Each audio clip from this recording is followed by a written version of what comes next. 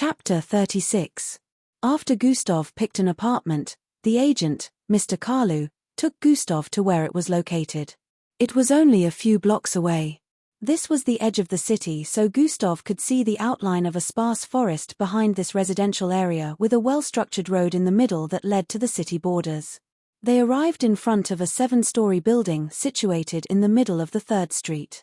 It was yellow and brown in color. It was well-structured and didn't seem too fancy, neither did it look poor. Although this area was very far from Echelon Academy, transportation made the long distance seem useless. Gustav would be able to get to school within 5 minutes after walking to the Hover bus station. Mr. Carlu took Gustav to the 3rd apartment on the last floor. Each floor had about 7 apartments, but the last floor had only 4. This was because there was a big balcony up there that covered 1/3 of space. The apartment Gustav was about to rent was just beside the door that led to the balcony. The agent took him into the apartment and showed him how every room looked. The apartment had 2 rooms, with a kitchen and a living room that was big enough to house up to 50 people. It was really well spaced. Gustav walked from room to room, inspecting everywhere with a satisfied expression. Even though there was 1 extra room than he expected, he still wanted to go ahead and rent the place after finding out the price. 50,000 rad? Gustav asked Mr. Carlu. Yes, Mr. Gustav, is something wrong? We can bargain for it if you feel it's too expensive, Mr. Carlu proposed. Oh, so the price can still go lower than this? Gustav was pleasantly surprised, as he had been expecting it to be expensive than this. Well, how about I pay 40,000? Gustav decided to try out his luck. Ah, Mr. Gustav, 40 is a bit lower than the bargain range. Can we get it up to 45,000? Mr. Carlu asked with a wry smile hung on his face. Gustav still wanted to bargain a little bit more, but he remembered that Mr. Carlu had been nice to him since the start, and also at this time he had enough money to spare, so he decided not to drag it any further. All right, then 45,000 it is, Gustav agreed with a smile. The transaction was done in cash since Gustav didn't have a bank account. Mr. Carlu was shocked that at Gustav's age he didn't have a bank account, but he was lenient enough to accept the payment in cash. This made Gustav add another activity to his to-do list, opening a bank account. Documents were signed and they still had to visit a government agency around that area for proper documentation and access before everything was done. Around 5 p.m. they were done with the process and Gustav was given the key to the apartment. Mr. Carlu left after a brief talk with Gustav about some other rules of staying in the vicinity. Gustav stood in the empty apartment with a smile on his face. Now I can finally Before he could complete his words, a notification popped up in his line of sight. Host has completed the goal. Achieve total independence. Another goal achieved, and this time it says total independence. Gustav stared at the notification with a surprised look. Looks like renting an apartment was the last criteria for achieving this goal. Gustav held his chin in contemplation. Goal rewards, new skill unlocked, silent advancement, 5,000 EXP. Gustav stared at the rewards with a contemplative expression. Silent advancement, sounds like a movement-related skill. Gustav had a slightly disappointed look because he already had dash and sprint. He was expecting something that didn't have to do with movement. I'll need to test this later, Gustav muttered and proceeded to open host attributes on the system interface. Host attributes. Name, Gustav Oslov. Level, 4 class. EXP, 52 60 90 500 HP, 170 170 energy, 80 80. Attributes, Strength, 32 Perception, 30 Mental Fortitude, 28 Agility, 28 Speed, 30 Bravery, 28 Intelligence, 31 Charm, Null. Attributes point 36. Gustav nodded after seeing his EXP increase. Around 4,000 more to go, he muttered softly. The rate at which I'm getting EXP is really slow. Apart from the daily tasks that give me up to 50, the weekly and monthly quests I completed, and the goals, there should be another way to get more EXP, Gustav pondered. He remembered when he was making more research about Earth's old days video games, monsters would have to be killed to get EXP, but this wasn't a game.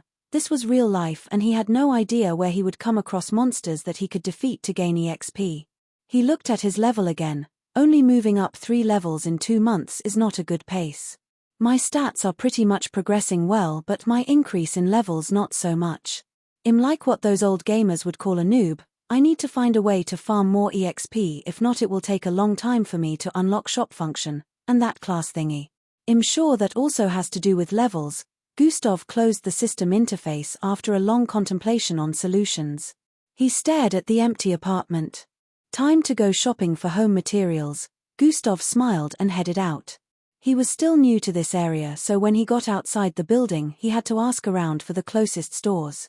He walked past 3 streets before arriving at a place where several stores could be on the right and left sides. This place was like a local trading area. Gustav looked around before finding a store that dealer with installments and home appliances. Gustav walked into the store, which still didn't have a lot of customers at the moment. There were rows of gadgets and appliances beautifully arranged within the small store. Gustav could see projector bulbs that were a modern replacement for television sets. There was the webboard, which was a modern replacement for computers. The entire store was packed with different kinds of gadgets and home appliances. Gustav wasted no time in selecting the ones he wanted. At first, the store owner wanted to send him out when he noticed there was a student in school uniform parading around his store and picking different things, but when Gustav brought out a wad of cash, the store owner swallowed saliva and became very polite. He personally showed Gustav around the store, helping him to pick up his desired appliance. Seeing the way money made the store owner become humble, Gustav decided to use him more to his satisfaction. Gustav told the man he wouldn't be able to get everything he bought down to his apartment because they were too heavy for him, and he also needed to buy more things in the other store beside them. At first, the store owner wanted to say Gustav had to find a way by himself, but Gustav threatened to go to another store to get what he needed if the store owner decided not to assist him. Seeing that he was going to lose quite a sum if Gustav decided to go elsewhere, the store owner had no choice but to help. He first called 2 of his male workers to help, but it still wasn't enough, so even he had to assist. They left the store and headed for Gustav's apartment. Each person was carrying about 3 cartons where the goods were kept. They nearly cursed out loud when they found out that Gustav was staying on the 7th floor of a building without an elevator. They would have to carry the goods that high. Normally Gustav would be able to use the storage device to keep these goods, but he wanted to punish the store owner for almost sending him out earlier. Somehow the store owner turned out to be a chubby man with a pregnant woman kind of stomach. "I'm only helping you exercise." Gustav erased any form of guilt he felt after staring at the store owner, who was currently sweating buckets. Several minutes later they arrived at the top floor and took Gustav's purchases to his apartment. After this, Gustav headed to another store to get other things like cushions, mattresses, wooden structures like reading tables and shelves, etc. Unlike before, Gustav carried all these things back to his new apartment by himself. He was using this to complete the daily task. While he was moving to and fro, people in the neighborhood had been staring at him an intriguing look. His face was unknown around here, so it was pretty much expected.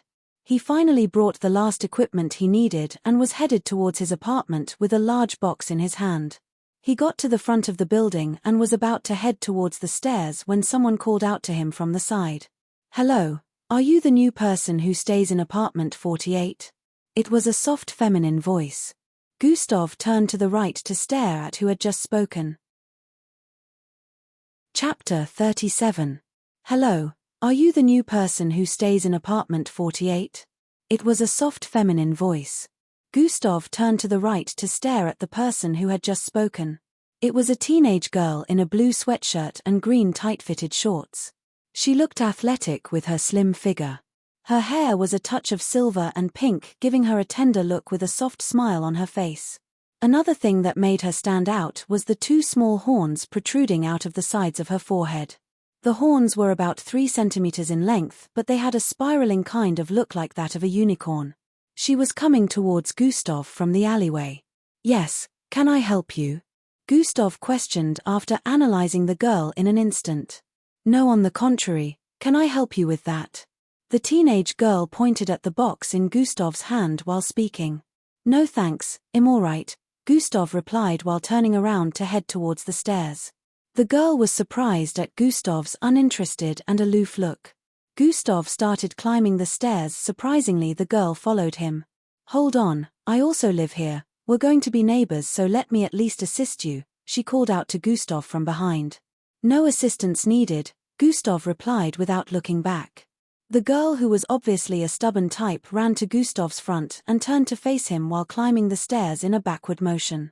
Angie, nice to meet you. I also stay on the last floor, the girl said with a cute smile hung on her face. Nice to meet you also, Angie, Gustav replied while turning towards the left and climbing up the stairs faster. He passed by Angie's side as he ascended. Hold on, what about you? What's your name? Angie questioned Gustav, who had already climbed past her. Gustav froze for an instant before he continued climbing upwards again. Gustav, the tone of his voice was low but audible. Gustav. Nice name, Angie giggled lightly and ran up the stairs to stand before Gustav again. Come on, let me assist you with that, Angie proposed again. No assistance needed, Gustav said again before turning towards the left and climbing upwards to pass by her side. Tom. Tom. Tom. Tom. She ran up the stairs again and blocked Gustav. Come on, we're going to be neighbors, we have to be nice to one another, she said while trying to grab the box from Gustav. No need, Gustav stated as he moved to the box to the side, dodging her hand. Come on, she said again while reaching out to grab the box. No need. Gustav dodged her arm again. Come on, no need. Come on, no need. Let me help you, your help is unnecessary. Gustav was starting to get annoyed with Angie trying to help by all means. She pushed herself forward again to grab the box, and this time Gustav moved out of the way completely. Ah! Angie exclaimed as her feet tripped on a small metal that protruded out of the stairway. Before she knew what was happening, she had lost her balance and her body was falling forward. Since they started exchanging words, they had already climbed to the 3rd floor, so falling at this point would make her roll down 50 steps and sustain injuries. Gustav had already calculated this in his mind as he processed her fall. He felt that she was annoying and maybe he should just leave her so she would learn to mind her business, but he remembered she was just trying to help him after all. Gustav shifted the box to his left side with speed, placing it beneath his armpit while holding onto the bottom with his left arm.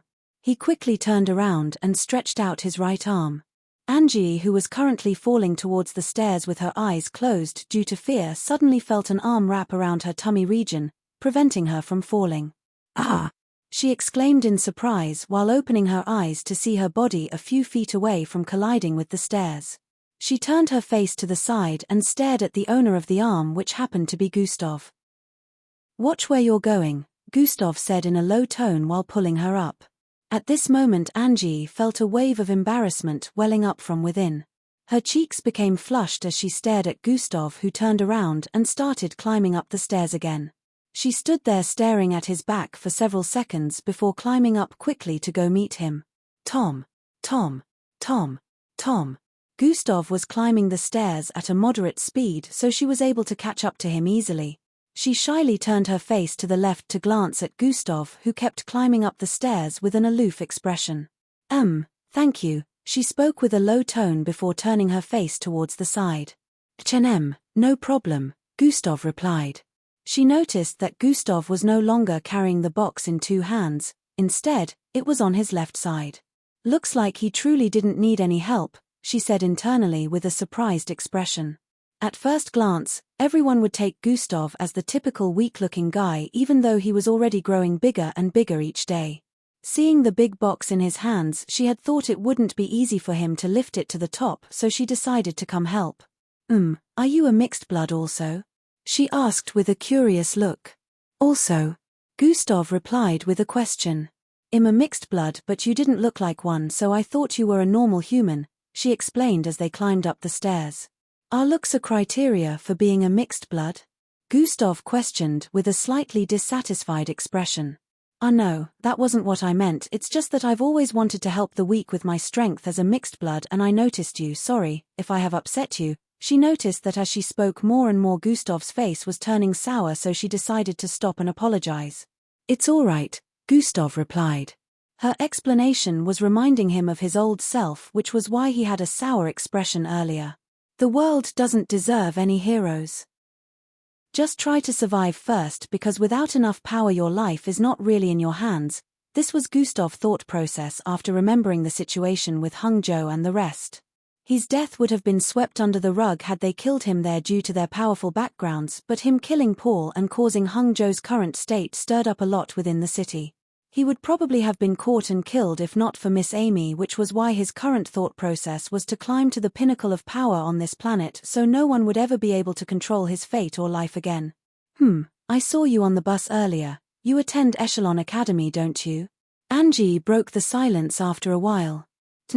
Gustav nodded in affirmation but was wondering why she would ask a question that had such an obvious answer since he was currently still in school uniform.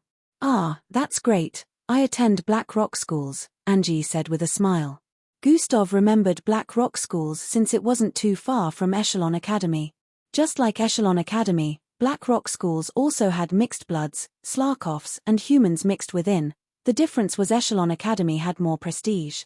As they continued to ascend the stairs together, Angie spoke about her school, her plans for the future, her parents and sibling.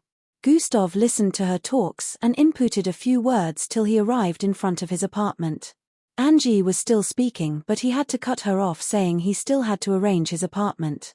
Angie nodded and waved him goodbye with a smile before heading towards the apartment opposite Gustav's. Gustav had the urge to facepalm after noticing that she was staying with her family right in front of him. It's going to get noisy around here, Gustav sighed as he walked into his apartment. Gustav started to unpack and arrange everything within the boxes. He put everything in the appropriate place. The mattress, the wall projection screen, reading table, etc. He used Sprint twice to make his work faster and in 30 minutes, he was done. He stared at the apartment with a smile. On the walls of the living room was a projection of the seas that glowed. It gave off a calming feeling. The black and red leather cushions in the middle of the room. A reading table, placed on the northwest corner of the living room with a circular glass-like webboard placed on it. A shelf was placed at the south corner of the room. Gustav was satisfied to see everything structured the way he wanted. His face suddenly shone a frown. I still need to go pick them up. I can't leave them there, they belong to me after all, Gustav sighed as he spoke. He remembered leaving some of the clothes he had gotten during this period. He put them in the small closet inside his former room in his parents' house. He didn't want to go back there again initially, but now he had to. There were just some clothes and he could easily buy them back, but he didn't want to leave any trace of himself in that house. Gustav walked out of his newly rented apartment and went downstairs. At this time it was already past 7 p.m. Chapter 38. Gustav headed to the nearest bus station and traveled back to his parents' house. As expected, it only took about 5 minutes before he got to the stop closest to his parents' home. Gustav walked through the 34th Street headed for the residential area. In a few minutes, he arrived at a house that was 7th on the lineup of houses in this area. The difference between this street and the new one his apartment was located in was, this place was constructed better even though only bungalow-type houses could be seen. It was obvious that this part of the city was more on the urban side. Gustav wasted no time, walking towards the house. He looked at the surroundings and noticed that his mother's car wasn't parked in front, which meant she wasn't home yet. Gustav, who knew where the key was placed, went to get it. He opened the doors and went in straight to the room he spent 10 years holed up in. He wasted no time picking up his clothes from the closet placed behind his tub. He brought out a storage device that was a bit similar to the one he took from Hangzhou. A button type. He had gotten rid of Hangzhou's storage device a long time ago. He didn't want anyone tracing it to him. Gustav put the clothes into the storage device after activating it. He turned around to leave the room but paused to when he got to the door. He turned back around and observed the room. He walked back towards the tub he had been sleeping in for years and placed his hand on it. He rubbed the edge slightly. I won't miss you. He turned around after muttering those words and walked out of the room. Gustav walked through the small passageway and was headed towards the door when he sensed something. Calm. He could hear the sounds of footsteps coming from outside. Looks like thief arrived, Gustav muttered as the door was pushed open. 2 people walked in. They were none other than Gustav's mother and his junior brother, Endrik. They stared at Gustav, who was just coming from the passageway on the other end, for a moment before heading towards the couch to sit. They ignored Gustav, who kept walking towards the door. This trash. You know your brother hasn't been coming back home on time and you never even showed any concern. Gustav's mother shouted out with a twisted look. Mother, why do you bother initiating a conversation with him? Endrik crossed his legs with swag as he spoke in a cool voice. Gustav had paused his steps after hearing them speak. The trash has to be useful for something at least. Let him show concern. Gustav's mother voiced out once again. Hey useless, my only son has received a scholarship to attend MBO Academy for young mixed-bloods and is now getting personal training from an Echo-ranked mixed-blood. Gustav's mother added with a prideful glare. Oh, is that why they've been coming late all this time? Gustav put two and two together. You should come and congratulate him. Be good for one thing even though we all know you're useless. Gustav's mom kept flapping her gums without stop as she praised Endrik. Gustav was standing a few feet away from them. He stood there for several seconds with a dark look on his face before finally saying something. Good for him. Gustav resumed walking towards the door. He passed behind where they were seated on the couch. A smile hung on his face as he spoke again. Congratulations. The look on Gustav's face when he congratulated Endrik was that of unconcern. The smile had a kind of ridiculing element in it. Step. Step. Step. Step. Gustav resumed walking forward after saying that. Hey, you should be on your knees when telling me that, Endrik stated with a disgusted expression. He felt disgusted by the fact that Gustav didn't have the same jealous look he used to whenever he stared at him. That look of reverence was no longer there. Gustav didn't stop walking, he behaved like he didn't hear a word of what Endrik just demanded. Hey, trash, did you hear me? Kneel and congratulate me. Endrik looked pissed as he stood up to stare at Gustav, who was still headed towards the door. Make me, Gustav muttered silently as he turned his head around to stare at Endrik. Gaze. Endrik flinched back a little seeing the cold look on Gustav's face. He never thought a day would come when Gustav would stare at him like that. The gaze made a chill run down his spine. Why does he look so fierce all of a sudden? Endrik couldn't wrap his head around the sudden change. Gustav turned back to face the door as he arrived before it and stretched out his hand to open it. All of a sudden a strange force descended upon Gustav, causing him to pause in his movements. I said kneel. Endrik shouted out again. He seemed to have regained his spine. He was cursing himself internally for getting scared of Gustav. How can I be afraid of trash? Endrik's right hand was outstretched towards Gustav's direction. Gustav felt the same strange force wrapping around his shoulders and forcibly pushing him downwards. He recognized this power, it was Endrik's. Gustav's knees bent slightly due to the sudden force, but in a second he straightened himself back up, using his shoulders to push the invisible force upwards. Endrik was surprised to see that Gustav wasn't falling to his knees as he had expected. What is happening? Isn't Endrik using his powers now? How is Gustav still standing? Their mother could see Endrik stretching out his hand, which meant he was using his powers, but she didn't understand why she was still seeing the same casual look on Gustav's face like he was unaffected. How is he able to resist my telekinesis? Endrik started walking towards Gustav as he increased the output of his telekinesis. Gustav felt the force pressing onto his shoulder increase. The floor below was starting to creak due to the increase in weight. This should be around 1,000 kilograms of force. Gustav calculated as he turned around and started walking towards Endrik. If this was Gustav's old self, that amount of force bearing down on his shoulders would crush him. Step. Step. Step. Step. With every step Gustav took, the shock on Endrik's and their mother's faces increased. How? Endrik channeled his bloodline even more, increasing the force beyond what it was earlier. Gustav paused for an instant while looking down as his face turned dark. He raised his right foot and placed it in front of his left before doing the same for his left. I have tolerated your excesses as my little brother for a long time, Gustav spoke with an aggrieved tone. Left you to do as you pleased with me since I was unable to fight back. I was a pathetic big brother, wasn't I? Well, that ends today. he voiced out as he arrived in front of Endrik, who still had his arm outstretched. "As your senior brother, I shall give you what you rightfully deserve when you disrespect an older person," Gustav added as he stared at Endrik in the eyes. Endrik had his widened from shock, but before he could open his mouth to speak he noticed Gustav's palm swinging towards his left cheek. It was way too fast for him to follow, and before he could react to the speed, contact was made. Pa!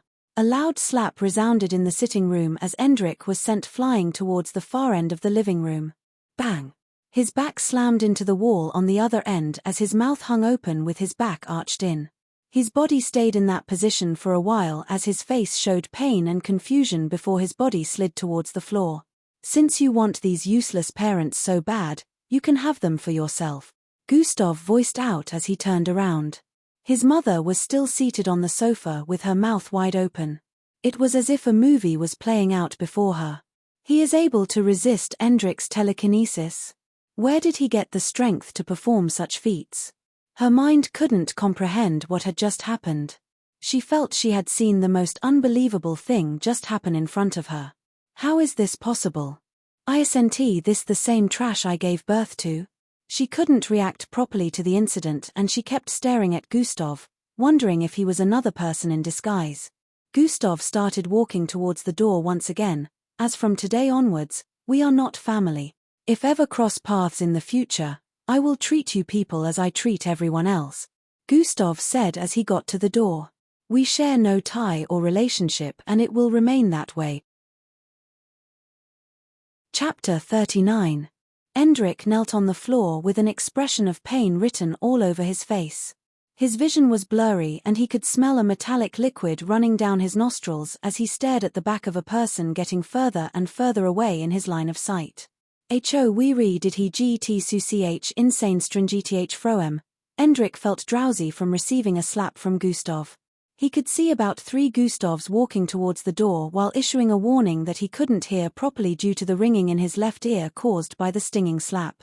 Gustav opened the door, walked out after voicing out his earlier words. His mother was still seated for many seconds before she remembered that her beloved son was still laying on the floor at the other end of the living room. She quickly stood up and ran to Endrik. She had tears in her eyes as she saw Endrik kneeling on the floor with blood oozing out of his nose and his left eye swollen. "Oh, Endrik reu." She squatted and tried helping him up, but Endrik pushed her away and forcibly stood up. "Don't touch me." He had a look of humiliation on his face as he walked towards his room. Their mother, who fell on her but after Endrik pushed her away, gritted her teeth with a crazed expression. She couldn't wrap her head around what just happened even after some time had passed. "That trash dares to touch my precious boy," she muttered with a look of craziness. In a few minutes, Gustav had gotten back to his newly rented apartment. He stood inside his apartment with a smile on his face. He didn't feel choked or uncomfortable in this new environment in any way. When he was staying with his parents, he was always in the room he was given, but even with that, the environment was choking. Even when he hardly saw the family he stayed with, and yet the environment was still very inconvenient for him. But now, that was no longer the case. He felt he would finally be able to create nice memories in a place he could truly call home. Gustav walked into his room and changed into pajamas after placing his clothes in his new closet. He calculated his expenses for the day and noted that he had around 150,000 rad left. It was an amount that could last him an entire year, but after listening to Miss Amy's speech in the dojo the other day, Gustav had decided to accumulate wealth before joining the MBO since it might be needed. The only problem was how to go about it. The goal he had in mind for the week now was to make extensive research on the best way to use his abilities to make some cash. He could do things his parents couldn't do since both of them never surpassed the Zulu rank, and he believed that with his current strength he should be among the strongest Zulu ranked in the city right now. It was getting late, but Gustav wasn't in the mood to sleep yet. He walked towards the living room and went to his reading table. Gustav sat on the chair placed in front and tapped twice on the glass-like circular board. Truin. A holographic projection of a keyboard and a virtual screen appeared above the glass-like board. This was a modern-age computer. It could be taken anywhere since it was very portable. It could also decrease to a pocket size. Gustav had only made use of one in the school, so he wasn't as experienced as others in using the web, but he had decided to learn.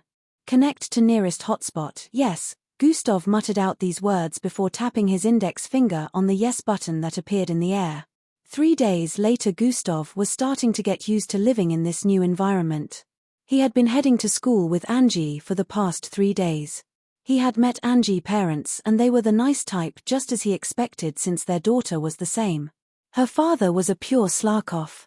Angie got her horns from him while her mother was a pure human. It was hard to find pure humans and Slarkovs these days, so Gustav was surprised.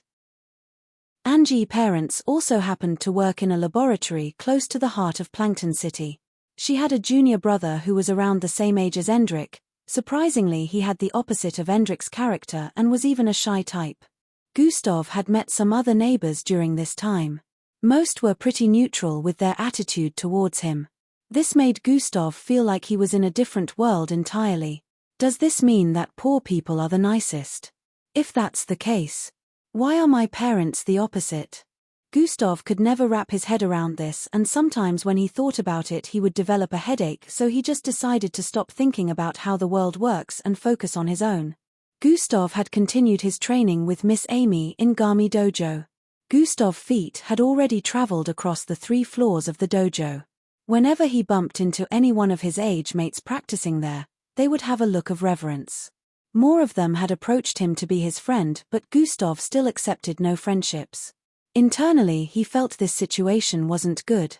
No one was coming to look for his trouble. How was he going to receive future compensations? But Gustav also knew that it was only a matter of time before that happened, because he had noticed that some of them still had looks of dissatisfaction when they saw him. He knew it was only a matter of time before one of those proud kids would come to challenge him again, and Gustav had sworn in his heart that this time, he would receive a larger compensation than he collected from Masuba. Gustav had been researching for jobs he could do to amass more money for the past few days, and he had found several on the internet.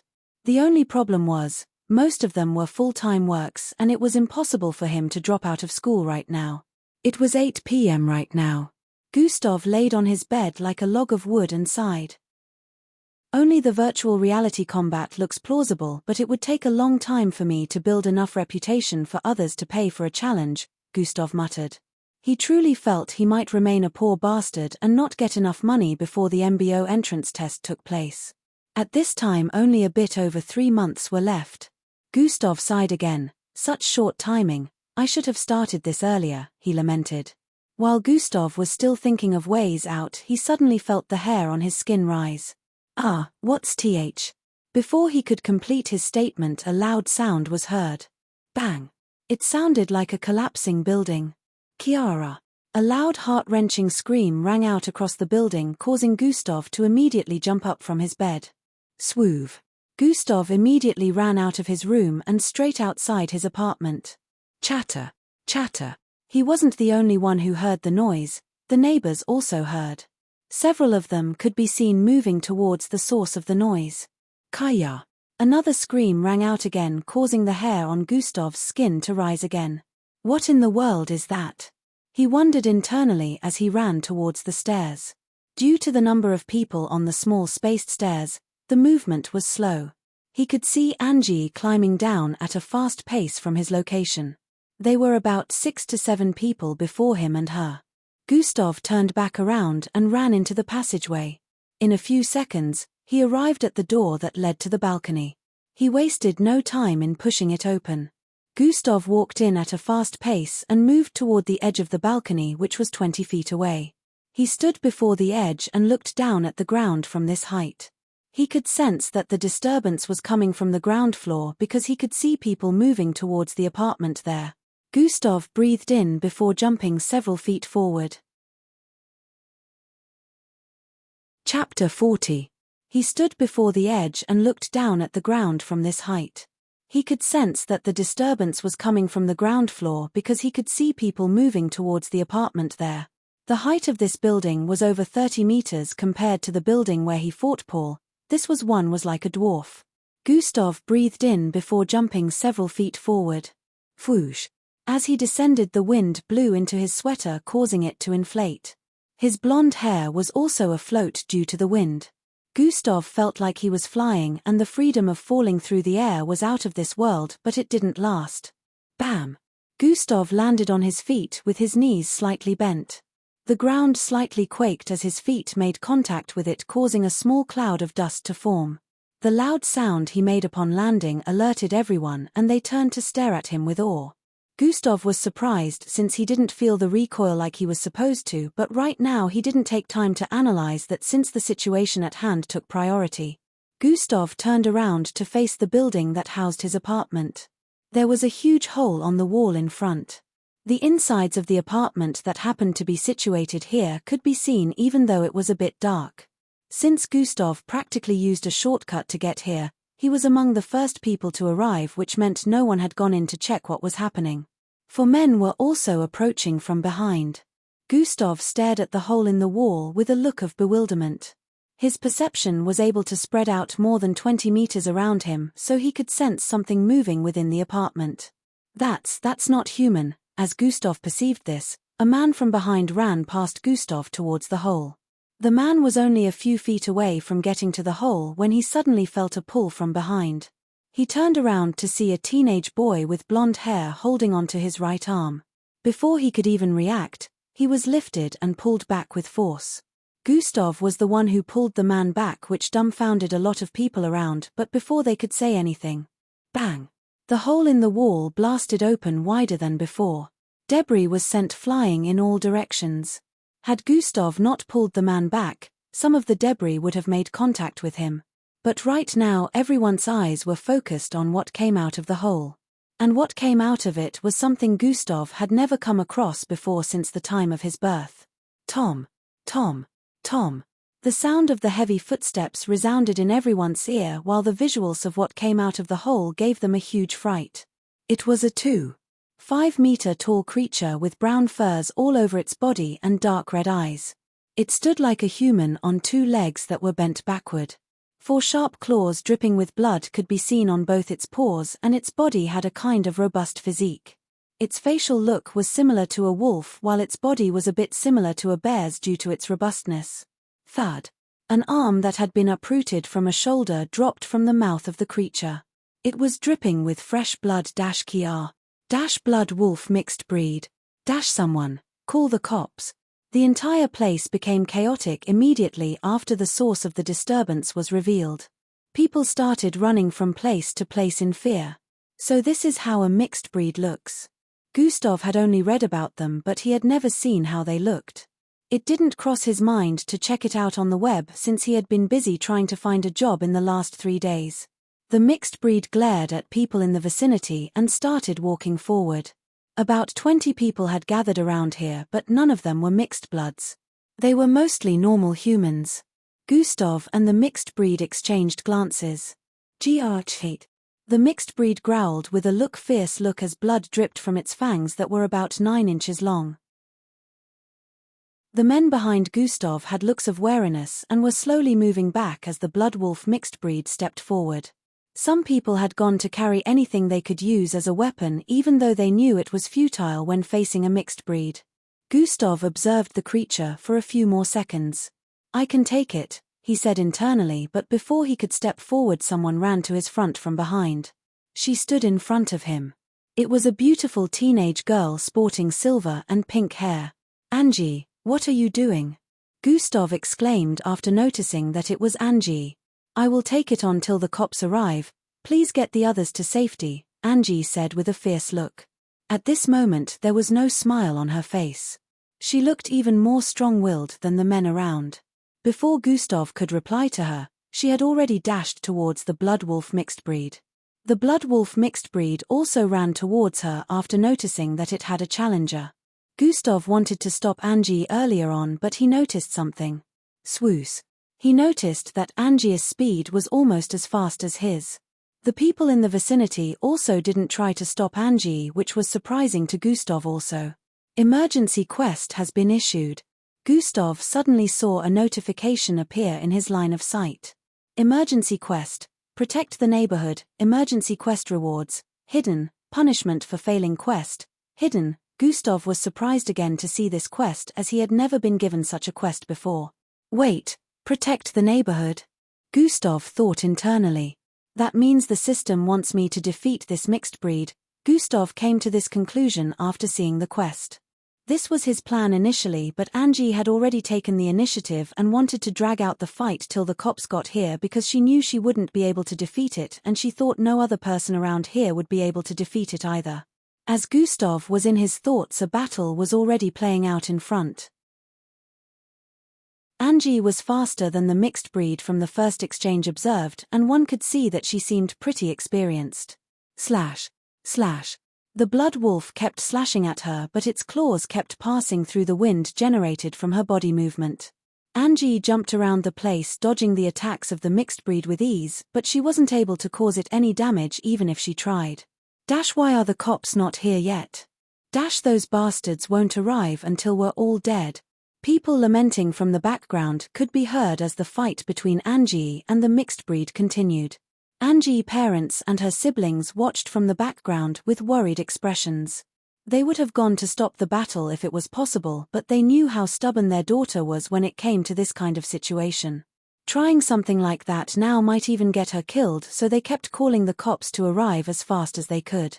The battle went on for about 5 minutes, and Gustav noticed that the mixed breed was getting fiercer and fiercer while Angie was getting slower and slower. She must be running out of stamina. Gustav noticed this and was about to step in when the large blood wolf suddenly leaped several meters over Angie's body and landed in front of a man watching on the sidelines. The sudden action surprised Angie, as she had not expected the blood wolf to just leap over her head. The man, who was holding onto a large metal pipe, was scared shitless when the wolf landed in front of him. He couldn't even swing the weapon he was holding. Chapter 41.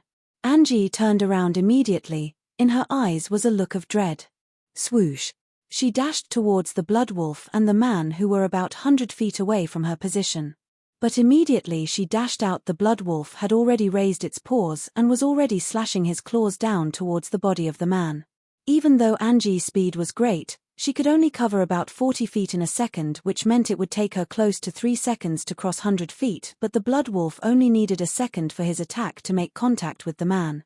Gustav, who happened to be closer to Angie's side, finally moved.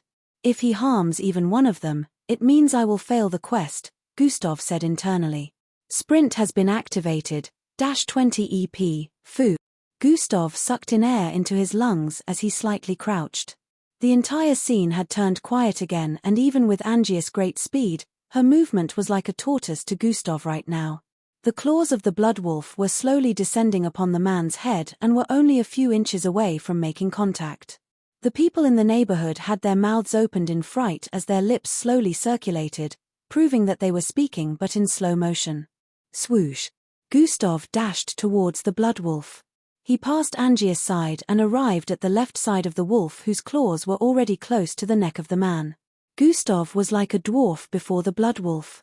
He threw a fierce jab towards its side. Bam! His fist made contact with the blood wolf's left rib area. The wolf whimpered in pain as the force lifted its entire body weight and launched it towards the building 3 meters to the side. Bang! It slammed heavily into the wall. Angie, who was running towards the blood wolf with as much speed as she could muster, only saw a silhouette streak past her, causing a small breeze to blow her hair upwards. Before she knew what was happening, a loud collision rang out and the blood wolf was sent crashing into the building by the right side. She paused her movement in bewilderment and stared at the person responsible for the incident. Gustav!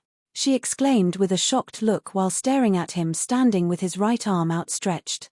The man, who thought his death was certain, only saw Gustav appear in front of him like a phantom.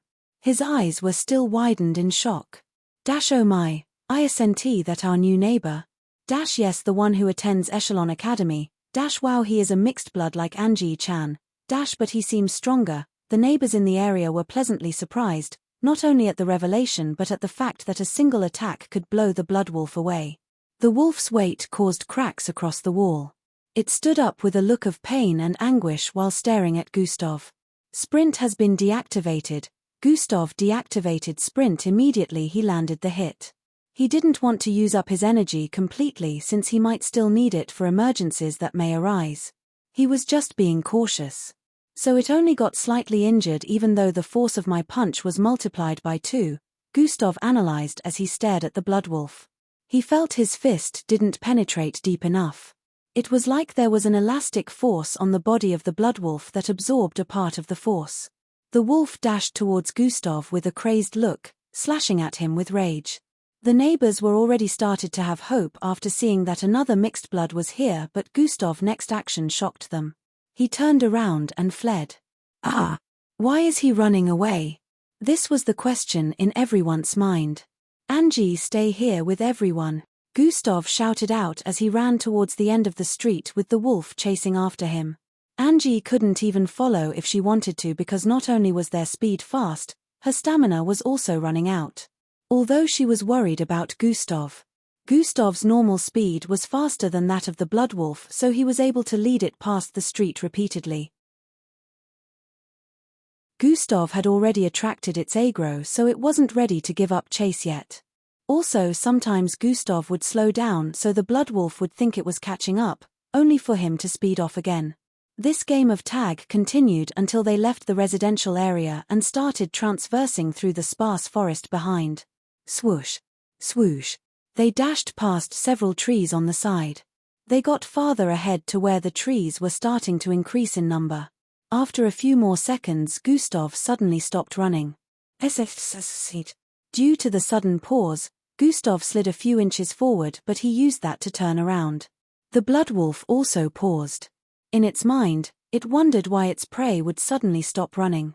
It had a look of delight as it felt Gustav was probably tired of escaping and had decided to accept his death.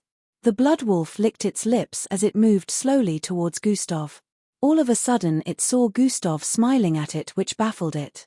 Finally, I can test this out. Thank you for being my first test subject, Gustav said with a wide grin plastered on his face. The bloodwolf couldn't understand what Gustav was saying, but its senses were telling it that this person in front was dangerous, but looking at Gustav from head to toe he could only see him as a weak-looking person until it heard Gustav mutter something. Beast transformation bloodline. Right before its very eyes, the bloodwolf watched Gustav's body start expanding. Partial mutated bull transformation has been activated. Gustav saw the notification appear in his line of sight as his muscles bugled, tearing open his sweater. His back became broader as his skin started turning red and 2 elongated horns grew out from the sides of his skull.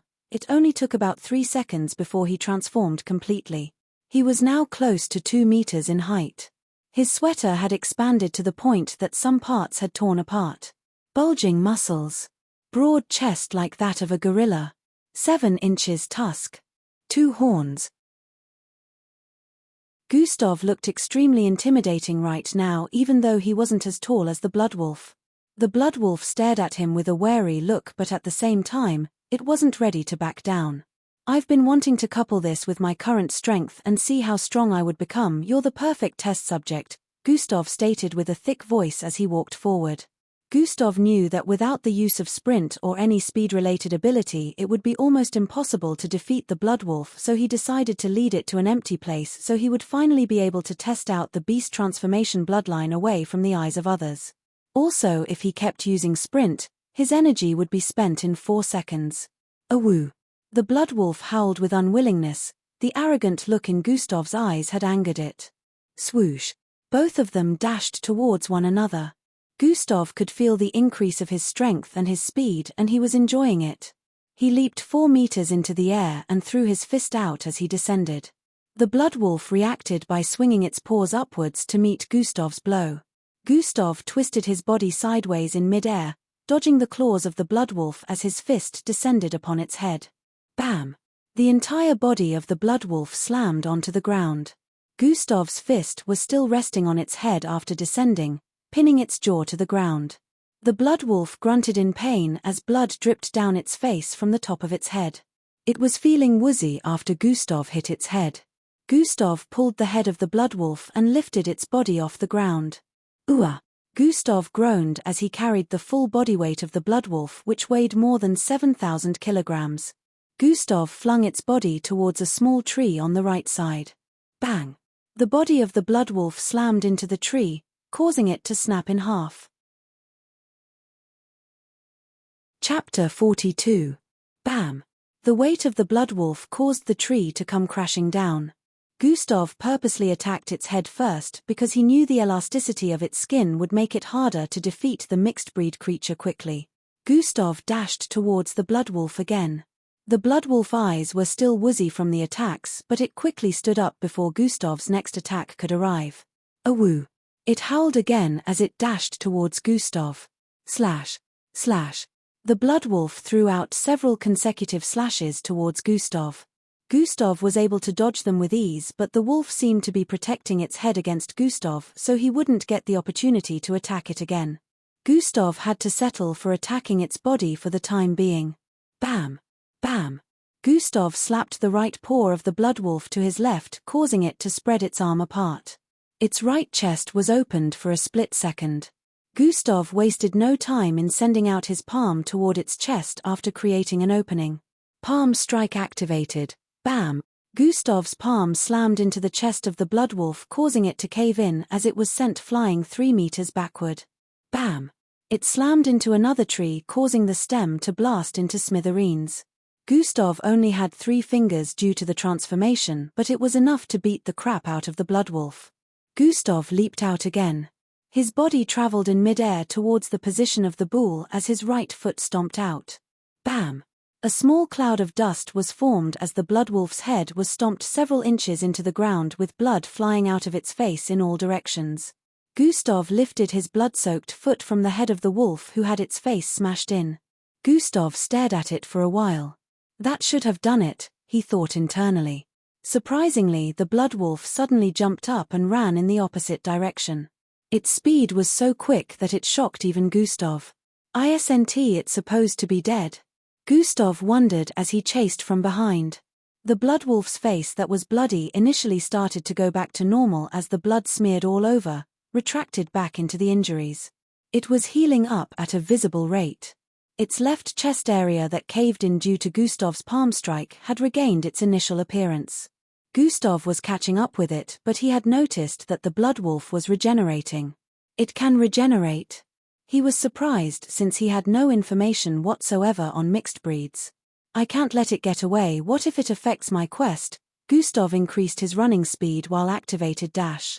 Dash has been activated. Swoosh. Gustav's increase in speed made him arrive in front of the blood wolf in a few seconds, but just as he wanted to attack it again, the blood wolf howled once more. Awoo! Its eyes turned from dark red to crimson and started glowing very bright. The darkness further enhanced its fierceness. Its fur turned from brown to red. The creature looked intimidating, but Gustav couldn't sense any threat from it even with its transformation. He didn't want to waste dash, which only had about 8 seconds left, so he quickly moved forward and threw his fist towards its chest. Bam! The first collision made Gustav understand what change the blood wolf's transformation brought about to its body. It was like he was hitting steel, but Gustav didn't pause because right now he was still very much quicker and stronger than the blood wolf, and with his increase in speed his punches carried more weight than before. Bam! Bam! Bam! Bam! Bam!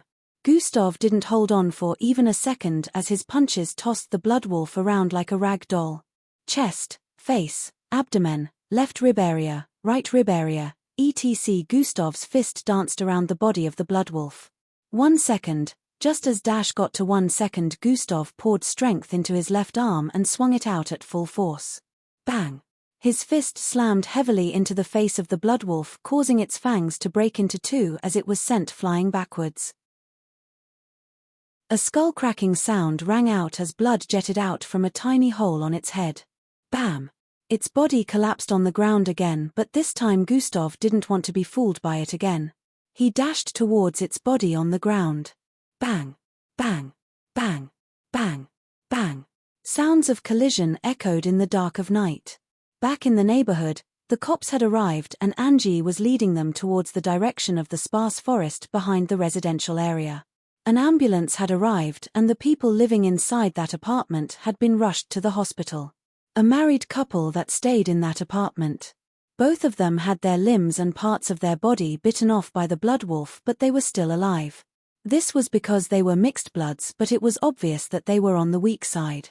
They only survived because mixed bloods were tenacious enough to stay alive for longer periods unless their head was torn off.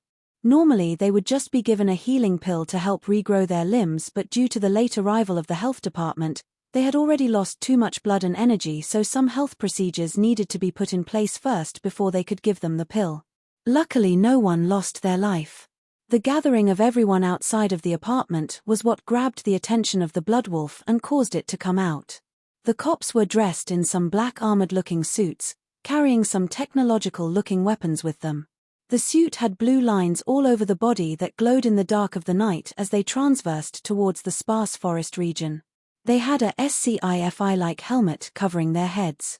That person must be dead already, Chief. Why are we bothering to do this? And he lead the mixed breed away. There's no way we're going to find it. One of the male cops voiced out, "He's not dead. He's a mixed blood, so I'm sure he cannot die easily." Angie voiced out with a dissatisfied look as glared at the male cops with a thin frame. "It doesn't matter if he's a mixed blood. That's a level 2 mixed breed. Only a step 3 Zulu ranked mixed blood can defeat it. Is he a step 4? From your description, he's just a kid around your age." "He's definitely." Before the male could complete his statement, the cop at the front interrupted. "I can sense a person up ahead, approximately at our 10 o'clock 78 meters away." It was a female voice. The rest of them had looks of bafflement because they didn't hear her say animal, they heard her say person. At this point, they were already transversing through the forest of sparse trees. "It has to be Gustav," Angie prayed internally because she was starting to get scared after hearing the statement of the cop. She could already tell that Gustav was a Zulu ranked, which shocked her greatly, but she didn't think he would be step 3. "Subject is approaching. I repeat, subject is approaching." The female in front was the one with the scanner, reading the environment around them. After a few more minutes of running, they could see a silhouette coming towards their direction up ahead. In a few more seconds they could finally see the figure of the person clearly, who happened to be a teenage boy with dirty blonde hair and torn blue sweater stained with blood. "Gustav!" Angie shouted out as she ran with a face full of smiles. The cops wanted to stop her at first since they were supposed to inspect him first, but she was too fast for them. She arrived before Gustav and locked him in a tight embrace. Gustav's eyes widened as received an embrace from the opposite sex, for the first time in his life. Her arms were wrapped around his back and her chest pressed tightly to his, with his face only a few centimeters away from the side of her neck. The warmth and her body fragrance were nothing like he had ever felt before.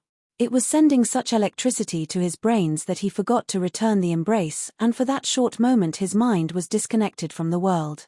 "Hey, are you all right?" Angie moved back and held his shoulders as she questioned with a look of concern. Gustav finally snapped out of his reverie and nodded slightly. "Hey boy, how are you still alive?" The same man who was speaking earlier questioned, but just as he did he received a punch from one of the cops in front. "Be polite," another feminine voice was heard as one of them walked forward while removing the helmet on her head. A beautiful feminine face was revealed. "Chief, why did you hit me?" The man grunted out in pain as he held his chest. "Shut up," she said as she walked towards Gustav and Angie. "Are you all right?" she questioned. Gustav stared at the beautiful female who sported red hair with white strands. "I'm good," he answered. "You're not hurt anywhere? Or do we have to call medic?" she questioned again. "I said I'm fine," Gustav answered with a slightly pissed off look. "Good, where did the mixed breed escape to? Tell us the direction so we can go after it," she demanded. They felt the mixed breed must have fled after sensing them approaching, since mixed breeds had good senses. "Escaped?" Gustav questioned. "Yes, in which direction did it escape to?" She repeated her question. "It didn't escape, I killed it," Gustav answered with an aloof expression. Silence. Everyone stared at him with disbelieving expressions as if he had just spouted out nonsense. "Hey boy, are you having some kind of brain malfunction or something? You're wasting our time. In which direction did it head to?" The same man shouted out from the background again. "I just told you that I killed it." Gustav spoke while bringing out the storage button in his pocket. Tap. He tapped on it twice and also tapped a part of the holographic projection that appeared above it. Zing.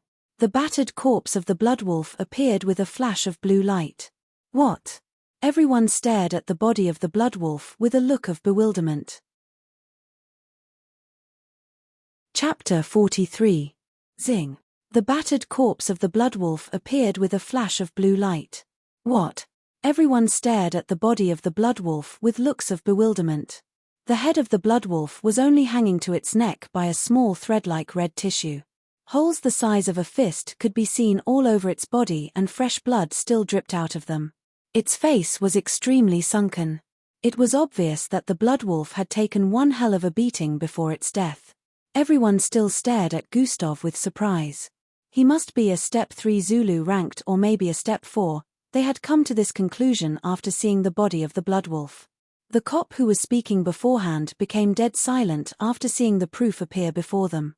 Every rank had 4 steps and those steps need to be passed through before progressing to the next rank. Right now Gustav was a Step 1 Zulu ranked, but these cops had mistaken him for a Step 3. This really surprised them because they felt only kids with high-graded bloodlines would be able to reach Step 4 so fast, and this part of the city was more on the rural side. It was impossible to find a mixed blood with a very high-graded bloodline here. Even Angie was only D-grade. The reason she was able to go against the bloodwolf was due to her bloodline ability being speed-related. When Angie was first born she had one horn, but later she grew another, and when that happened she became faster in speed. She wasn't even Zulu-ranked mixed blood, yet her speed was close to that of Gustav's. That device in his hand, the woman who happened to the leader noticed the storage button. "You attend Echelon Academy?" the woman inquired. "Yes, any problem with that?" Gustav replied while putting the body of the wolf back in his storage device with a slight scoff escaping his mouth. That makes sense now, she thought internally. Echelon Academy has always been known to be the best in raising mixed bloods and also having high-graded ones. If it was another school within the city she would still be in disbelief, but Echelon Academy was said to have the best students with potential. She had no idea that Gustav was just an E+ grade right now. The other officers too thought it made sense. "I am Officer Betty and these are my subordinates." The woman finally introduced herself and reached out her hand to shake Gustav. Gustav returned the handshake and turned to the side to leave. "Let's go, Angie," he said as he walked forward. "Please wait. Would you like to give us the corpse of the bloodwolf for inspection?" Officer Betty asked. "No," Gustav answered without looking back. Angie followed beside him and stared at the side of his face occasionally. She could sense that Gustav didn't like being around people and it bothered her, but she didn't want to intrude, so she decided not to ask for now. "Such arrogant bastard, that's the way they all are," one of the men voiced out from the side as watched Gustav leave with Angie. This made them further believe that Gustav was truly a student of Echelon Academy, as it has been said to be a school where arrogant brats attend. "Well, we can't do anything about it. He did kill it himself," Officer Betty said. "I wish I was that powerful without having to use these tools." One of the men sighed in dissatisfaction and adoration as he stared at the departing Gustav. "What is going on with these creatures nowadays, Chief? I wonder how they keep getting in," the man with the thin frame spoke. "No one knows. HQ won't send us more troops to work with and conduct a proper investigation since this place happens to be on the more local side. Also, this should be the work of the MBO, but those bastards won't bother showing up for things like this." Officer Betty brought out a cigarette and lit it as she spoke. Puff. Her look of frustration calmed a bit as she blew out a small cloud of smoke from her mouth and nostrils. "Chief, we're still on duty," one of the men reminded her. "Shut up," she said and threw the cigarette to the floor. "We still need to write down a report, so, Sam, Brian, and Mika go ask the neighbors about the incident. Fred and Rain, scout this area." Officer Betty gave out those set of instructions and started walking in the direction of Gustav and Angie.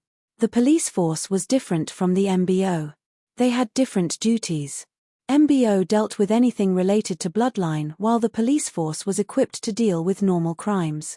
What happened in this neighborhood was supposed to be dealt with by the MBO, but the neighborhood didn't think of calling the MBO because it would be a waste of time. The MBO detested this part of the city, and when it came to weak monsters like a level 2 mixed breed, they would ignore it, feeling it was beneath them to bother themselves with such weak creatures. Most of the officers in the police force were low-ranked mixed bloods. A lot of them didn't surpass the Zulu rank, including the bunch that arrived here. Some of them never even got to channel their bloodline past the third point, but their equipment and technological arms made up for that. Still, the police force was seen as low due to this factor, and most failed mixed bloods tend to go for it rather than trying to join the MBO. Gustav and Angie discussed the incident on the way back to the neighborhood, and Gustav realized that this wasn't the first time this was happening. It had been happening for a while now. Occasionally mixed breeds would find a way to cross the border, and this part of the city always suffered from that. She even added that residents around this area had lost their lives to such incidents in the past. This had Gustav wondering how such a situation had been happening but was unknown to the general public. Was never broadcasted by any news channel, neither was it seen on any media platforms. Did they not complain to the authorities? How did such situations get swept under the rugs? Gustav couldn't understand how and why the situation hadn't been rectified. Angie explained to him that the situation only occurred occasionally, and since the mixed breeds never infiltrated past the edge of the city, the government were all right with it. Even though 1 or 2 people died, it wasn't a big deal for them. Gustav had always known that society was shitty, so he wasn't all too surprised by this. They later arrived in the neighborhood and everywhere became chaotic again after the neighbors saw that Gustav was all right. Right now up to 50 people within the neighborhood had gathered around their building. People started thanking Gustav for leading the blood wolf away. The man whose life Gustav saved was in tears thanking Gustav. Gustav was new to this kind of situation, so he didn't know how to respond. He only smiled and nodded at them. A lot of other young people his age flocked around him and praised him with reverence. Host has achieved charm. Gustav finally saw a notification he had been waiting on for the past 2 months appear in his line of sight. He couldn't express the way he felt at this time, but it wasn't a bad feeling in any way. It till around 10 p.m. in the evening before things settled down. Chapter 44. The neighborhood later found out that Gustav killed the bloodwolf and were pleasantly surprised. They treated Gustav with more respect after hearing that. The cops had questioned people about the incident, including Gustav and Angie. It wasn't till around 11 p.m. before people started entering their apartments. Gustav was invited by Angie's parents for dinner that night. He wanted to decline initially, but he couldn't refuse Angie's persuasion. Even though he found it annoying, it was a trait he still admired about her. It was Gustav's first time entering their apartment, so obviously, he looked around the living room. He noticed that it was no different from his in size. It also looked quite humble, unlike his that had a lot of expensive gadgets and the likes. The meal was ready in no time, which Gustav was grateful about because Angie wouldn't stop talking.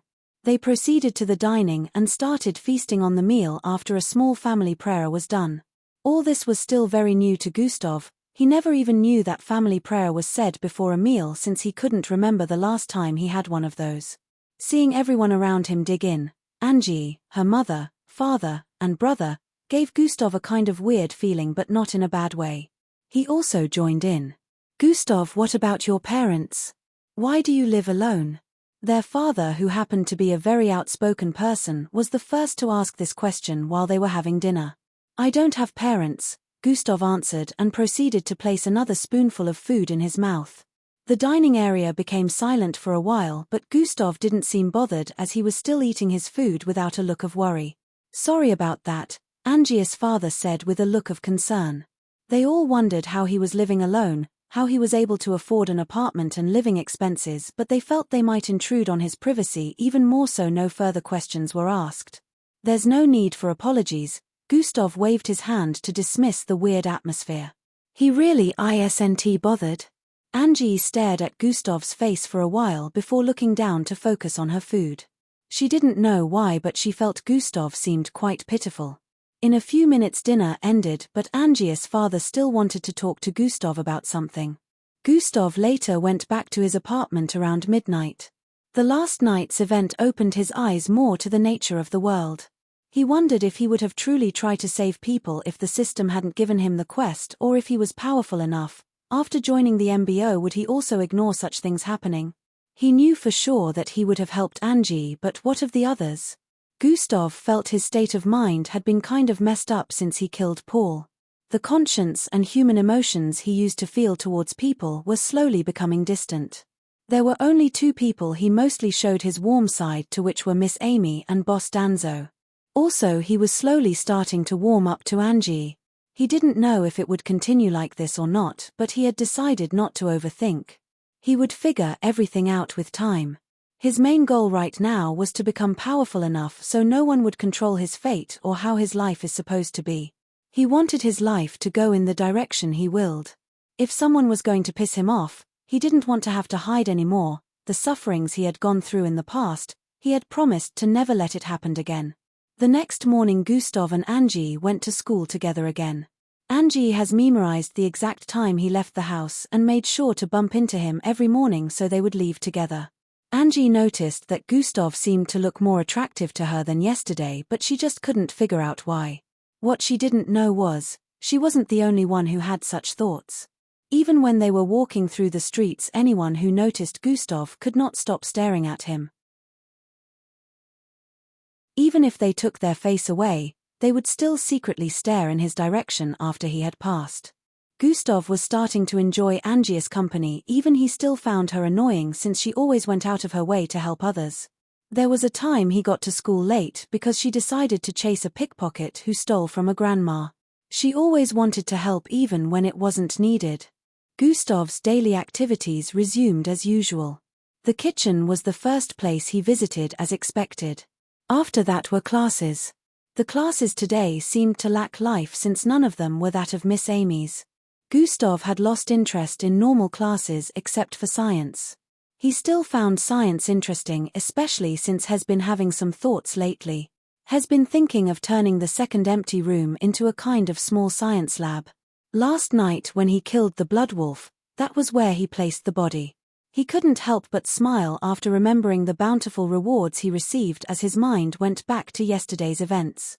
Gustav stood in front of the body of the blood wolf. His fists were dripping with blood and he was still in the mutated bull form. The blood wolf had stopped regenerating and it was on its last breath. I knew there was going to be a limit.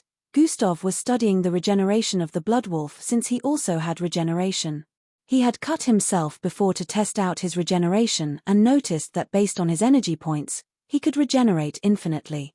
The problem was his regeneration was slower, which meant it wouldn't be able to keep up in a fierce battle if he was receiving serious injuries at a fast pace. He knew this was because regeneration was still at level 3, which made him hopeful about future levels bringing faster regeneration. Gustav walked forward, raised his right foot with intensity, and stomped down on the neck of the blood wolf with force. Bam! Splurt! Blood splattered in all directions as the blood wolf's head was almost completely uprooted from its neck. Even though it wasn't completely uprooted, the wolf was already dead since it couldn't regenerate from this. Emergency quest complete. Rewards, 5000 EXP, plus 2 attributes points added to all attributes, level up for all skills and abilities, recreation ability now operational, host has leveled up. Gustav was wowed by the rewards, but before he could even start to check them, another notification popped up. You killed a blood wolf mixed breed, 5000 additional EXP. The last notification was the one that shocked him greatly.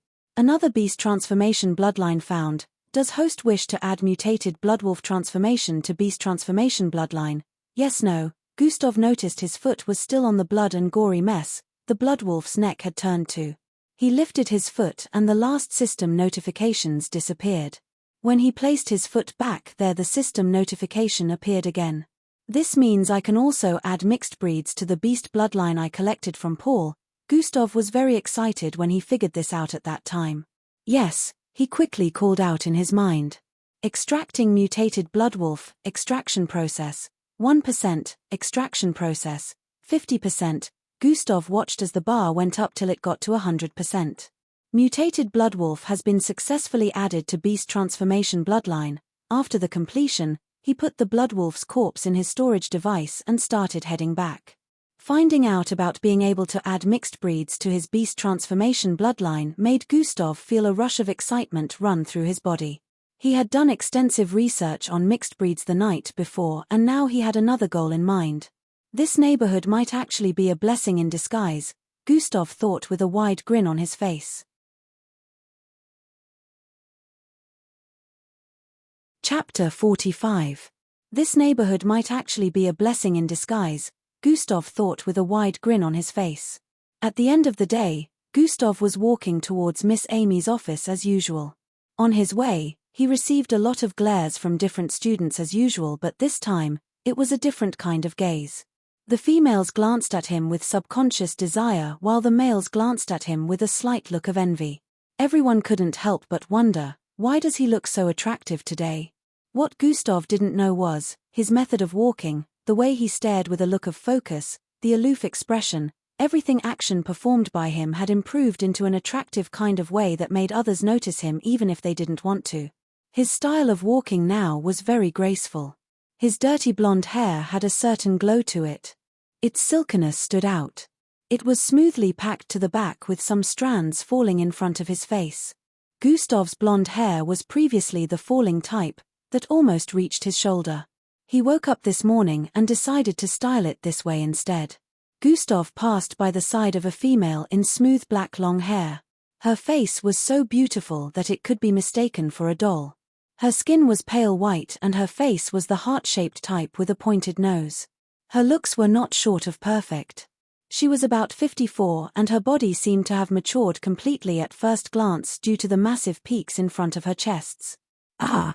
She turned to the side to stare at Gustav, who had just passed. She was dazed for a few seconds seeing his elegance, but she quickly came back to normal. What's wrong with me? I already turned him down in the past. She pursed her lips and turned around to face where she was headed. But did he not see me at all? He didn't even spare me a glance. She turned to the side to stare at Gustav, who kept walking forward without turning to stare at anyone. Me. I refuse to believe that this trash will not stare at me even once. As she walked forward, she kept staring at the side, waiting for Gustav to turn around and stare at her, but to her disappointment, Gustav kept walking forward without doing that. She found it strange and still kept staring at Gustav's back for a few seconds before a loud shout was heard. Hey, Yuhiko! A female student sporting chestnut-colored hair called out from ahead while waving her hand. I'm coming, she replied and turned back around to start walking towards the other female student. What are you looking at? The other female student questioned after noticing Yuhiko's weird state of turning around occasionally. Nothing, Mara, let's head to the dojo, Yuhiko replied and focused her sight forward. Alright, remember you still have to duel with that Masuba and you have to defeat him or you'll go on a date with him, Mara said with a frown. I don't date idiots. Especially one who lost to an F-grade, Yuhiko said in disgust. I still wonder who that F-grade is. They say his physical strength is higher than a normal mixed blood and he was able to defeat Masuba in a second.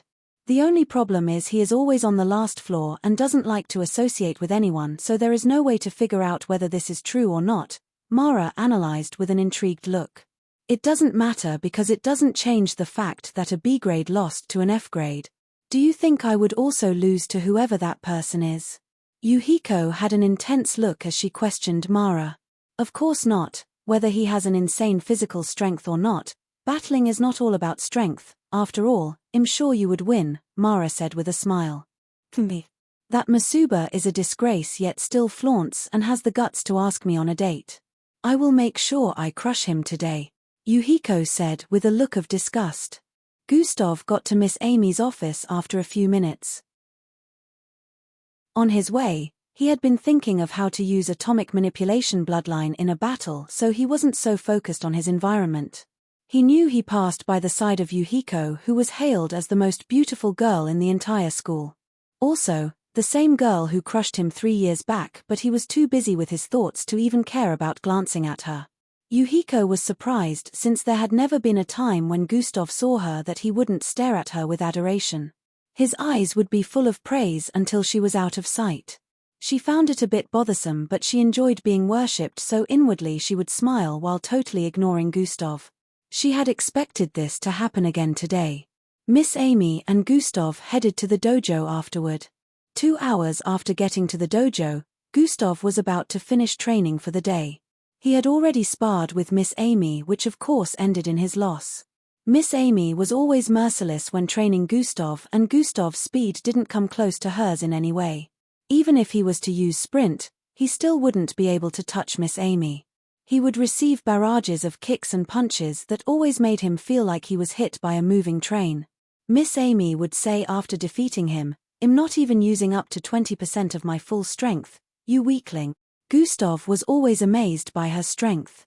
The most absurd part was, Gustav had never seen Miss Amy use her bloodline abilities. Whenever they sparred, she would always dodge his attacks as if she could predict them. She only trained Gustav in combat, but she allowed him to make use of his abilities, which she still didn't understand till now. Gustav only sparred for 1 hour with Miss Amy and he used the rest to train solo. He was currently attacking a robotic-looking machine. This was a similar battle android to the one Endrik battled against when the inspectors arrived close to 3 months back. He had been using disintegration ability repeatedly. He wanted to train it well enough to use in combat, but it was proving impossible. This was the ability tied to the bloodline he got from Ben. The day he extracted this ability, he found out that it was very slow and impractical to use in combat. It was a very good ability, but it's slow. The day he killed Paul, he used this ability to disintegrate billions of Hung Jo and Ben's brain cells. The ability was able to make anything it came into contact with disappear. Gustav had been testing it out repeatedly. It was very slow in causing disintegrations from an atomic level. Luckily, Gustav only focused on the cerebrum when he was using it, which made it faster. When he tried disintegrating something larger, it would take time before he could completely make it disappear. Bam! Bam! Bam! Gustav's hand glowed a milky light that only he could see as his palm struck the 2-meter-tall android. It was barely visible, but whenever he struck a part of it, that part would reduce a bit. It would compress slightly, but it wasn't due to his strength, it was due to the disintegration ability. Gustav squatted as he dodged the swung-out left arm of the android and threw out his palm towards its side. Bam! Contact was made again, this time the left side of the metallic android sunk in by an inch. It's improving, but... Gustav was in his thoughts and was about to throw out another attack when he heard voices coming from outside. He paused his attack and moved backward. "Activate sleep mode," Gustav said. Going into sleep mode, a robotic voice was heard as the android shut down. "Dash here." "Dash yes, this is the dojo. Dash just call him out already. Dash you call him out, I senti that why you're here." Gustav could hear the voices of some people coming from outside. Young masculine and feminine voices could be heard in some sort of argument. Looks like they finally grew some balls. Gustav turned around and started walking towards the door. Time to collect more compensations. A wide grin could be seen on Gustav's face as he got to the door of the dojo and slid it to the side.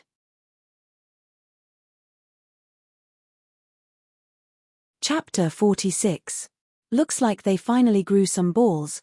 Gustav turned around and started walking towards the door. Time to collect more compensations. A wide grin could be seen on Gustav's face as he got to the door of the dojo and slid it to the side. Immediately Gustav slid open the wooden doors. What appeared in his line of sight were 2 boys and girls. They looked to be teenagers like him and he could recognize 2 of their faces. 2 of the boys were among the students that watched the fight between him and Aurora, along with Masuba. The other 2 girls were unknown to him. The 4 of them immediately stopped arguing after seeing Gustav appear. "Is that him?" The girl on the right sporting black and purple hair questioned one of the boys. "Yes, he's the one," one of the boys who had a chubby look answered. "What? He looks so tiny and weak." The second girl who sported brown hair spoke with a look of ridicule. The 2 boys' faces paled as they heard that.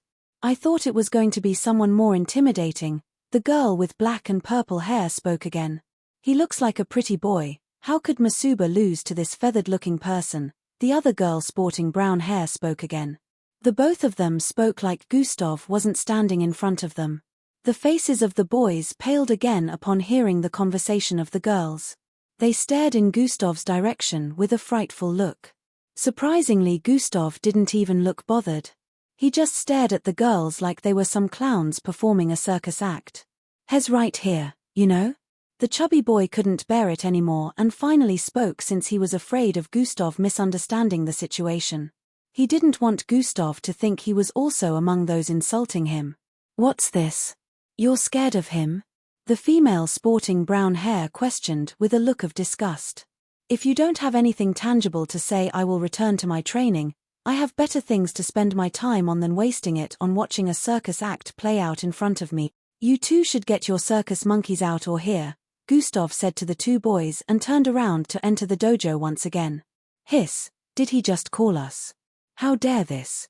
The female on brown got mad immediately and wanted to approach Gustav, but the other girl dragged her back. Remember the rules?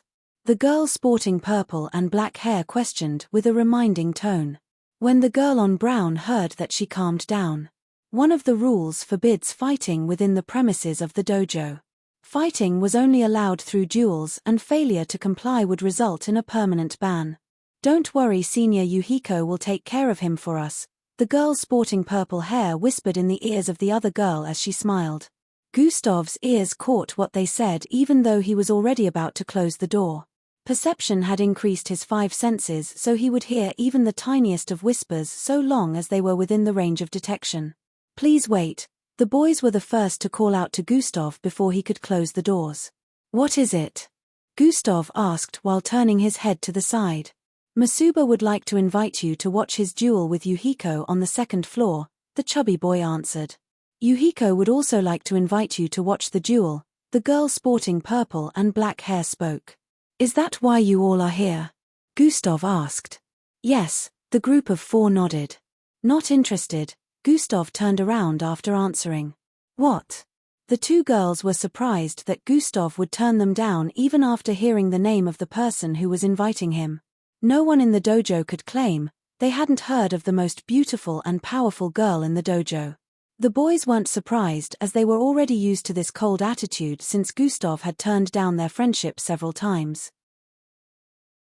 Please, Senior Gustav, Masuba is willing to do anything for you to attend, the other boy wearing a pair of glasses spoke.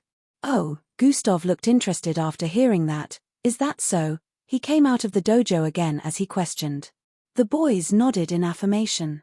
That's good, but before I can decide to come with you, these rude girls must apologize, Gustav demanded. What? I'm not apologizing to this. Before the girl with brown hair could even complete her statement, Gustav interrupted her. All right, we're done here. Gustav turned around once again to head in. Ah, please wait, the boys called out to him but he didn't answer. He went in and slammed the door shut. It was after he went in that the brown-haired girl realized her blunder. You know Senior Yuhiko will take it out on you when she hears the reason for us failing to bring him with us, the girl on purple and black hair said with a sigh. Even the boys were sulking because they knew Masuba was likely to punish them if they failed. The girl on brown had a look of fright before speaking. Let's call him out so we can apologize. I don't think we have any other choice right now. They started knocking on the doors after that. After a few seconds, Gustav came to answer them again. This time a look of annoyance could be seen on his face as he demanded for the girls to apologize on their knees this time. How could you? The girl sporting brown hair was about to speak again when Gustav interrupted.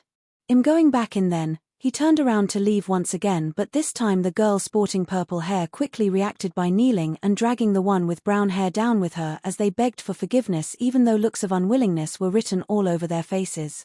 Gustav was smiling inwardly after seeing this, but his outward expression was still the same.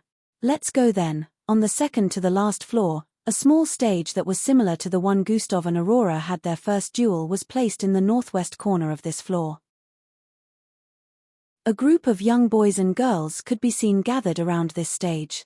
There were about 20 of them and they seemed to be waiting for something, or in this case someone. 2 of these people were Masuba and Yukiho. Masuba was on the left side of the stage while Yuhiko was on the right.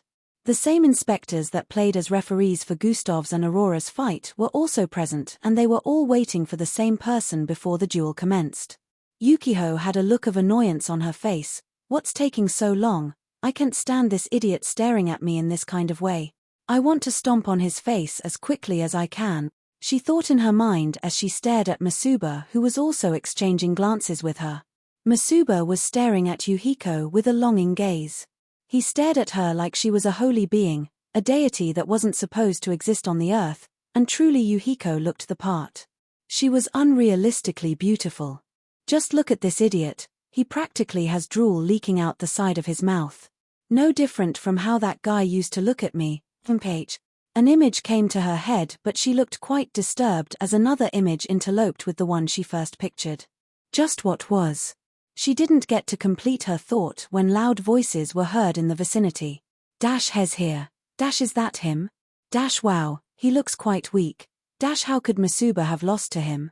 Dash but he also looks pretty, he. Everyone turned around to stare at the group of 5 who had just arrived. The person in the middle was who they were referring to. Yuhiko stared at the group approaching with a look of shock visible on her face. That's... How could he be the one? Chapter 47. Yuhiko stared at the group approaching with a look of shock visible on her face. That's... How could he be the one? Yuhiko stared at the blonde boy in the middle approaching with an unbothered expression. Another surprising issue for her was Gustav was staring in her direction, but there was no look of adoration and worship visible like before whenever he saw her. In fact, there was no expression. She couldn't read his thoughts through his expression. Whether he was happy or sad to see her, excited or angry, there was no reaction whatsoever. He was staring at her as if he had never seen her before, which made her feel dumbfounded. Hey Gustav, over here, Masuba waved at Gustav as he called out. This confirmed Gustav's identity, which Yuhiko was questioning in her heart earlier. Gustav walked over to the left side, ignoring the glares and words of the crowd. My compensation for attending your duel is 20,000, Gustav immediately voiced out once he got to Masuba's side. Masuba had a wry smile on his face as he heard that. Alright, he nodded after answering. And for every 2 minutes I spend here, the amount increases by 5,000, Gustav added. Masuba's eyes nearly budged out of their sockets, but after a second he nodded in defeat. I hope you take your time when battling her, although I doubt that will happen, Gustav said internally. Is that the person you lost to, Masuba? A female who was standing beside Yuhiko questioned with a look of disgust. Yes, this is Gustav. Masuba acted as a bridge to introduce Gustav to both Yuhiko and the girl beside her. He had no idea that they already knew Gustav. Ha ha ha. This is truly funny. You lost to trash and you believe you can win Yuhiko? You must be dreaming. The female besides Yuhiko, who was sporting chestnut-colored hair, stared at Gustav like he was a fraud. Gustav returned the stare with a look of unconcern. He's just a useless bum who only knows how to take bloodline enhancement drugs. How is he even here in the first place? She voiced out again. The question she asked was also what Yuhiko was wondering. How is he here? How is he able to gain access to the last floor? Masuba was dumbfounded by the statement the girl made. He turned to stare at Gustav before looking back at the girls. Bloodline enhancement drugs? That makes sense. There's no other way I can see an F grade defeating a B grade. So Masuba was just defeated unfairly? The students within the vicinity spoke amongst themselves after hearing that. Masuba had already realized that they must have known each other before this. With the place getting chaotic, one of the supervisors finally spoke. Gustav won the duel with Masuba fair and square. Do not discredit a genuine person's win, Supervisor Bowler disclosed. He was a supervisor, so he would know this much. If a person was to use enhancement drugs, he would be able to tell at first glance. His disclosure made the place quiet down. There was no way anyone would believe the girl over Supervisor Bowler.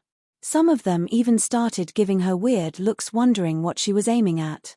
If he is trash, then everyone must be trash too, since I'm pretty sure he would defeat everyone here. Masuba laughed as he spoke, causing everyone to turn speechless again. They thought about what he said and realized that most of them here couldn't even defeat Masuba. The strongest spectator here would only tie with him, so his words kind of make sense, but they still had unwillingness in their hearts. The chestnut-haired girl gritted her teeth in annoyance. Yuhiko, remember our plan. Now that we know who the F grade is, the plan must be executed with twice the intensity, she whispered in the ears of Yuhiko. You don't have to tell me, Kira, that look on his face irks me to no end. Yuhiko said while staring at Gustav, who didn't even try to defend himself when the others were speaking. Gustav, do you think I will win? Masuba asked with a smile. He seemed to have taken Gustav as his friend already with the way he was speaking. "No, you will lose," Gustav answered bluntly. Masuba felt like he was shot in the head after hearing that, but he didn't back down. "Let the participants of the duel climb onto the stage now," Supervisor Samsuna spoke while making gestures at the stage. Yuhiko and Masuba climbed onto the stage after hearing that. Masuba smiled as he stood in front of Yuhiko. "To think you can defeat me when you got beat up by trash, just like Kira said, you must be deluded," Yuhiko stated with a dark look. "Are you still calling him that? TSK, I hope you don't end up as I did." Masuba shook his head in pity as he spoke. Supervisor Samsuna questioned if both sides were ready, which they reacted to by nodding. "Let the duel begin," he added. "Hiya." Masuba was dashed towards Yuhiko immediately after the go-ahead was given. Black scales suddenly started appearing all over his body as he dashed forward with speed, while Yuhiko reacted by removing a strand of hair from her head and stretched it forward. Sui. Masuba swung out his palm at this time towards Yuhiko. The strand of hair Yuhiko stretched out suddenly turned into a baseball bat which she swung towards the incoming hand. Bam! The bat slammed fiercely into Masuba's right arm but was smashed to pieces upon making contact. Masuba smiled as his arm kept moving forward towards Yuhiko. Zweihi. Yuhiko crouched her body downwards, dodging the arm as she pushed out her right hand, slamming it onto Masuba's right side. Bam! Contact was made but there was no impact. This was due to Masuba's bloodline that gave him protective scales which also made him faster and stronger. In his battle with Gustav before, he didn't even have the chance to activate it before he was knocked out. Masuba smiled. "You will have to do better than that to hurt me," he said while swinging his right leg upward to meet with Yuhiko's arm. Bam! His right leg kicked her arm away. He was about to follow up with another attack when he suddenly felt heavy. Dumb. He fell to the ground on his knees with a shocked reaction. Gasp. Did his clothes just get turned into a metal weight jacket? Someone voiced out from the crowd. That was when Masuba noticed his upper clothes were now black and metallic in kind of jacket form. Yuhiko had used her ability to change his clothes to this upon making contact earlier. It weighed more than he could handle, which affected his mobility. He wanted to pull it off of himself, but before he could do so he noticed a metal bat swinging towards his face while he was still in his kneeling position. Bam! The metal bat crashed directly into the left side of his face, smashing his nose and several of his teeth in the process. Masuba fell to the ground while spitting out broken pieces of teeth. Yuhiko was the one holding onto the bat. Masuba's left face was brutally bruised. His eye had swollen up and was looking black like that of a panda, but he wasn't ready to give up yet. Form 2, he called out in his mind as the scales on his body suddenly increased in number, each one becoming smaller than before. He grabbed onto the metal jacket, ripped them apart, and threw them to the side before jumping up with intensity. "You should have just stayed down." Immediately he jumped up, a soft feminine voice drifted into his ears. Yuhiko was holding onto a pebble which she was lifting upwards. Masuba had decided he wouldn't give her the chance to do whatever she was planning and dashed out, but immediately he did, she threw the pebble towards him. Swahi. What sort of dumb joke is this? Masuba smirked as he dashed forward while watching the pebble travel towards him in mid-air. All of a sudden his smile started to warp. First from a smile to a look of confusion, to awe and then fear, because right before his very eyes the pebble was increasing in size as it traveled towards him. Masuba wanted to move to the side to dodge, but it was already too late as the pebble had already transformed into a huge boulder that covered his entire line of sight. Bam! The boulder slammed into Masuba and kept moving forward without reducing speed till it knocked him off the stage. Yuhiko wins this duel, Supervisor Samsuna shouted out. Supervisor Bola had already dashed towards the boulder and slammed his palm into it, causing it to break to pieces. Masuba had passed out already on the ground. His scales retracted into his body, which was covered with blood. The crowd stared at Yuhiko with adoration and cheers rang out. They had already expected this, even though Masuba was also a B-grade like her. Yuhiko's bloodline was a unique creation type that gave her the ability to transform matter into whatever she wished.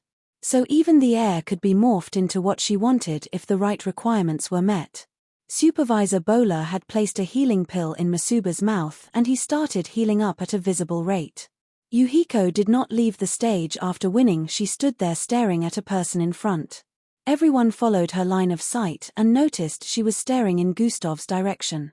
"Gustav, I challenge you to a duel," she voiced out while giving Gustav an intense glare. Chapter 48. Yuhiko did not leave the stage after winning. She stood there staring at a person in front. Everyone followed her line of sight and noticed she was staring in Gustav's direction. "Gustav, I challenge you to a duel," she voiced out while giving Gustav an intense glare. "Oh, finally she's making her move." Gustav stared at Yuhiko with an aloof expression while internally he was smiling. Chatter, chatter, chatter. The surroundings became noisy as everyone heard that. They had not expected Yuhiko to suddenly challenge Gustav, but this was a battle they wanted to see. Every one of them on the second to the last floor had heard about how Gustav easily defeated Masuba. They didn't have access to the third floor, so none of them even had the chance to see Gustav, talkless of seeing him battle. They wanted to see with their own eyes if the claims of him being strong was authentic. Most of them, after seeing Yuhiko's battle with Masuba, believed that Gustav wouldn't be able to win, while some of them didn't jump to conclusions yet after comparing the time it took both battles to finish. They all stared at Gustav with anticipation, waiting for him to accept. "I refuse," Gustav stated and turned around to head towards Masuba. "Hey!" The sudden refusal shocked everyone. He refused the duel? I guess he's too scared after Masuba got defeated. I would be scared too if I had to go against Yuhiko. What a coward. Why is he called the strongest then? Voices of displeasure could be heard coming from the crowd as they stared at Gustav, who was standing in front of Masuba at the moment. Surprisingly, Gustav was not in any way moved by their comments and glares. He stood in front of Masuba, who had just regained consciousness and was still seated on the ground. "My pay." Gustav stretched out his hand towards Masuba as he spoke. Masuba nearly fainted again. "At least show a little concern. I'm just regaining consciousness." Masuba was speechless. "How much is it?" Masuba questioned while gulping down spit. "Precisely 236 seconds, which is approximately 4 minutes. That brings the entire amount to 30,000 rad. Gustav held his chin as he spoke. "I wish you'd have lasted longer in the battle, but I guess I'll just have to make do with this," Gustav added with a slight look of disappointment. Masuba almost puked out blood on hearing that. "Pay up, you're wasting my time," Gustav shamelessly demanded. Masuba nodded and brought out a blue cube-looking device. He handed it over to Gustav after standing to his feet. "Gustav, you coward, accept the duel," Kira, the chestnut-haired girl, shouted out from behind. "Not worth my time," Gustav voiced out as he turned back around. Yuhiko could see the aloofness on his face, which annoyed her even more. "Duel with me, you trash. Are you scared of losing?" Yuhiko finally snapped and shouted out. "Why is she barking?" Gustav said with a casual tone, "Unfortunately, I don't have time to play fetch." His manner of talking was so smooth that his statement didn't even sound like an insult, which made Yuhiko's face twist even more. "This? When did he become like this?" Yuhiko couldn't understand, and she kept staring at Gustav like she was seeing another person entirely. You. She gritted her teeth in anger as she pointed at Gustav. Gustav walked past the stage, ignoring her actions. It would seem he was heading back upstairs. "What would it take for you to duel with me?" Yuhiko turned around while asking as she stared at Gustav, who paused in his tracks after hearing the question. Finally speaking like someone who has a little brain, Gustav grinned as he turned around. "My demand is very simple." Gustav started speaking, causing everyone to place their attention on him. "He probably will ask me to go out with him. I just have to make Sue." Before she could complete her thought process, she heard Gustav speak again. "Money," Gustav answered bluntly. Silence. The whole place became silent again after hearing Gustav's reply. Yuhiko felt her intelligence was being toyed with. Is he being serious right now? Everyone had a thought similar to this running through their minds. "How about we make a bet?" Gustav added with a charming smile. 5 minutes later, Gustav was standing on the stage. In front of him was Yuhiko. They were positioned about 20 feet away from one another.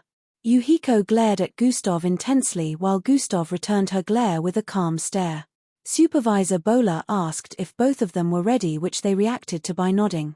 "Let the duel begin," Supervisor Bowler said with an authoritative tone. Everyone had their eyes intensely focused on the stage.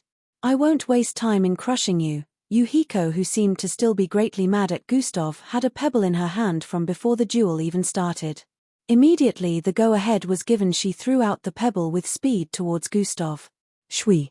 Unlike her duel with Masuba, she threw the pebble not only with more force but also increased the size of the transformation. It had only been a second since the battle began, yet a large boulder had already covered almost half of the entire stage. The boulder was as wide as the stage, and the speed didn't slow down as it traveled towards Gustav, leaving him with no place to run to. Everyone's mouth was opened wide as they witnessed this shocking scene. This kind of attack would cost a lot of energy and stamina. They stared at Yuhiko like she was a monster, but Gustav's action shocked them. He suddenly dashed towards the incoming boulder. Normally it would be impossible to dodge it, but dashing straight into it was also no different from suicide. To their surprise, Gustav suddenly accelerated to an insane speed that they couldn't follow. "Although this is still in its test phase and will probably drain a lot of energy, I will try it out," Gustav said internally as he dashed out. He had activated sprint after dashing out and was about to make contact with the huge boulder, which was moving towards him in a kind of slow motion. His right hand glowed a milky light as he called out in his mind. "Atomic disintegration, activate chop. Chop has been activated." Gustav raised his palm, causing the milky glow to coat his entire right palm before slicing down towards the large boulder in front of him. A white line of energy surged out of Gustav's palm, traveling forward along with his descending palm. Before Gustav's palm collided with the boulder, the white line was already cutting through the boulder, still descending along with Gustav's palm. Screeve. The boulder was cleanly severed in two, causing one half to move towards the left and the other to move towards the right. Gasp. The crowd gasped upon witnessing the incredible scene, but Gustav didn't stop moving. He deactivated sprint immediately after dividing the boulder in two, since he knew his energy would be completely spent if it remained activated. Even without sprint, Gustav could move 50 feet in a single second, so closing the gap between him and Yuhiko was an easy feat. Swoosh. He arrived in front of her in an instant and swung out his left arm towards her face. Yuhiko was still dumbfounded by the sudden feat he performed, so she was still looking shocked. She could follow Gustav's normal speed with her eyes, but before she could react physically, his palm was already in front of her face. Pa! A crisp slap reverberated across the place. Yuhiko staggered towards the side after receiving the stinging slap on her right cheek. She could feel the hot burn, which not only caused her cheeks to redden with blood but also made her sight blurry due to the heaviness. Before she could stabilize herself, Gustav's right hand was headed for her left cheek. Pa! Another crisp slap rang out again. Whoa! The crowd couldn't believe what they were seeing, and before they could scream out in shock, more slaps continued to echo in the vicinity. Pa! Pa! Pa! Pa! Pa! Pa! Pa! Gustav's hands didn't stop moving as his slaps landed on her cheeks alternatively. Yuhiko's cheeks were already blooded and swollen, yet Gustav didn't stop. Pa! Pa! Pa! Pa! Pa! He kept slapping her around. When he slapped her left cheek, she would stagger to the right, where another slap was waiting to send her back to her initial position. Gasp! The crowd was in shock. Dash, he is truly the strongest. Dash, how did he split the boulder? Dash, how can he be so brutal to a female? Dash, does he have no human emotions? Some of them took their faces away in disgust, while some of them continued watching with a look of astonishment. Supervisor Bowler, Supervisor Samsuna, you should stop the duel now. It's obvious who the winner here is. Kira ran towards the stage while voicing out with a pale look. As the rules say, the duel cannot end until one of them either passes out or falls out of the stage, and neither of that has happened yet. Oh, before I forget, it would also end if one of them surrenders, Supervisor Bowler said while preventing Kira from getting to the stage. But how is she supposed to surrender in that state? Kira stammered with a pale look as she watched Yuhiko's formerly beautiful face turn into a punching bag, or in this case a slapping bag. Pa! Pa! Pa. Pa. This will teach you to mind your manners, Gustav said internally as he kept slapping Yuhiko's face. Normally Yuhiko would have passed out if Gustav decided to slap her with his full strength from the start, but he was purposely reducing his strength to stop her from passing out. The slaps were painful, but due to Mixed Blood's tenacity, Gustav had calculated the right amount of force needed to make sure she receives numerous amount of slaps without passing out. The way he speedily stacked her face with slaps didn't give her the chance to surrender, so she could only get tossed around while screaming in pain. He was after causing her more pain and humiliation than just having her take an easy way out by passing out in one hit. Pa. Pa. Pa. The supervisors were also starting to get sickened by the way Yuhiko was receiving the slaps, but if they tried stopping the duel they would be contradicting their rules. Luckily for them, Gustav didn't make it any harder than he was supposed to. He stopped after landing another hot slap on her face that sent her crashing out of the stage. Gustav wins the duel. Supervisor Bowler swallowed saliva as he spoke. Chapter 49. Gustav wins the duel. Supervisor Bowler swallowed saliva as he spoke. Even after the announcement had been made, everyone still stood in place with widened eyes as they stared at the Yuhiko on the ground. Her face was swollen than that of a pig. Her eyes and lips could be mistaken for black and red buns. Her cheeks were blooded with parts of her facial skin torn off. Her look right now bore no semblance to that of her former. The beautiful face she always took pride in had been turned into this. It was a disturbing sight to a lot of them there. They stared at Gustav, who was responsible for doing the deed. He was climbing down the stage casually after cleaning the blood on his palms. Supervisor Samsuna arrived before Yuhiko and squatted while lifting her head slightly. This young man is truly a brutal type, he showed no mercy. Supervisor Samsuna parted Yuhiko's swollen to place the pill in her mouth. A few seconds later her face started to heal up. Her eyelids trembled slightly, proving that she was about to regain consciousness. Supervisor Samsuna turned to stare at Gustav, who was walking towards the crowd. Well, this might have been extreme but needed. I'm sure these young kids will learn humility from what they have witnessed today, Supervisor Samsuna said internally. Time to pay up, Gustav said as he got to the front of the crowd on the left. Chatter. Chatter. Just transfer the money to this storage device, Gustav said and handed it over to a boy in front. Gustav started moving from person to person, performing the same actions. I still can't believe Yuhiko failed, one of them said with a look of indignation. Now we have to pay 20,000 rad each after losing the bet. This sucks, they voiced out in disappointment, but they had no choice other than to pay the money. The bet was with everyone who supported Yuhiko. They would pay that amount if she lost, but if she had won, Gustav was supposed to do whatever she willed for an entire month. Yuhiko wanted to show that she had more supporters, so she asked everyone to place their money on her winning and she would compensate them after the duel. These teenagers could have remained neutral and decided not to support anyone, but because they wanted to please Yuhiko, they agreed to her demand. Only Masuba and the two boys that came to meet Gustav on the last floor didn't bet since they knew he was going to win. Masuba was secretly praying for Gustav to deal with her for crushing him. He didn't expect that Gustav wouldn't just defeat her but also give her the humiliation of a lifetime. All of a sudden a loud cry was heard. "You bastard, how could you do that to Yuhiko?" Kira screamed out as she ran towards Gustav, who was busy collecting his winnings. They were only a few feet from one another, so she was able to arrive before Gustav in a second. A red line of light appeared in her hand, which she stabbed towards Gustav's chest.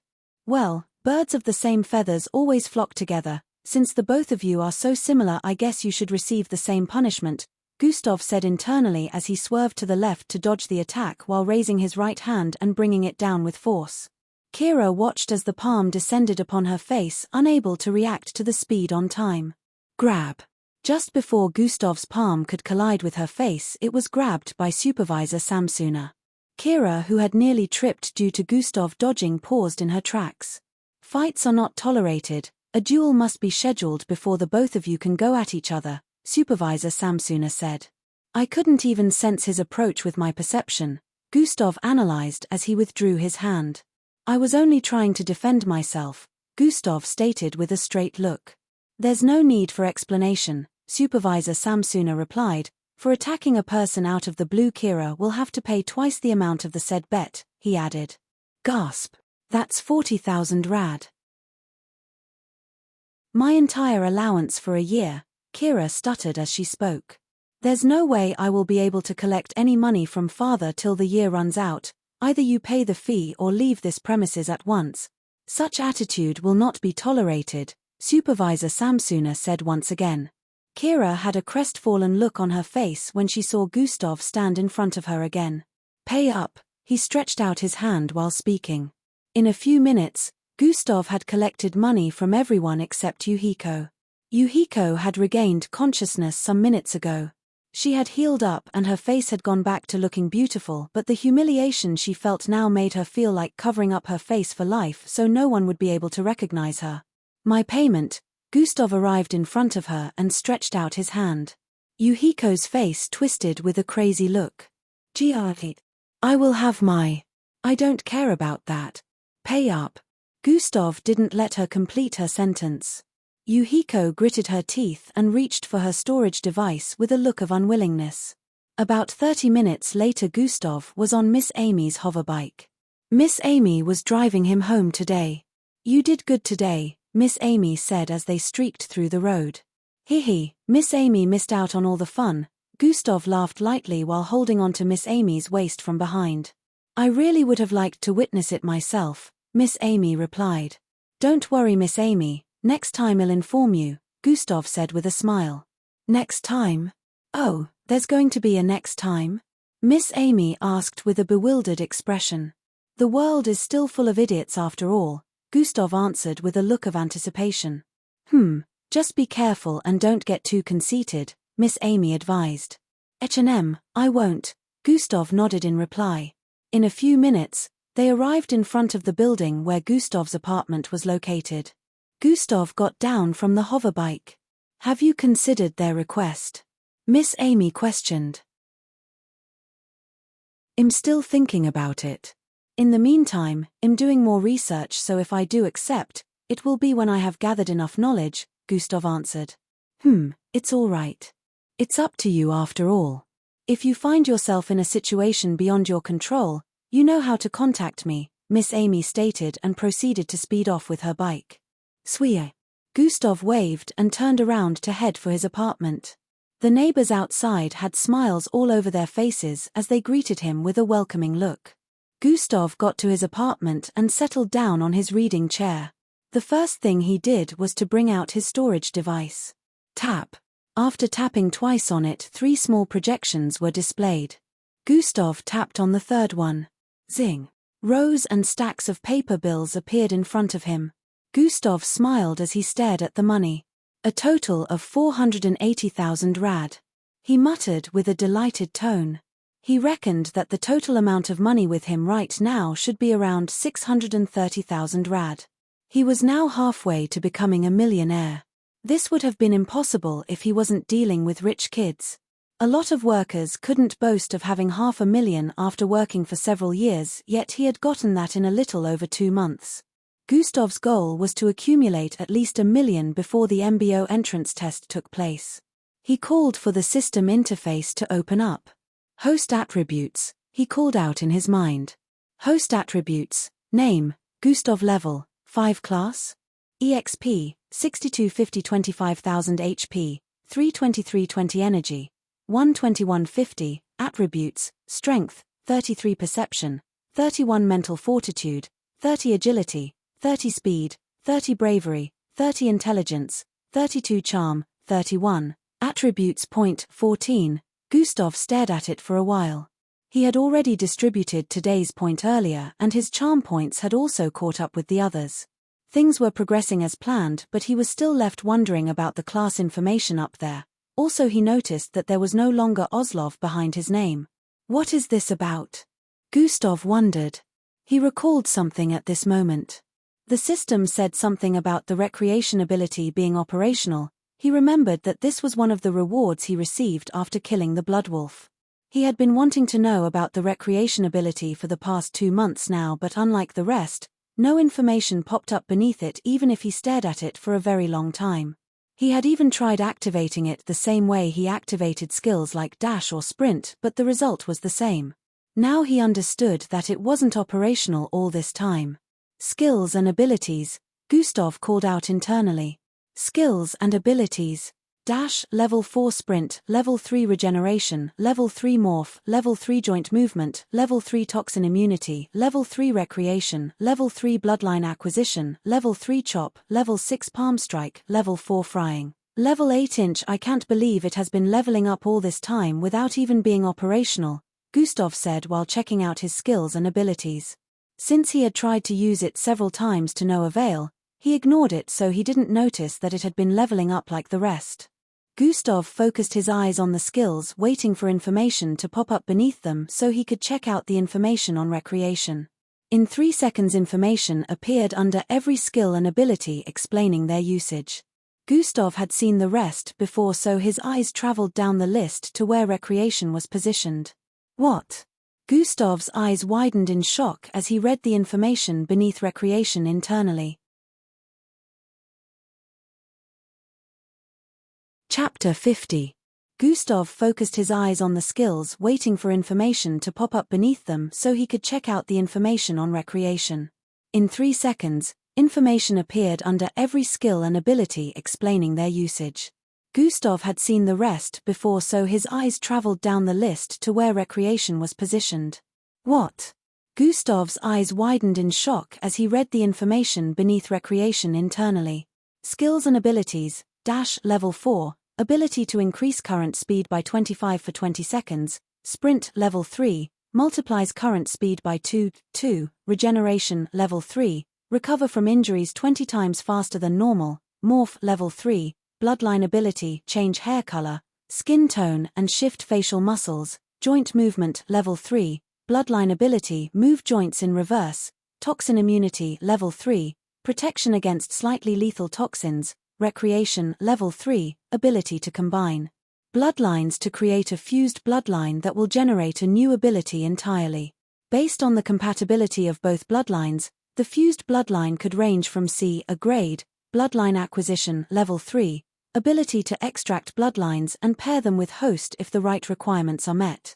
C, F rank, chop level 6, using either a weapon or a sharp object, host can multiply the force of his strike by 3 times, palm strike level 4, when a collision is made using this skill, it generates a force that infiltrates deep into the surface of collision. Gustav's eyes were focused on the recreation.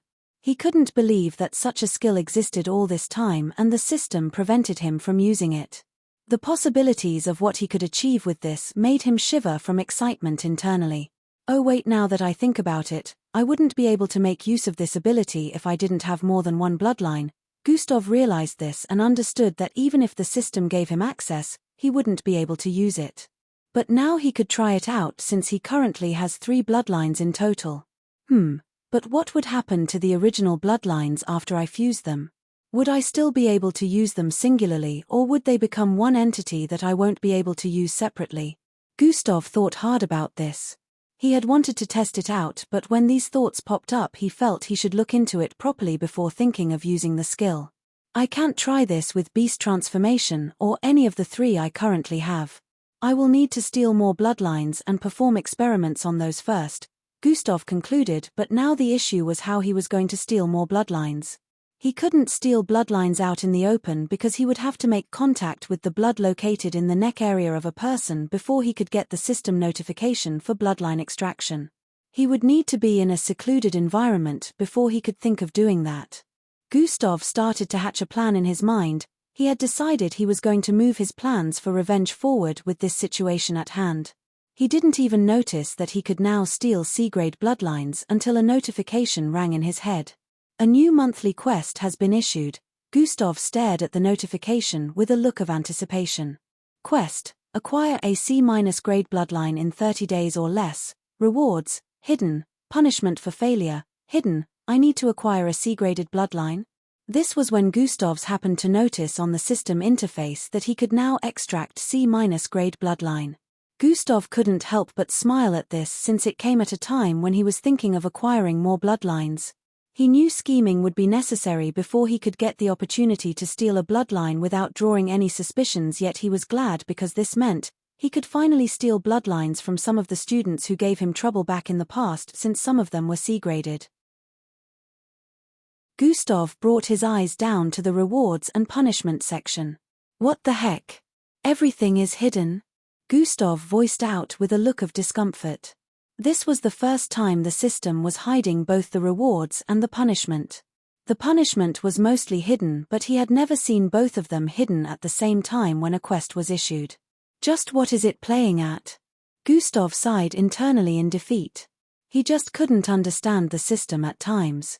On the bright side, the system had stopped calling him an idiot, but he still wondered why it didn't initiate a conversation with him like earlier. But Gustav knew that no matter how hard he thought of it, there was no point.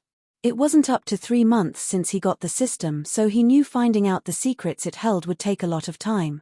Even though he occasionally had questioning thoughts about where the system came from and all that, he wasn't really bothered. He was just happy he encountered something like this, and right now his thoughts were still preoccupied with the present situations, so he had decided to place this at the back of his mind in the meantime.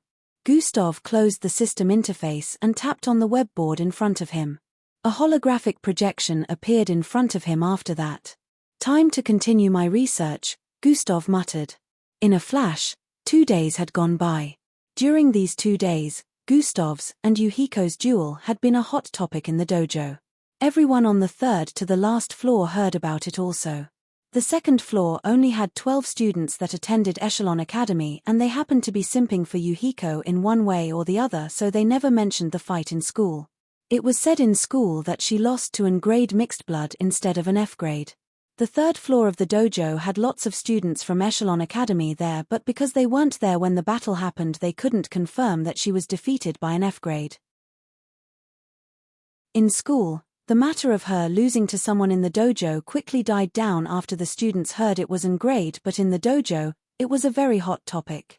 They heard in school that the person's name was Gustav, but no one linked it to Gustav himself because they felt it wouldn't be possible.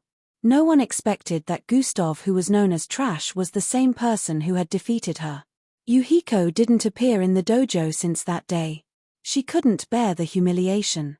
She was able to save her social life in the school, but in the dojo, it had been totally wrecked. Gustav wasn't even bothered by all the drama. He opened a bank account the previous day and kept his compensation money there. At present, it was Saturday in the afternoon and Gustav had been on the web since morning. He was currently seated on his reading chair tapping onto a virtual holographic keyboard. Bringing up the previous database, a robotic-like voice rang out as holographic projections started appearing around Gustav. Trian. Trian. Trian. Multiple of them appeared in form of squares scattered around the place. On the projection were pictures of different kinds of beast-like looking animals. These animals bore a slight semblance to normal animals, but they were quite different when it came to body proportions and size. Not only that, but also, a lot of them had different shapes and a kind of fierce primitive look. A large muscular-looking bunny with gigantic fangs, a tortoise similar to the size of a truck, standing on 2 legs, a butterfly as large as a chopper, etc. Different images of bizarre-looking creatures were displayed. Mixed breeds are truly in varieties. These types would be out of my jurisdiction, Gustav muttered with a look of amazement.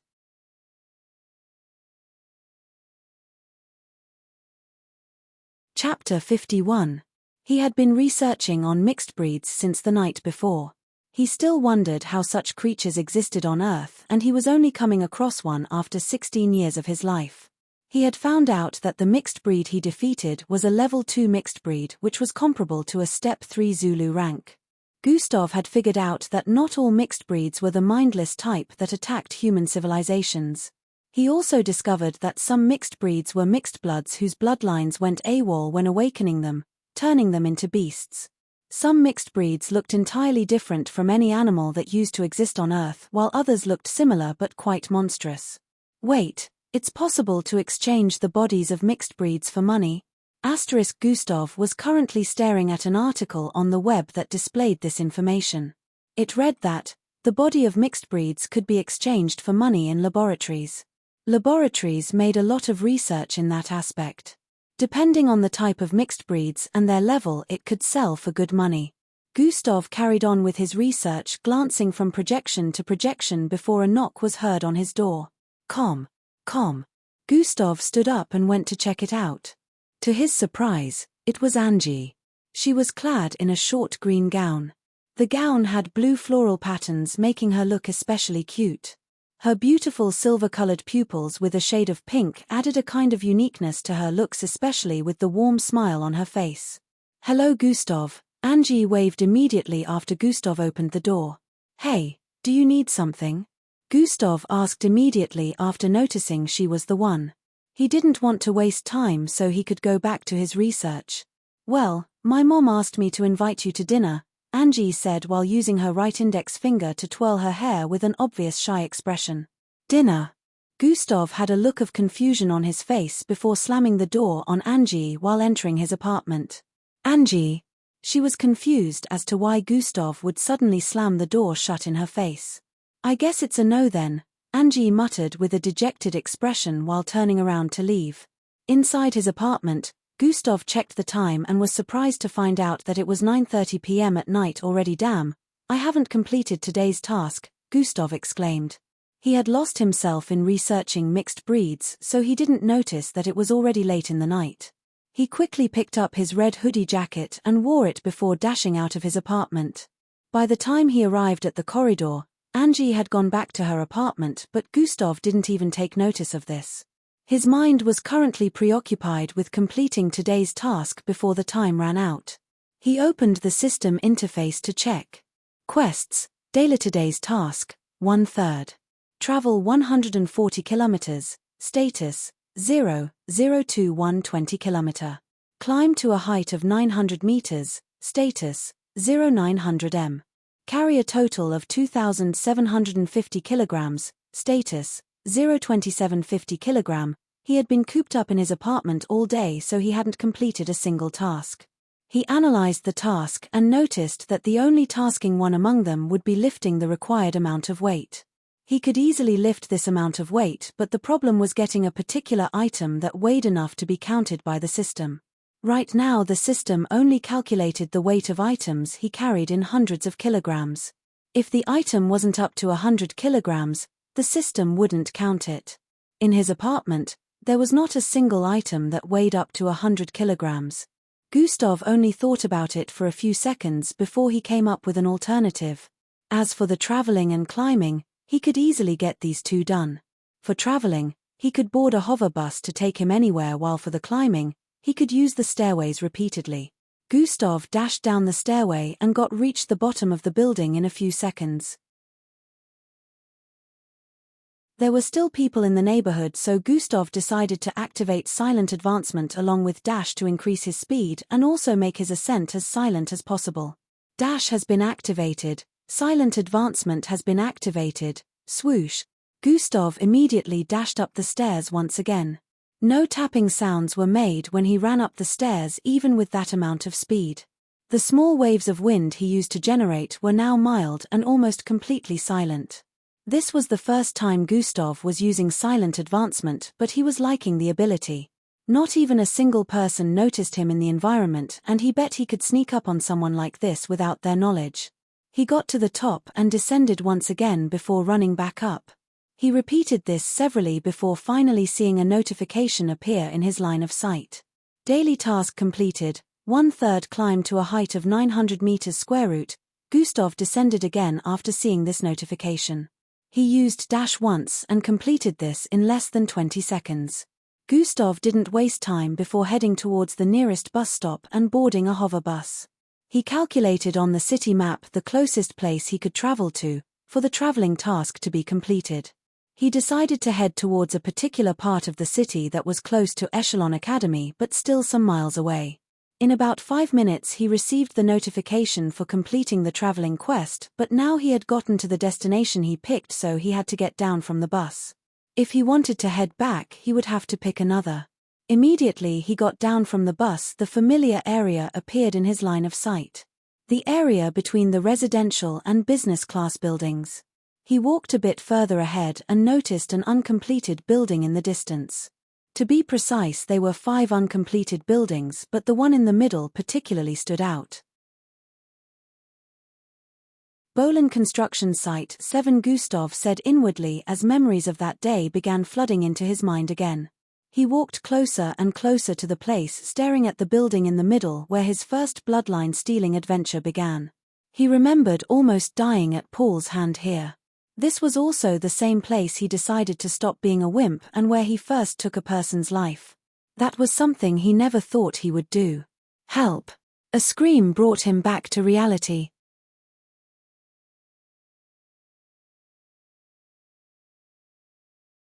Chapter 52. Help!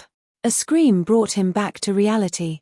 Gustav turned around to see a teenage girl in red clothing running from an assailant in black. Both of them were coming from the route that led to the back of the construction site. The teenage girl was dressed in a tight-fitted red gown. She had makeup on her face, making it was obvious that she was dressed for an occasion. Gustav felt that she was probably just coming from a party or something. Both she and the assailant were faster than normal, so it was obvious that they were mixed bloods. Also, not many people were passing this area at this time. Gustav could only see about 3 people at different corners of the street. There was no telling if they were normal people or not, so they probably wouldn't be able to follow their speed if they were. The girl and the assailant were headed in Gustav's direction. He was the only one around here who actually had the chance to help her, unlike the others, but he had decided not to butt in. Get back here, you bitch. Leave me alone, you horny bastard. When I catch you, I'll enjoy my time with you. I will never attend your party again. I will have my way with you and nothing can stop me, ha ha ha. Their dialogue drifted into Gustav's ears as he kept walking. On closer look, the assailant was actually a teenage boy clad in black. From their conversation, Gustav had painted a kind of picture in his head about what happened. He figured the girl was probably invited to a party and now she's about to be violated by one of the organizers. This unpopulated area was proof that this might truly be the case, since youngsters nowadays tended to like partying in places where they wouldn't be disturbed. Gustav also concluded that the boy was not scared of chasing her all the way out in the open because he probably wouldn't face the consequences of breaking the law. In other words, the boy must have a background that can exempt him. Another bastard that comes from an affluent family, eh? Gustav was tempted to butt in after analyzing the situation, but he changed his mind. It's none of my business. Let her suffer the consequences of attending such parties. Gustav kept walking forward. Don't make me use it. I don't want to ruin that sexy body of yours. Help! The female shouted out just as they were closing in on Gustav in front. Bitch, you're still asking help from another person. The boy shouted out while stretching his hand out. Phoom. A black ball of gas shot out from his palm after performing that action. The girl screamed out and ducked. Due to that action, the ball of black gas was headed towards Gustav in front. Gustav stared at the ball of gas as it approached with an inquisitive look. He analyzed it as it approached him. The girl who ducked seemed to be shouting out something after ducking. She already thought Gustav would definitely get hit, but to her surprise, he swerved to the side quicker than she expected, dodging the ball of black gas. Bam! It made contact with a small sign that was 3 meters behind Gustav earlier.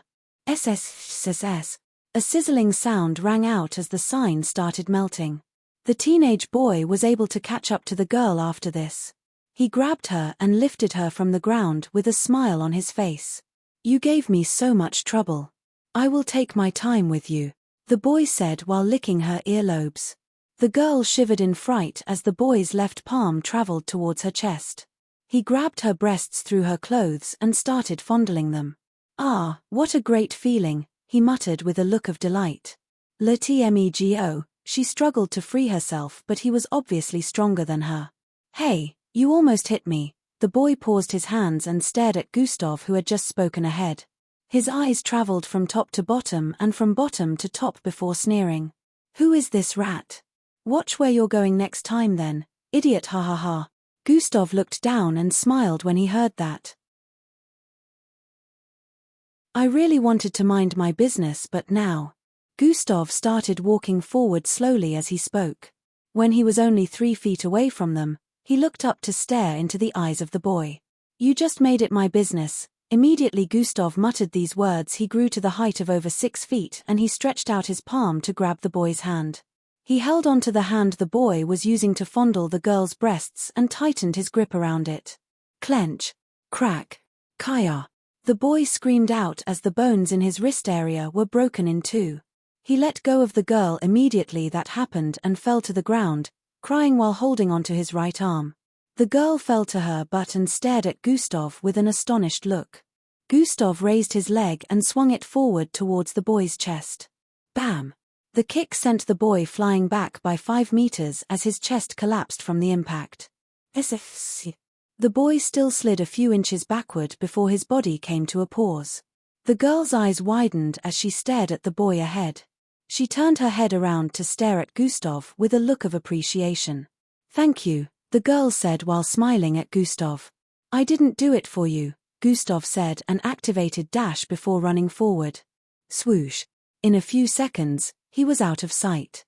The girl still kept staring in that direction for few seconds before she heard a cough. The boy was still on the floor coughing out blood. Help me, the boy's voice cracked due to pain as he held his chest while speaking. Oh, what a reversal. The girl walked towards him while speaking with a ridiculing tone. She stared at him with a gloating look for a few seconds before coming to a realization. Oh, I should probably get out of here, she said in her mind and ran in the opposite direction. The boy was left there in his pool of blood. It was late in the night, so the probability of people seeing him in this particular area was not very high. He knew this since he picked the venue for the party himself. Gustav had arrived at the closest bus station after using dash twice. He didn't return to his normal size until he entered the bus. I would have killed that idiot and taken his bloodline had we not been out in the open, Gustav said internally as he sat. He had come up with a plan at that moment to get the boy's bloodline, but he discarded it because he couldn't stay for long after attacking the boy. He has wanted to lure him into Bolin construction site and perform extraction there, but he changed his mind. There were cams on the streets but not in the incomplete buildings, but if Gustav took him there was a chance he would get caught since he would take longer to extract the bloodline than to just beat him up and leave. This was also why he increased his size before hitting the boy. Maybe next time, Gustav sighed as he concluded and rested his back on the seat. Hidden quest completed. Gustav sat straight as he saw that. Quest details. Save the girl from getting caught by the assailant. Gustav's expression was full of bewilderment as he stared at the notification. I would have failed if I decided to ignore her. Gustav wanted to curse the system, but he understood that it wouldn't be called hidden quest if he was told about it beforehand. He had practically failed since he didn't get involved until after the boy's attack nearly hit him. Reward, Bloodline Upgrade, 5000 EXP, congratulations. Host morphability has now evolved into shapeshifting. Shapeshifting? Gustav's eyes widened as he stared at the notification.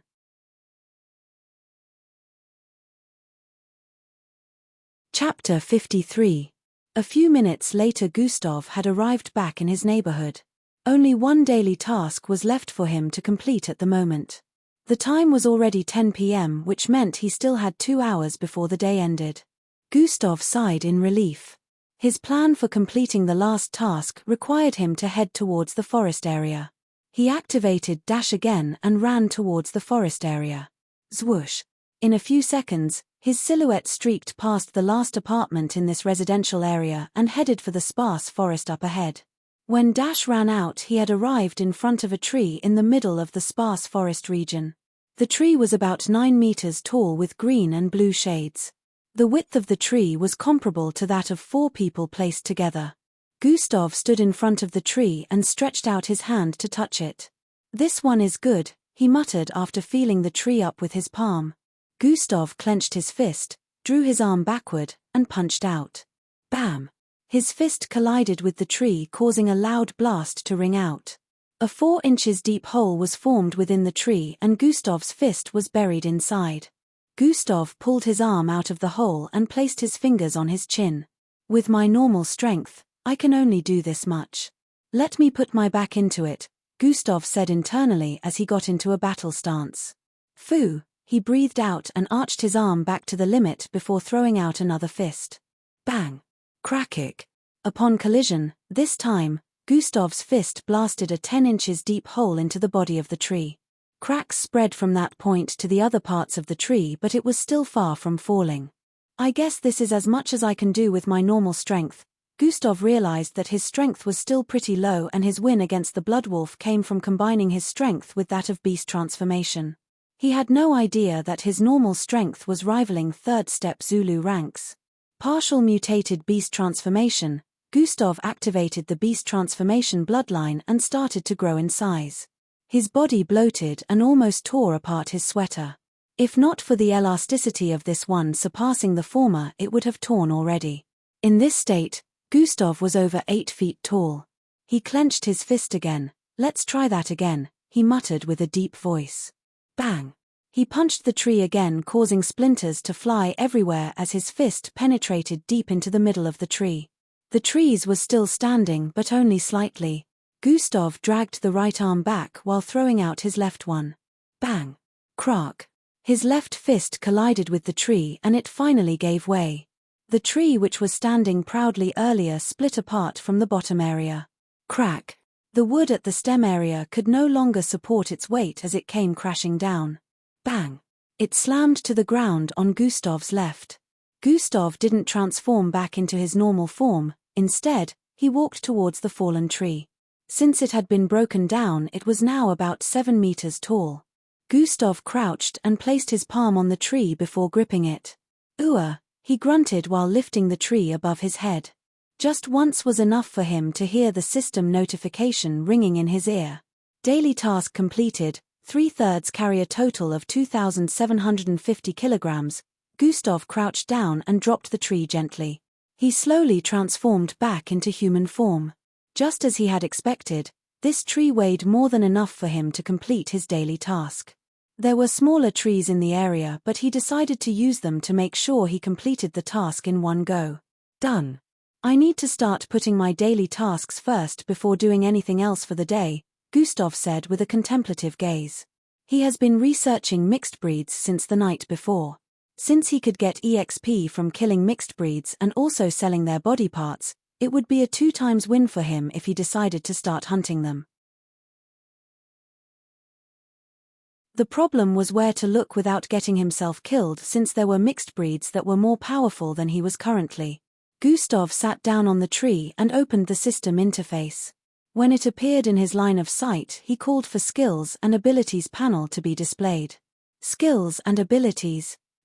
Level 4 Sprint, Level 3 Regeneration, Level 3 Shapeshifting, Level 1 Joint Movement, Level 3 Toxin Immunity, Level 3 Recreation, Level 3 Bloodline Acquisition, Level 3. Gustav's eyes were focused on shapeshifting. He wanted to know if it was what he thought it was. Shapeshifting, Level 1. Ability to copy the looks of a person when the right requirements are met. It's truly as I thought. Gustav felt like he was dreaming. He never knew he would get such an ability at a time like this. This makes everything much easier. Gustav was already thinking about how he was going to make use of the ability to the best of his benefit. He had never seen someone with a shapeshifting ability before, so he believed it must be pretty rare. Gustav decided to head back to his apartment after a few minutes of sketching plans. It was past 10 p.m. at the time when Gustav entered the building. He got to the last floor in a few seconds and walked through the corridor that led to his apartment. He noticed the silhouette of a person sitting in front of his apartment door. The lights in the corridor were dimly lit, which was why Gustav couldn't see this person properly, but due to perception he had already noticed the person from far away and he could tell that this person was a female. Gustav walked silently towards the person with a suspicious expression on his face. He was preparing to attack or counter any form of attack if this person happened to be dangerous. He moved silently until he was only 7 feet away from the person. He could finally see the person clearly. "Angie," he muttered with a bewildered expression as he walked towards her. Angie was seated in front of his apartment in such a way that her knees were hugging her chest. Her arms were placed in a crossed format on her knees and her forehead was resting on her arms. Occasionally her head would tilt to the side and fall off her arms, only for her to subconsciously place them back on her arms. "Angie," Gustav got to her front and called out. "Flicker." Her eyelids trembled and she opened her eyes, which were still heavy with sleep. "Hair," she muttered with a confused look as her eyes cleared up and she noticed Gustav standing in front of her. "Gustav, you're back." She jumped up with a look of embarrassment and cleaned the drool from the side of her mouth. "Yes, I'm back. What are you doing here?" Gustav asked with a confused look. Well, I noticed you weren't back since you left an hour ago, so I decided to wait in front of your apartment so I would be able to call the police or alert the neighborhood on time if you didn't show up. Just in case you were in any form of danger." Angie had a look of relief as she said that. Gustav's eyes widened in shock. "She did this to ensure my safety." He wanted to say something after hearing her explanation, but he couldn't find the right words. He just kept staring at her as the seconds counted. He felt a rush of indescribable emotion welling up from inside him as he noted the look of concern on her face. Angie was also staring back at him. The atmosphere was starting to turn awkward as both of them stared into each other's eyes. "It's good that you're back now," Angie finally spoke to break the silence. "I'm going to bed now, good night." Angie turned around to head towards her apartment as she waved at Gustav. "Good night." Gustav's voice sounded croaked as he replied to her. She turned around and smiled at him warmly before entering her apartment. Gustav got his keys and opened his door before walking in. Pat. A drop of water fell to the floor a few centimeters ahead of Gustav, which brought his mind back to his surroundings. What's this?" Gustav touched his cheek and felt wetness. "Am I crying?"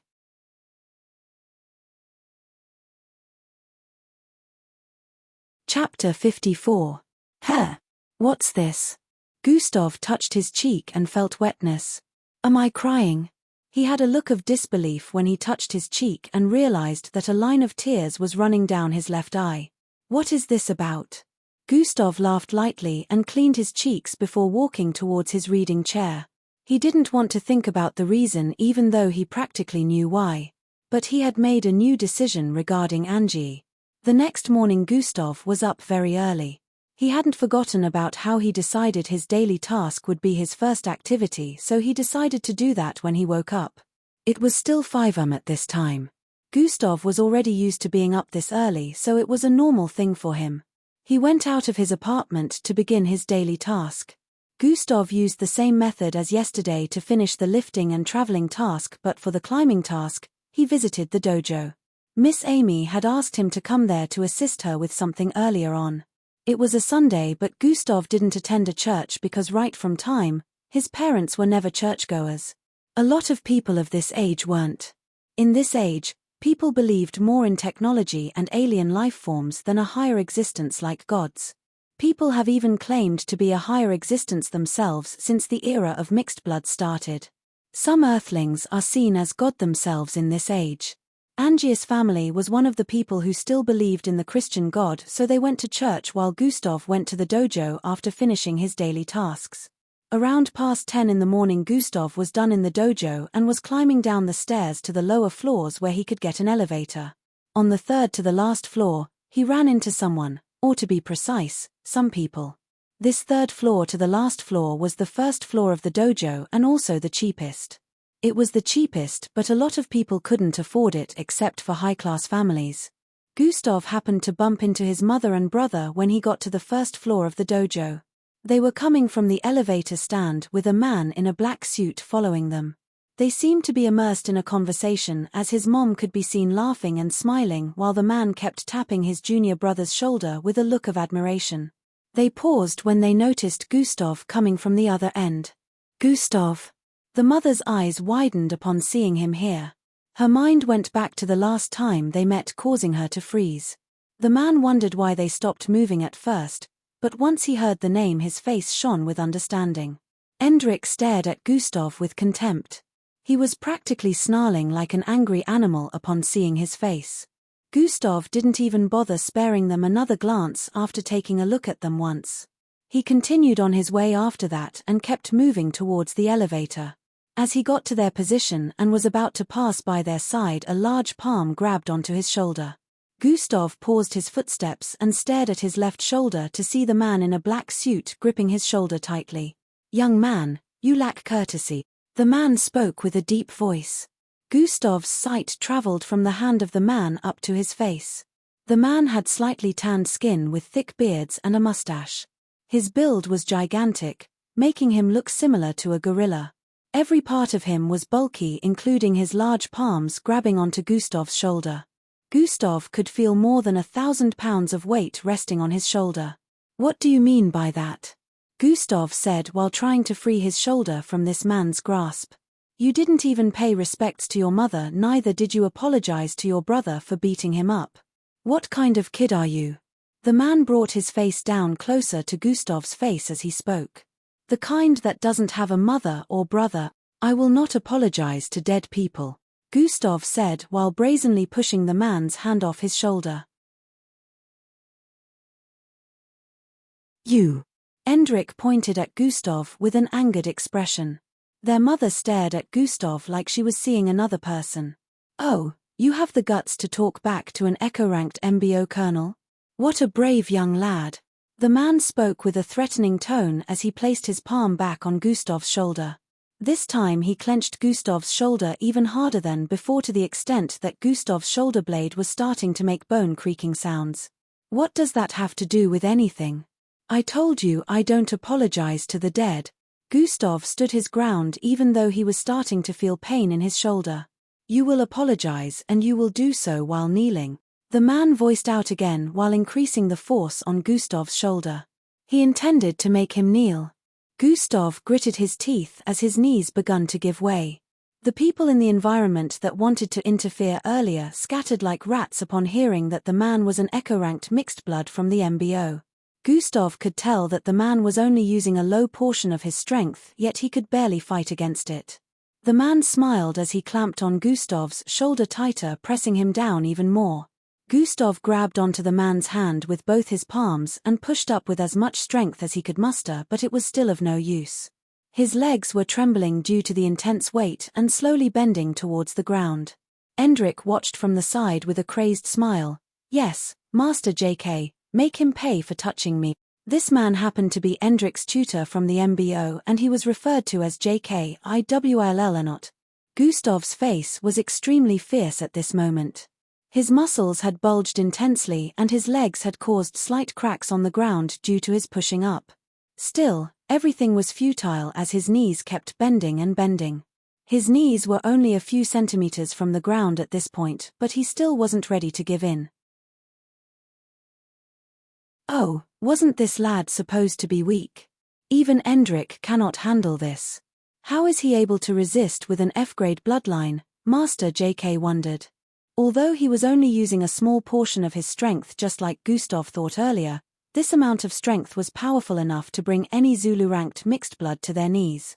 Gustav was unwilling to be humiliated once again. He had faced enough of that in the past, especially for things that made no sense like what was going on right now. No one in their normal senses would meddle with a family feud, but this man seemed to be hell-bent on humiliating Gustav here today.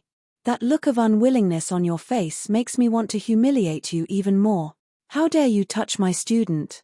Master JK increased the force and pushed down on Gustav's shoulder even more. Just when Gustav's knees were about to make contact with the floor, a loud feminine voice was heard. "What do you think you're doing to my student, JK?"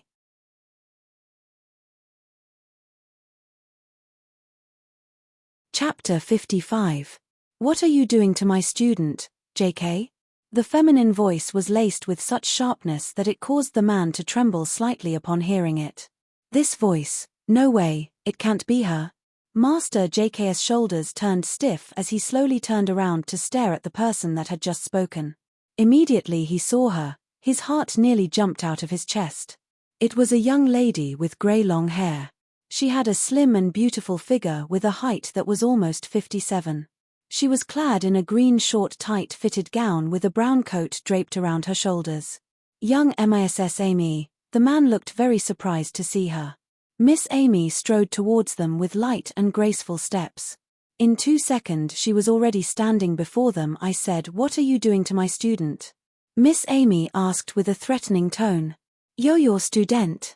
Master JK turned back to look at Gustav, who was staring at him with a fierce look. Miss Amy also followed his look and noticed Gustav's shoulder was out of place. It seemed quite curved at an angle that suggested that it was broken. Her eyes suddenly turned fierce. "How dare you? Swing." Miss Amy suddenly swung out her left hand towards the face of Master J.K. Parr. The sound of collision was like a miniature thunderclap, causing small vibrations in the air. 20 pieces of teeth flew out of Master J.K.'s mouth along with a trail of blood as he was sent flying several feet toward the side. He kept sliding for several more feet till his head slammed into the wall. Bang!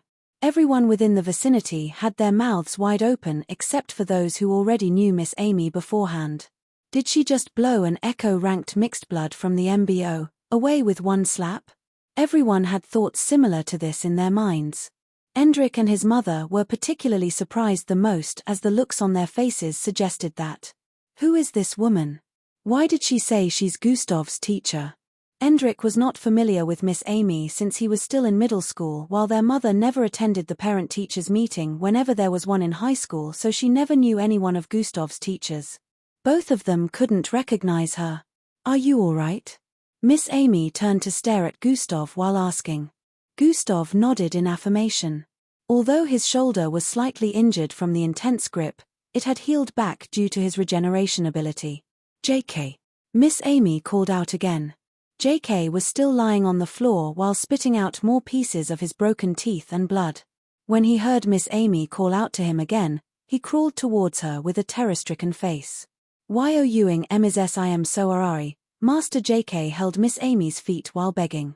Everyone here couldn't understand the reason for such extreme behavior after the pride he had shown earlier. They had different theories popping into their heads upon seeing an officer from the MBO kneel to a citizen. It was an unbelievable sight, but they also knew that Miss Amy couldn't be an ordinary person for this kind of thing to be happening. Miss Amy glared at Master JK below with a dark look. Master JK shivered in his position as he saw her slightly crouch and stare into his eyes with more intensity. Tap, tap. She slapped the back of his head lightly twice and spoke. "I'm not the one you should be apologizing to." Master JK heard that and turned to stare at Gustav before turning his head back to stare at Miss Amy again. He knew that if he complied with her demand it would result in humiliation for him, but if he didn't, only he knew the horrors that awaited. Is he going to do it? Everyone had a feeling that they were going to witness something they had never seen before in their lives. Master JK swallowed spit and let go of Miss Amy's feet before crawling towards Gustav. "I am so sorry," he said with a pleading look. Gustav could see the fear written all over Master JK's face, which had him wondering, why would he fear Miss Amy so much? It was surprising to see this much fear on a person's face, but even with Gustav felt like laughing when he saw Master JK's mouth missing nearly all of its teeth. "Well, since we've already gotten to this point." Gustav raised his foot and brought it down on Master JK's face. Blam! Gasp! Everyone stared at the scene with a look of shock. They couldn't believe that Gustav would have the guts to do that. Gustav rubbed the sole of his shoes on Master JK's face repeatedly before bringing it down. "Now we're even," Gustav said inwardly and proceeded to move forward. "I'm going, Miss Amy." Gustav waved his hand towards Miss Amy and walked towards the elevator. Everyone stared at Gustav with a look of amazement. At this moment he shined like a million stars in the galaxy, which attracted their eyes. Miss Amy nodded at him with a smirk on her face. "Good kid, you didn't wimp out on me," Miss Amy said and proceeded to turn around. She only moved 2 steps forward before pausing and turning around to stare at Endrick and his mother. "Thank you for letting go of such a wonderful son. I will make sure I take care of him unlike you." She stated this and turned around to leave. Gustav's mother had a lifeless look on her face, mixed with confusion. She was unable to reply to that statement since everything still looked like a dream to her. Endrick's eyes were still widened as he couldn't believe what had happened, neither did he understand what came over Gustav and where he got the boldness to go through with something as crazy as that. Master JK had a look of humiliation on his face as he remained in that position for many seconds. When Gustav stomped his face earlier, he didn't feel any pain since Gustav was too weak, but the humiliation he already felt was multiplied by 2. He had to watch someone weaker and lower than him in status stomp on his face without being able to fight back. He had never felt so humiliated before in his entire existence. Who knew that she would take in a disciple? I need to stay away from here as from now on, Master JK said internally as he gnashed his gums together, causing him pains. He had forgotten that at the moment he almost didn't have teeth. Gustav arrived in front of his apartment building in a few minutes. He walked into the building feeling refreshed and vibrant with his face glowing up. He thanked his stars that Miss Amy was there, if not it would have to face another round of humiliation. He would probably be able to take it normally, but when it was in front of the family he discarded, he wasn't willing to accept it. He walked through the corridor and arrived in front of his apartment. Instead of heading towards his apartment, Gustav turned and headed for Angius' apartment. Come. He knocked twice. Sweet. The door opened up and Angius' face appeared in his line of sight. Hey Angie, Gustav greeted with a smile on his face. Hey, Gus-Angie was about to reply when she noticed something. Hez smiling. Her eyes slightly widened in bewilderment. So charming, seeing Gustav's lips curved at both edges looked so angelic to her that she didn't notice. They were still standing at the door. Is there something on my face? Gustav asked after noticing Angie's stare. Hey. Sorry, your face is good, Angie replied with a wry smile. Too good, her cheeks slightly reddened. I'm here to see your father, is he in? Gustav said. My father? Yes, he's in, Angie said and walked into the apartment. Come in Gustav, a masculine voice sounded from within the apartment.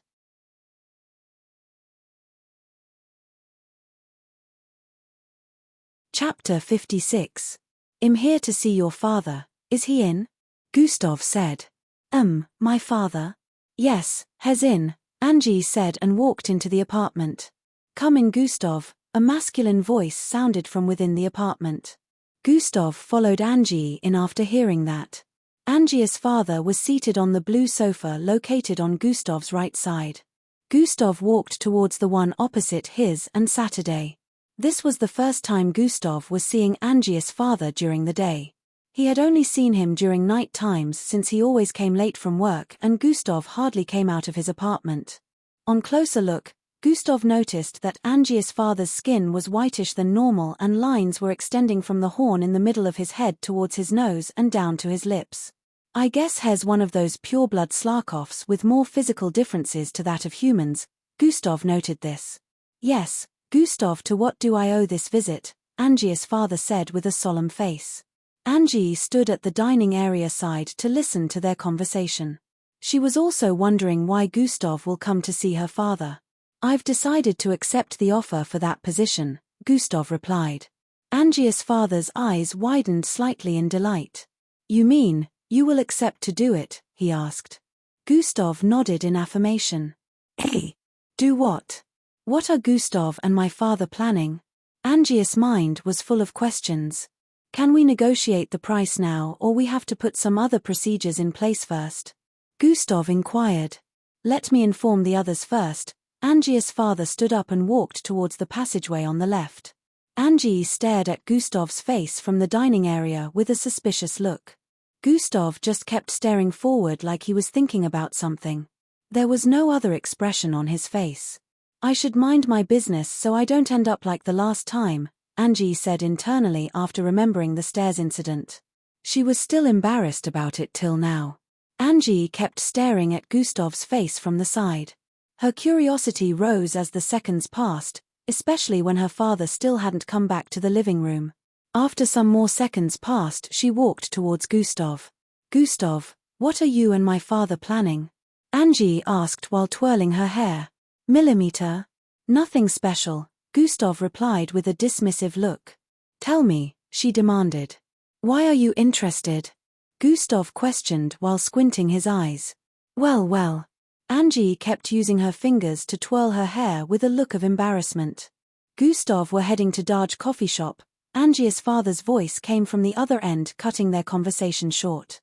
Gustav stood up and turned to head towards the door. By Angie, Gustav said while heading towards the door. But. Angie stuttered as she spoke, trying to tell Gustav to wait, but Gustav didn't look back after getting to the door. He opened the door and walked out. Angie's father also followed behind him. "Angie, tell your mother that I will be out for some time," Angie's father said as he walked out. Angie pouted her lips in dissatisfaction and sat on the sofa. What are they planning? Angie wondered. Inside a small coffee shop, a group of 6 could be seen seated around a table. Angie's father and Gustav were among the 6, while the rest happened to be men from the neighborhood. These men happened to live around the same neighborhood as Gustav and Angie's family. Their apartments were located close to the sparse forest area behind them. We saw what he did the other day, so we're very confident that he can play this role. It should be a simple task for him. The safety of the community is paramount. The men spoke with a look of agreement. From what I heard, you're a Zulu-ranked mixed blood, one of the men sitting opposite Gustav asked. Gustav nodded in response. Being a Zulu-ranked mixed blood at such a young age, truly magnificent, another man added. So we all agree on Gustav being the next observer, Angie's father said with a solemn look. The 4 men nodded in affirmation. That settles it then. Gustav is our community observer from henceforth, Angie's father said with a smile. Can we talk about the price now? Gustav inquired with an expressionless look. The men nodded in response and another round of conversation began. Some hours later Gustav had arrived back in his home. He sat on the bed while planning his next move. If this goes as planned, I should be able to gather enough EXP to start leveling up without having to wait for quests, Gustav muttered. Although they don't appear every time, I remember Angie saying they've been appearing every week for a while now, which means at least another will be appearing this week. Gustav had a look of contemplation on his face as he spoke. His mind traveled back to today's events. In the dojo, Miss Amy had given him some information on MBO and mixed breeds. He also happened to bump into his former family. While the best of today's event was getting a new job. The other day when the neighborhood was attacked by the Bloodwolf. Angie told Gustav that they used to have a neighborhood observer that happened to be a Step 4 Zulu-ranked mixed blood. He was called Old Man Darky. His work was generally a simple one. To patrol the neighborhood till midnight for any source of disturbance that had to do with mixed breeds. Mixed breeds occasionally appeared within the neighborhood at nighttime, but he had managed to fend off and sometimes even kill a lot of them. He was able to protect the neighborhood from mixed breeds below the serial rank. There was hardly any case of mixed breeds above level 5 appearing in the neighborhood. Once a mixed breed that had surpassed level 5 appeared in the neighborhood, the MBO will immediately be alerted and swing into action with speed. Level 1, 5 mixed breed could be handled by Old Man Darky since he was a Step 4 Zulu-ranked mixed blood. Unfortunately, Old Man Darky passed away 3 weeks earlier at the age of 149. Chapter 57. Since then the neighborhood was exposed to danger. None of the mixed bloods in this neighborhood were Zulu-ranked. There was only one person who was Zulu-ranked, but that person wasn't a combat-type mixed blood. The neighborhood had occasional attacks of lower-leveled mixed breeds like once every month, but before Old Man Darky died the creatures started appearing every week. He was able to manage the situation before it went completely out of hand, but when he died it became a shit storm for the neighborhood. There were about 57 buildings in that particular area where Old Man Darky protected. With Old Man Darky gone, a mixed breed managed to infiltrate a building and slaughtered an entire family. Angie was the only one that could stand up to the mixed breeds, but she could only drag out the fight till the cops arrived and killed it off with modern weapons. Now that Gustav had arrived in the neighborhood and they saw how he was capable of killing a mixed breed, they decided to make him an observer. They thought he was a Step 4 Zulu ranked like Old Man Darky. Gustav didn't bother explaining to them that he wasn't. He let them believe they were right. Of course, they knew Gustav still attended school, so patrolling all night would be impossible, but the job didn't require Gustav to patrol the neighborhood all night. He only had to do it till midnight. According to the 25-year history of this place, mixed breeds never appeared around midnight. The closest to midnight they had appeared was around 11 p.m. If Gustav patrolled till 12 and no irregularities were noticed, he would be done with the job for that night. Gustav and the men in the coffee shop had a lengthy conversation about this. These men were well-known figures in the community, so they were practically representing the neighborhood with their choices. Gustav charged them 30,000 a month. Old Man Darky used to collect 15,000 every month, but Gustav felt it was too low. Although his goal for doing this wasn't completely because of the money, he wouldn't do it for such a price, talkless of doing it for free. The men had no option but to accept Gustav's price since he wasn't backing down. Gustav walked out of his apartment towards the balcony area. He moved towards the edge where he could see the buildings in the surroundings. Some buildings were taller than this in the vicinity, but they were only a few. Most of the buildings around here were no more than 10 stories tall. He looked around, noting the structures and streets. From now on, this neighborhood is under my protection, I guess. Gustav smirked while saying this internally. He started his new job this same night. Gustav used that night time to know the neighborhood better. He had every single building color, structure, location etched into his head. The alleyways, streets, intersections, etc. He had memorized every part of the neighborhood. He also patrolled deeper into the sparse forest area behind. He discovered that the forest of trees wasn't sparse the further he traveled. The deeper he traveled into the forest, the denser the forest of trees became. Gustav had discovered something yesterday and he wanted to confirm it. When he got to a particular depth, he could see blue and green glowing lines forming a wall up ahead. The blue and green glowing lines were more than 1,000 meters from his position, yet he could see them. The wall they formed was more than 600 feet in height. He immediately figured that this was the border they were referring to. The second border, since according to his research there were 2 borders. One blocked the mixed breed within the city from entering into human territories, while the second, which was still up ahead, served as the division between Plankton City and Atrihia City. The distance between the 2 borders was said to be about 3,000 miles. This made Gustav wonder just how many mixed breeds were in between for there to be that much space. There was a long road towards his east that led to the outskirts of the city. The blue and green glowing lines barricaded the road on both sides, which proved that the road was safe to travel on since it cut through the middle of the forest ahead. This road was well constructed and it also led to the city behind. If a person was to find themselves within the second border, they would be transversing through the territory of mixed breeds. Gustav didn't move close to the glowing lines to check them out because from his position he could sense immense danger coming from those lines. He decided to turn back after observing the border for a few more minutes. The rest of the night was uneventful and by midnight he headed back to his apartment to have a good night's rest. 3 days later, nothing interesting had happened during the last 3 days.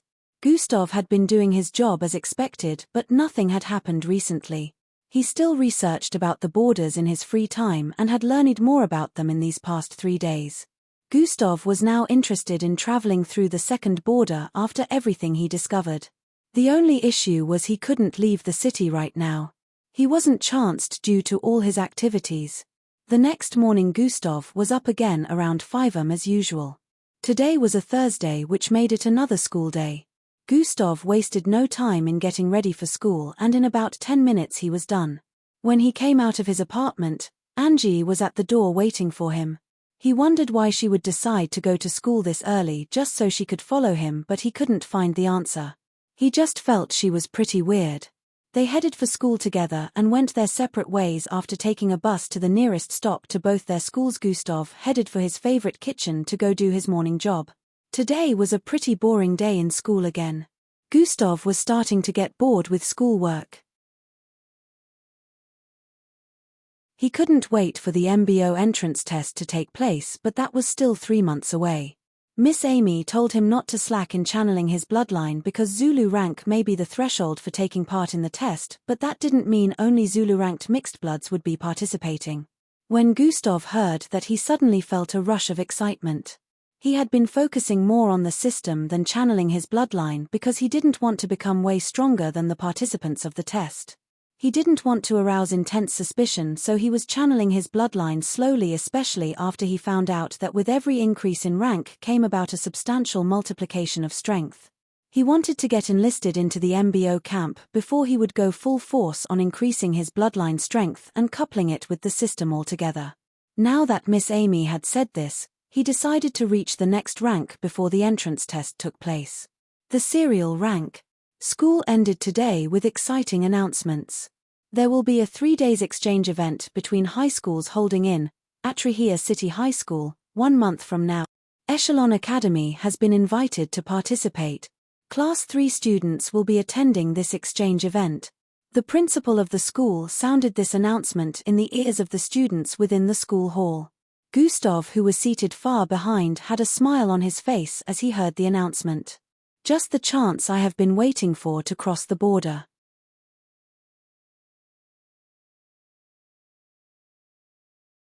Chapter 58.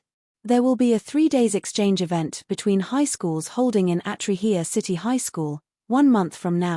Echelon Academy has been invited to participate. Class 3 students will be attending this exchange event. The principal of the school sounded this announcement in the ears of the students within the school hall. Gustav, who was seated far behind, had a smile on his face as he heard the announcement. Just the chance I have been waiting for to cross the border. After the announcements, students from Class 3 went home with faces full of excitement. Exchange events were always exciting. Traveling to another city and also getting to meet students from other schools. Another reason why it was exciting was that there were always duels between schools. Students in Class 3 were prepared to show their prowess over there, especially those who had already achieved the Zulu rank. These were the reasons why most of them were feeling excited, but Gustav's reason was different. He just wanted to cross the border for research purposes. He didn't even plan on getting involved in the events. He only tagged it as a sightseeing event. He wasn't interested in their duels. Gustav went to Miss Amy's office afterward and they traveled towards the dojo. Blam, blam, blam. Inside the small dojo, sounds of collision could be heard. Gustav and Miss Amy were sparring once again. Blam, blam. Gustav spun around and threw his left foot towards Miss Amy's face. Miss Amy reacted by slapping Gustav's left leg towards the side, causing his body to tilt in midair. And now you're wide open again, Miss Amy voiced out. Gustav's chest was facing her at this moment while in midair. Miss Amy threw out her palm towards Gustav's tummy area. Gustav, who was in midair, suddenly rotated his body anticlockwise at a very fast speed, causing her palm to miss him by a centimeter. This kid. Miss Amy was astonished as her hand only phased through the air after extending it forward. While still being in midair, Gustav reached out his palm to grab Miss Amy's outstretched arm. This kid's agility increases by the day. How is he improving so fast? Miss Amy wondered while staring at Gustav's hand headed for her arm. Grab. Gustav landed on his feet in a crouched format with his right hand stretched up. He smiled as he stood up properly. Miss Amy, I finally touched. Ah! Gustav's eyes widened in surprise as he noticed something after staring at his hand. In his grip was a prosthetic arm while he noticed that his wrist was gripped by Miss Amy. He thought he grabbed Miss Amy, but it was the other way around. Miss Amy, no fair, you used more strength than you were supposed to, Gustav voiced out as Miss Amy let go of his arm. Haha, what were you expecting? The world isn't fair and you of all people should know that, Miss Amy stated with a burst of light laughter. What a shameless way of justifying cheating, Gustav muttered. Did you say something? Miss Amy smirked at him as she asked. Nope, I was just praising Miss Amy's exclusive methods, Gustav said with a smile. Gustav understood what she meant. On the battlefield, no one would reduce their strength to fight you just because you happen to be weaker. Gustav stared at the prosthetic arm he was holding with a look of astonishment. It seems Miss Amy can use her bloodline to create anything instantly, Gustav said internally. He was very close to touching her arm earlier, yet she was able to create a prosthetic arm instantly. Her speed was enough to fool him, making him think he had grabbed her. The prosthetic arm was exactly like hers. Gustav had touched Miss Amy severally during their sparring sessions, so he could close his eyes and still be able to recognize her arm if he touched it, yet he didn't notice that he wasn't holding her arm till he saw it with his eyes. Truin. The arm dispersed into light particles while Gustav was still holding onto it. Gustav realized that this was the first time Miss Amy was using her bloodline ability in a spar against him. He analyzed the difference between Miss Amy's bloodline and Yuhiko's bloodline and noted the difference. Both were creation bloodlines, but Miss Amy's was the type that could materialize things out of thin air. She only needed a thought to create something. As for Yuhiko, she could only transform one thing into another. Yuhiko's creation bloodline allowed her to turn matter into anything she willed, but she still had limits. Also, she wasn't able to transform an item in an instant.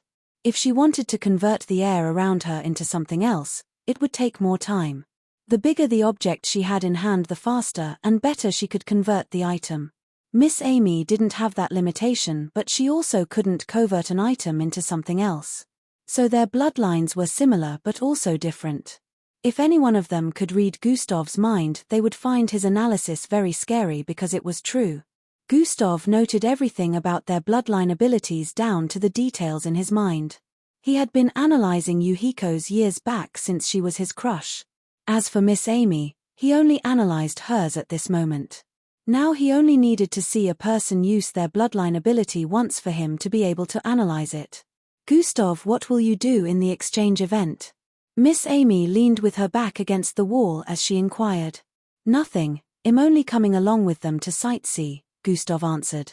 So, you won't be joining your classmates to form a team in the duel against schools? Miss Amy inquired with a playful smile. Miss Amy knows me well enough to understand that I prefer to be alone than to work with those spoilt brats, Gustav answered while seating on the floor. Oh, wouldn't it be boring for you to just go there and do nothing? Miss Amy asked with a smirk because she believed Gustav could not attend this event without getting into some kind of trouble. I'd rather be bored than associate with stupidity, Gustav replied. Oh, is that so? Miss Amy still had that mischievous smile on her face as she questioned. Seeing the smile on her face, Gustav already knew that Miss Amy had something in mind.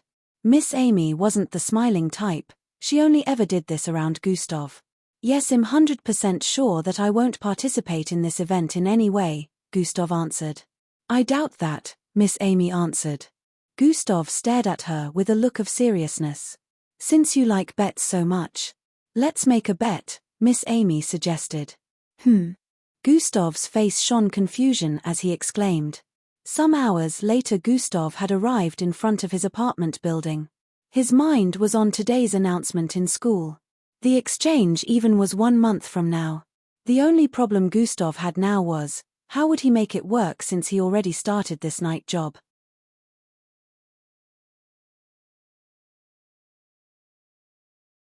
Chapter 59. While walking towards his apartment, everyone around stared at him with a look of amazement. Welcome back, Gustav. Good afternoon, Gustav. How was school today? Different people greeted him from different angles. Some teenage girls around also greeted him with smiles. One of them was even winking at him. Gustav just nodded his head in response to their greetings and climbed the stairs to head towards his apartment. He got to the corridor and met Angie standing in front of his apartment door again. This time she was clothed in jeans shorts and a butter-colored sweater. Immediately she saw Gustav, she ran towards him. Gustav, why didn't you tell me that you were the new observer for our neighborhood? She questioned Gustav immediately she got to his front. Well, you didn't need to know that information, Gustav replied with a dismissive look and kept walking forward. He now understood the reason for the warm welcome in front of the building. Although he was always greeted warmly whenever he arrived, today's welcome was much warmer. It was obvious that the neighborhood was now aware of him being the new observer. Angie followed him from the side, waiting for him to say more, but to her disappointment, those were the only words he muttered. It's dangerous, Angie stated while looking down. What if you get killed? She asked with a crestfallen look. Gustav didn't reply, he just kept walking until he got to the front of his apartment. Gustav, I want in. Let me join you, she said while grabbing Gustav's cloth from behind. Immediately Gustav heard that he knew what she was referring to. No. Gustav replied while opening the door and walking in. But I can assist you. What if you get in trouble? I swear I don't plan on taking any cuts from your pay, Angie spoke with a look of worry. The answer is no, Gustav said with a fierce look and was about to close the door when Angie said something. I'm now a Zulu-ranked mixed blood. Gustav held the side of the door and stared at her for a few seconds before replying. Congratulations, bye. Slam. Gustav slammed the door after congratulating her.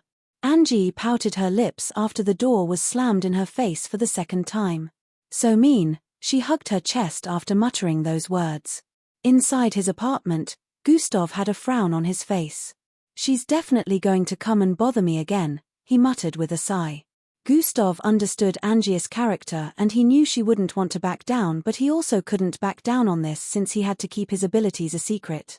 Angie was overcaring and it made Gustav get pissed off sometimes, but other times he saw her as an untainted soul. He didn't want to be disturbed by her persistence again, so he thought of a way to avoid her. No matter how nice Angie was, he would never risk letting her find out about his multiple bloodlines and abilities. Gustav walked towards his room and sat on his bed. No need to hold back with my bloodline, I cannot risk failing the entrance tests, Gustav said internally and proceeded to cross his legs. He closed his eyes and steadied his breathing. His concentration peaked as he sensed where his bloodline channel points were located in his body. This was when Gustav also noticed the other two bloodlines within his body. Atomic manipulation and beast transformation bloodline. Gustav noticed that the channel points of these two bloodlines within his body were already channeled through the third point like his original bloodline earlier. The difference was, the channel points of both bloodlines weren't as large as his original bloodline. Gustav already understood that he would also have to channel the other two bloodlines to the fourth point to get them to the Zulu rank. This had him wondering, if all the bloodlines got to the Zulu rank, what changes would it bring? Gustav originally wanted to focus on his original bloodline so he would become a second-step Zulu rank soon, but at this moment he changed his mind. He could tell that becoming a 3-time Zulu rank would bring some good benefits. So right now, Gustav decided to focus on channeling beast transformation to the fourth point. 3 hours later it was already 7 p.m. It was time for Gustav to begin his night job. He had managed to channel beast transformation bloodline further. Even though he didn't get it to the fourth point yet, he was still alright with the progress. Gustav stood up from his bed and pulled off his school uniform. There was a mirror positioned on the left side of the wall. Gustav walked over to it and stood in front of it. He was surprised to see just how much he had transformed in 3 months. He was 54 in height right now. His face had become so smooth and his eyes were dim but fierce, giving him a very charming and vibrant look. His pupils had a shade of gold mixed with brown.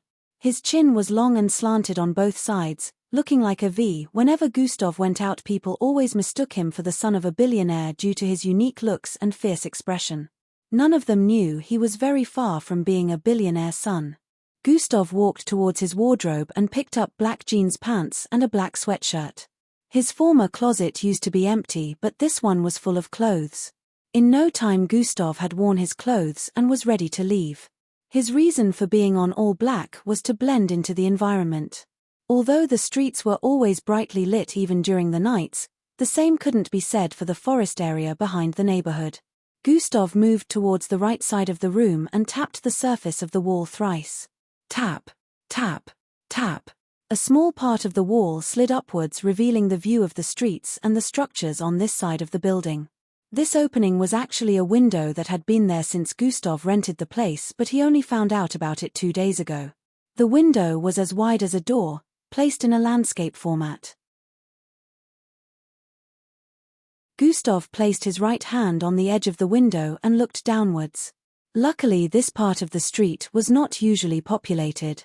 He could hardly see people moving around down there. Gustav leaned his body weight on his hand and lifted his body to perch on the window. Woo! The winds blew into his face and caused the strands of hair in front of his head to jump around.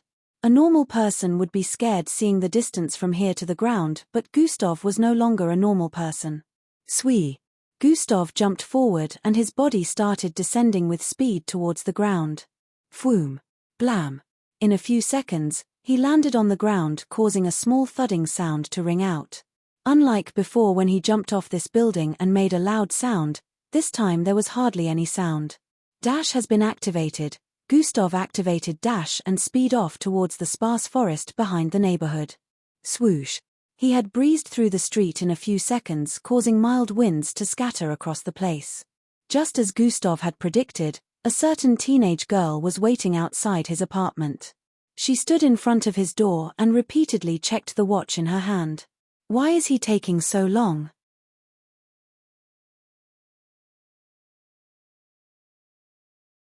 Chapter 60. Gustav arrived in the sparse forest region in a few seconds. He stopped running after using dash twice. He stood in front of a 312 meters tall tree. He crouched his knees a little and pushed himself upwards with force. Tomb. He leaped 5 meters above the ground and grabbed onto the tree when he got to that height. His fingers sunk a few inches deep into the bark of the tree as he began climbing up. After avoiding the branches and leaves, Gustav arrived at the top of the tree. He stood on one of the branches and stared at the vast land around him. His perception had increased to the extent that he could sense movements from 40 meters away. His perception was able to cover around 40 to 45 meters radius. It was so sharp that even the movement of an ant couldn't escape his senses if he concentrated to the maximum. This was Gustav's routine for the past 3 days. He moved from place to place and climbed up the trees while spreading out his perception.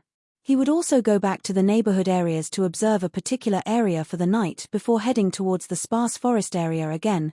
His energy had increased now compared to before, so he could use dash repeatedly and still save up a lot of energy. After checking around for some time and not noticing anything, Gustav jumped down from the tree. Blam! Immediately he landed, he activated dash again and moved to another part of the sparse forest. In an underground facility, laboratory pieces of equipment could be seen all over the place. Androids moved about the place, transporting pieces of equipment from one place to the other. People in white garments could be seen all over the place. A strong stench of chemicals permeated the environment. A man in a blue office suit stood in front of a glass wall. He had dark brown hair that was smoothly packed towards the back. His expression was stiff and cold.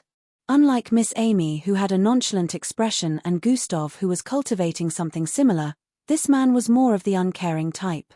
The look in his eyes was so cold and uncaring. He looked like the kind of person that wouldn't flinch even if the entire world was burning. The transparent glass wall in front barricaded an experimentation testing room that was similar to the size of a basketball court. Inside the glass wall, an experiment was about to begin. A large greenish-looking rock was placed inside the room within the glass wall. This rock was about the size of a normal door but wider than 3 meters. A large muzzle similar to the looks of an armored tank barrel was pointed at it. Unlike the normal tanks used in the military of the old ages, this tank's body parts were like human legs. It was like joining a large gun to the lower part of a human body, but it was obvious that this wasn't a human body. Although it looked like it, this was a mechanical AI tank. It could move across the battlefield with 16 times the speed of a normal tank, and it carried firepower that was more than 100 times greater than a military olden days tank. It was violet with a shade of blue. Right now it was pointed at the rock in front, ready to blast it apart. Blue, red, and purple rays of light could be seen gathering at the muzzle from every direction. Sir Young, we've loaded it with the 5 different mixtures of energy crystals. It should be able to cause at least 1000% more damage than it used to. A man wearing a green spectacle without any temples spoke from the side. Good, let's get it over with, Young answered with a solemn voice. But Sir Young, with this amount of energy packed together in one, we're walking through uncharted territories. We don't know if the MN glass walls will be able to contain the force and residual impacts of the blast, the scientist said with a tone of urgency. The other scientists in the vicinity had looks that suggested that they agreed to the man's statement, but they didn't have the guts to voice out their thoughts unlike him. It's impossible for me to do this on the surface without arousing suspicion. The MBO will probably send someone to investigate, and I don't need those clowns sticking their nose into my business. It can only be done here. As Young came to this conclusion in his mind, he spoke. The energy compressor has been amplified? He asked. Yes, the scientist answered. The nanits reorganization have been upgraded to the latest version? Young asked again. Yes, Sir Young, but... Before the scientist could complete his statement, Young interrupted him. Carry on with the experiment. The tone of his voice left no room for negotiation or argument. The scientist nodded with a defeated look and turned to face the glass wall. "Fire the L-mecha cannon after the countdown from 5, he shouted out. The other scientists within the room had expressions of discomfort when they heard that, even though they were trying to hide it. 5. The scientist started counting down. 4. 3. As he was counting down, the purplish, red, and blue rays converging around the muzzle of the cannon increased exponentially, gathering an immense amount of energy to its tip. 2. 1. Fire. Immediately after the scientist counted down completely, the rays of energy that had accumulated on the muzzle finally shot out. Swoon tilde it traveled in a straight line towards the green rock and arrived before it in an instant. The circular multicolored energy that shot out made contact with the rock and something marvelous happened. The circular energy blast that was contained to the size of a football earlier started expanded upon making contact. Swoon. The scientist's eyes widened as the energy kept expanding till it covered half of the entire space within the glass walls before. Boom. It exploded with unfathomable force, carrying a destructive wave of energy that spread across the surroundings. The entire vicinity was blasted into smithereens, including the glass walls. Chapter 61. Boom. It exploded with an unfathomable force, carrying a destructive wave of energy that spread across the surroundings. The entire vicinity was blasted into smithereens, including the glass walls. They were supposed to repair themselves whenever they were damaged, but they were blasted to pieces before the energy even made contact. The energy raged across the vicinity for a few more seconds before the place became calm again. The small mist slowly began to dissipate. But even with everywhere becoming calm, the environment was riddled with destruction. Everything was in shambles. Pieces of equipment blasted to pieces, same with the scientific AIS. The mecha cannon that fired the energy had melted to the point that only half of the legs were left. The upper part, where the cannon was joined to, was nowhere to be found. As the mist dispersed, completely corpses with incomplete body parts could be seen scattered across the place. Limbs missing body parts sprawled across the place. Black blood splattered across the walls. It was obvious that the blood was burnt due to the immense radiation from the energy blast. The roof was almost blasted open completely. Surprisingly, a man in a blue suit stood opposite where the blast occurred. Not a single bloodstain or speck of dirt could be seen on his suit. He was as neat as ever, his looks contracting with that of the environment. This was none other than Young, and his face was still laced with coldness and aloofness even after seeing the destruction around him. It still didn't crack, eh? Young stared at the green rock positioned in place. Just like him, the rock didn't have a single scratch on it after the immense explosion. "Jack, we're going to have to move to the next facility," Young stated as he turned around. The scientist wearing spectacles was right behind him. He also didn't have a single scratch on his body. "All right, Sir Young," he answered with a sigh after looking around. Not a single scientist survived. They were all torn apart by the energy. What a waste of good brains, he sighed internally again. Swoosh. All of a sudden, a dark silhouette streaked towards them from the other end of the room and arrived before Young. The man that appeared before them had a buff build and a half-green mask covering his face. "Young Master Young, I've found his whereabouts," the man spoke. Young's expression slightly changed when he heard that. "You know what to do. It must be done immediately before that woman is alerted," Young replied with a cautious look. The man nodded and turned around to leave. Eden, before he could leave, Young called out to him. "If that woman catches you, you'll die," Young stated with a heavy expression. "Be as quick as possible if you want to survive, because even I cannot save you if she's involved. And besides, if you fail, you don't need to be alive. You're better off dead," Young said while walking forward. Even with the mask on his face, it was obvious that Young's words had struck fear into his heart. He nodded and streaked out of the room, leaving behind shadowy after images. "Jack, get the rock, we're leaving," Young commanded as he walked forward. Gustav was currently standing behind one of the last buildings that led to the forest region.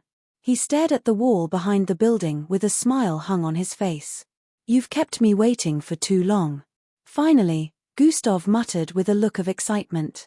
A black figure that looked like a serpent was crawling on the wall. The difference between this and a normal serpent was the size and some other body differences. The length was about 7 meters and its width was comparable to 20 able-bodied men joined together. Its head had a red line cut across it and its tail was like that of a scorpion's. The tip of its tail was extremely pointed and dark purple. A level 3 Savarinia serpent mixed breed. Defensive scales that can bounce off the 90% of physical force thrown at it, and it also has a deadly venom in its tail. Gustav analyzed the mixed breed. He had researched about mixed breeds enough to recognize this one at first glance. The mixed breed who noticed Gustav right from the time he appeared here finally leaped out. Tomb. Gustav was still on the ground, so the serpent was practically leaping downwards. The speed of the serpentine mixed breed was fast enough to make it cross over 70 feet in a single second. Gustav activated dash and ran towards the left. Swoosh. While dodging the body of the serpentine mixed breed, he transformed into the mutated bull. After sliding forward for a bit, the serpentine mixed breed paused and twisted its neck area towards the side to stare at Gustav. It was staring at Gustav, wondering why he was no longer looking human. Gustav didn't give it the chance to think for too long before dashing forward again. His speed was still greater than that of the serpentine mixed breed and he arrived in front of it while swinging his fist towards its head. Swahi. The serpentine mixed breed threw its tail forward towards Gustav in response. Gustav noticed the tail coming and swerved towards the left to dodge while still moving forward. He arrived at the left side of the snake and threw his fist towards its neck area. Bang! Gustav's fist landed on its body, but he was the one who was thrown backward. Ooh! Gustav exclaimed in pain as his body was blasted several feet backward. Looks like I didn't research properly. 90% of the force is actually redirected towards the attacker. Gustav figured this out after receiving the full brunt of his own attack. The pain was still coursing through his body as he wondered how his punch was so painful. The serpentine mixed breed didn't wait for Gustav to stabilize himself before swinging out its tail again towards him. The speed of the tail happened to be faster than the serpentine's body movement as a whole. Gustav's body was still moving backward from the force of the first attack. Before he could stabilize himself, the tail was already a few inches from making contact with his face. Swoosh. Using his quick reflexes, Gustav grabbed onto the tail from both sides and used it to push himself backward. His feet slid across the ground as the tail pushed him backward. Venom have permeated host system, toxin immunity has been activated. Gustav saw the notification appear in his line of sight just as he let go of the serpentine mixed breed tail. Looks like even touching its tail is dangerous. But not for me. Gustav secretly thanked his stars for the toxin immunity. The serpentine mixed breed thrust its tail forward again trying to pierce Gustav, but this time Gustav jumped backward dodging its range of extension. SSHSSS. He slid backward by few feet after landing. He had distanced himself from the mixed breed by about 600 feet now, which bought him about 2 seconds to think. Normal physical attack will be useless, so I have to mix it with that. 0 seconds. Immediately after dash ended, Gustav activated sprint and ran dashed towards the serpentine mixed breed again. The mixed breed, who was wondering why the human didn't die from touching its tail, swung out its tail again. The tail was sweeping towards Gustav from the left. Tomb. Gustav jumped high up and landed on the large tail. Atomic disintegration. Gustav's hand was coated in a white glow as he ran across the body of the serpentine mixed breed.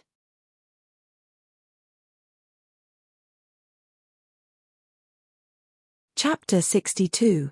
Gustav ran across the body of the serpentine mixed breed with hands coated in white light. The serpentine mixed breed swung its tail upwards trying to throw Gustav off balance.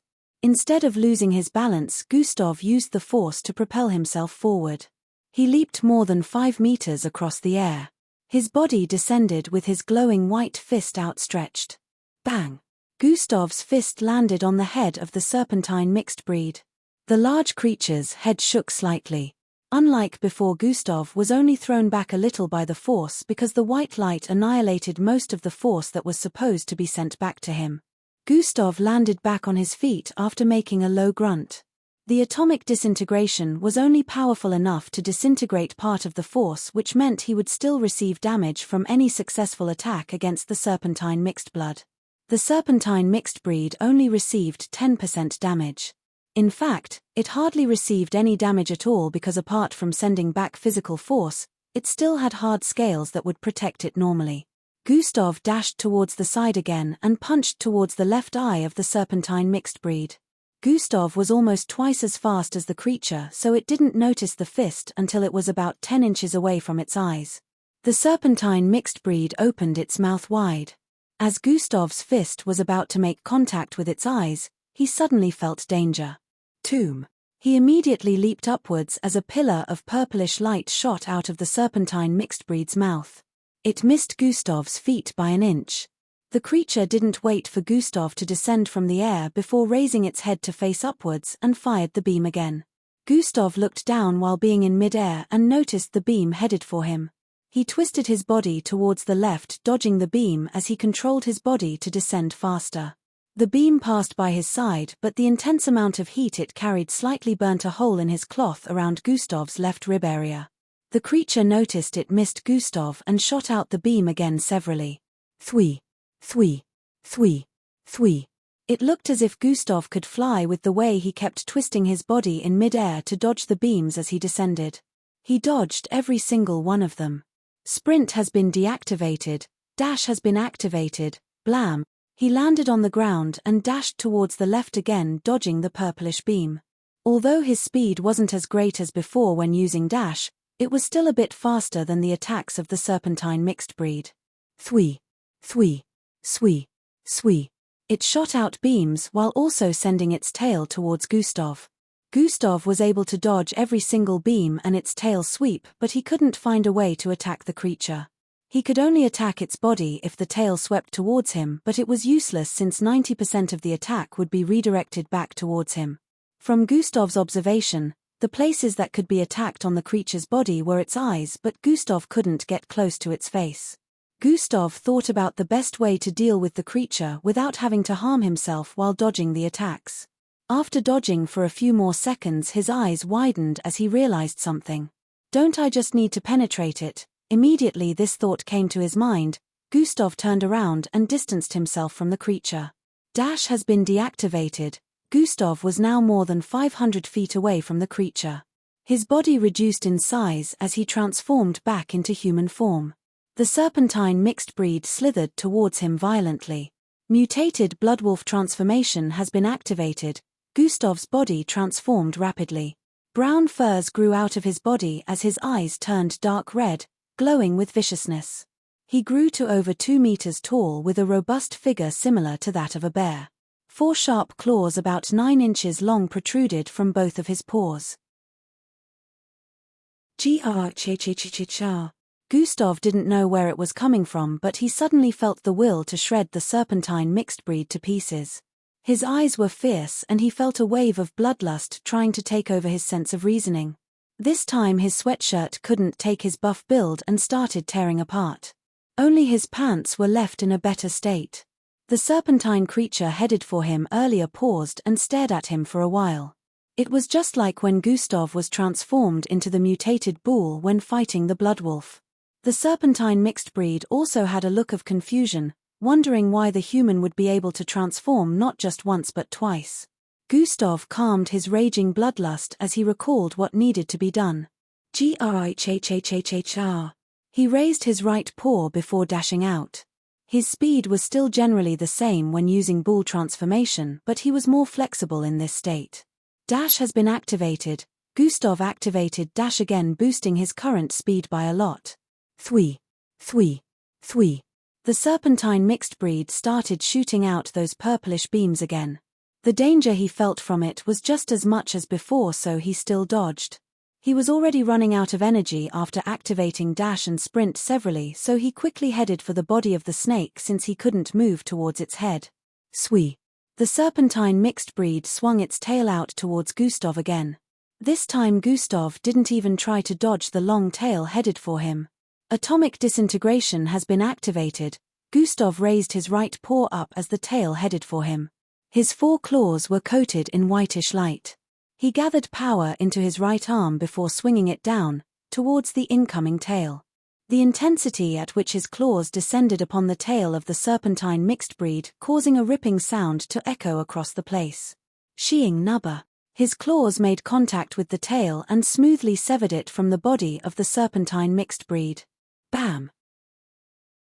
The tail fell to the ground and dark purplish blood jetted out it. Shulkikius tilde the serpentine mixed breed made a loud and painful noise that was similar to both hissing and screeching. Host has learned the skill, / Gustav noticed the notification but he didn't focus on it. While the serpentine mixed breed was thrashing around in pain, Gustav dashed towards it again. It noticed Gustav and shot out another beam but now it was slower than before which gave him the chance to dodge easily while closing in on it. Swoosh! Gustav arrived before the huge face of the serpentine mixed breed whose mouth was still wide open. Before it could shoot out another beam Gustav's claws were already swinging upwards towards its face from below. / has been activated.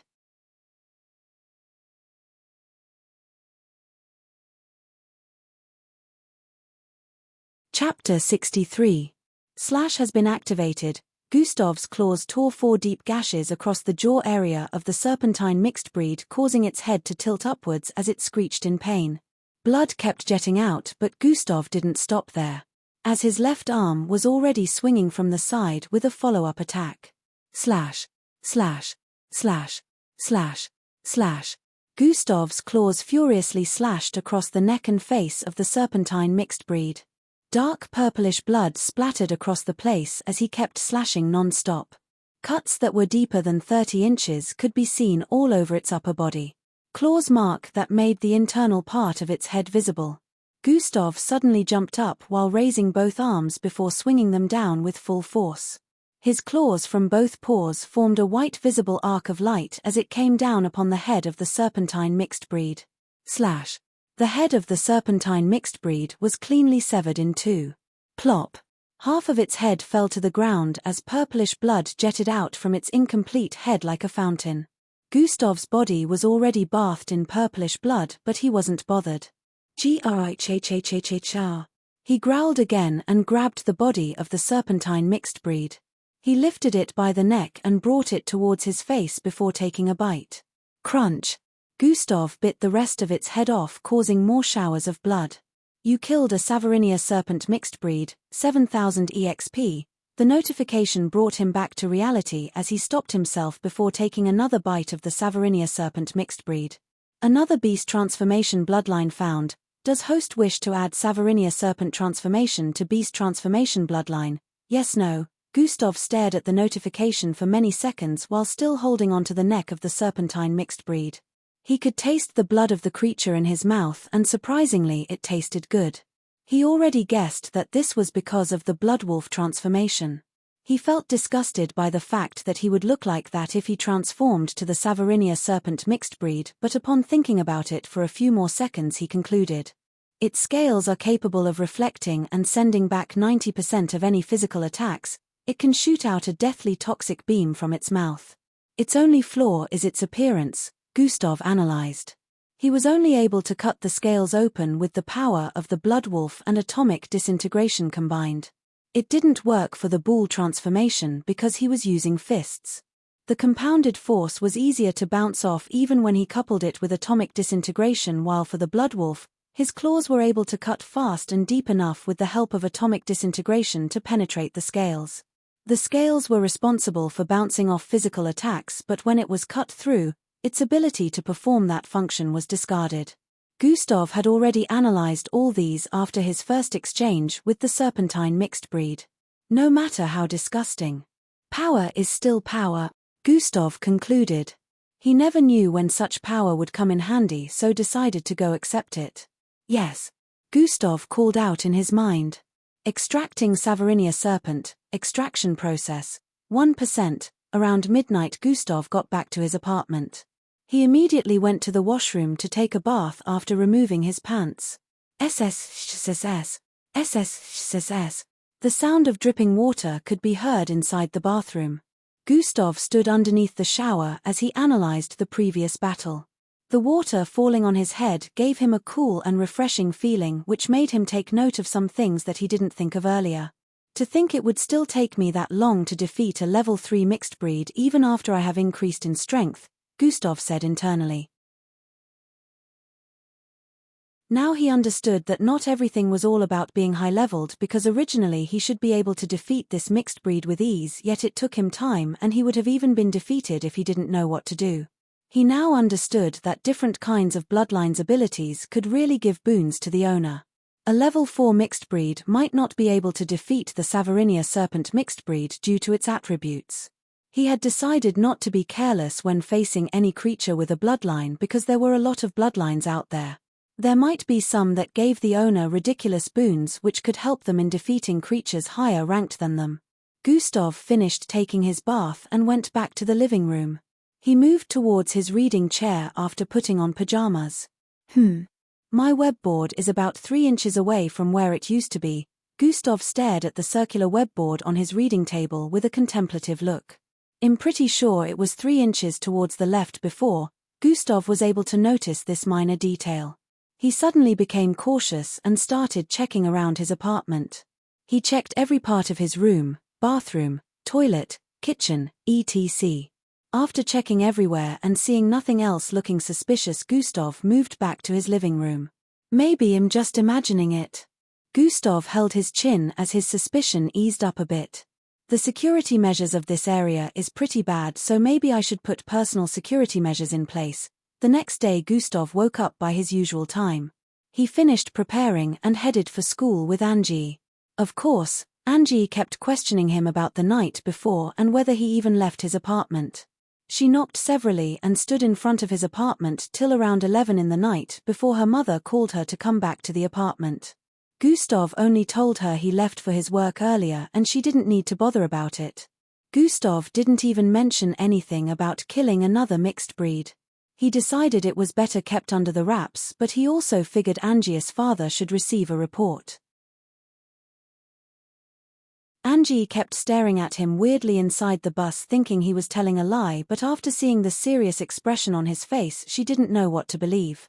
Should I tell him? I heard sounds coming from inside his apartment yesterday night. Angie wondered internally. She didn't get enough time to ponder about it before they got to their destination. Gustav wasted no time in getting off the bus and bidding farewell to Angie. Angie decided to throw it to the back of her mind and head towards school. I'll argue about this with him later. The school was pretty much lively today but boring to Gustav. All of his classmates were excited about the upcoming exchange event. Some perverted guys were already thinking about how they would get hookups with girls from the other schools. It was a 3-day event, which meant accommodations would be put in place. Also, in their free time they would be able to mess around and do whatever they liked. Gustav only shared their enthusiasm for the event because he was going to be traveling past the border. Oh, I forgot to ask Angie if their school was also invited. Gustav remembered this and decided to ask Angie later. The day went by uneventful again, but Gustav was already plotting something internally. Just like that, another 3 days had gone by and it was Monday again. During this time the wariness Gustav felt when he entered his apartment the other day had faded away. But even with that, he still decided to install security protocols in his apartment. Gustav was walking towards his apartment from the stall with 2 boxes in his hands. Miss Amy gave him a free day because of the security protocols he wanted to install in his apartment. He got to a corner in the 2nd Street and was about to turn left when he suddenly felt a sense of dread. He paused and looked left and right repeatedly but couldn't see anything around him. He turned around. Still, there was nothing. Just as he wanted to step forward, thinking it was a misinterpretation of his perception. "Don't move, kid," he heard a voice behind him.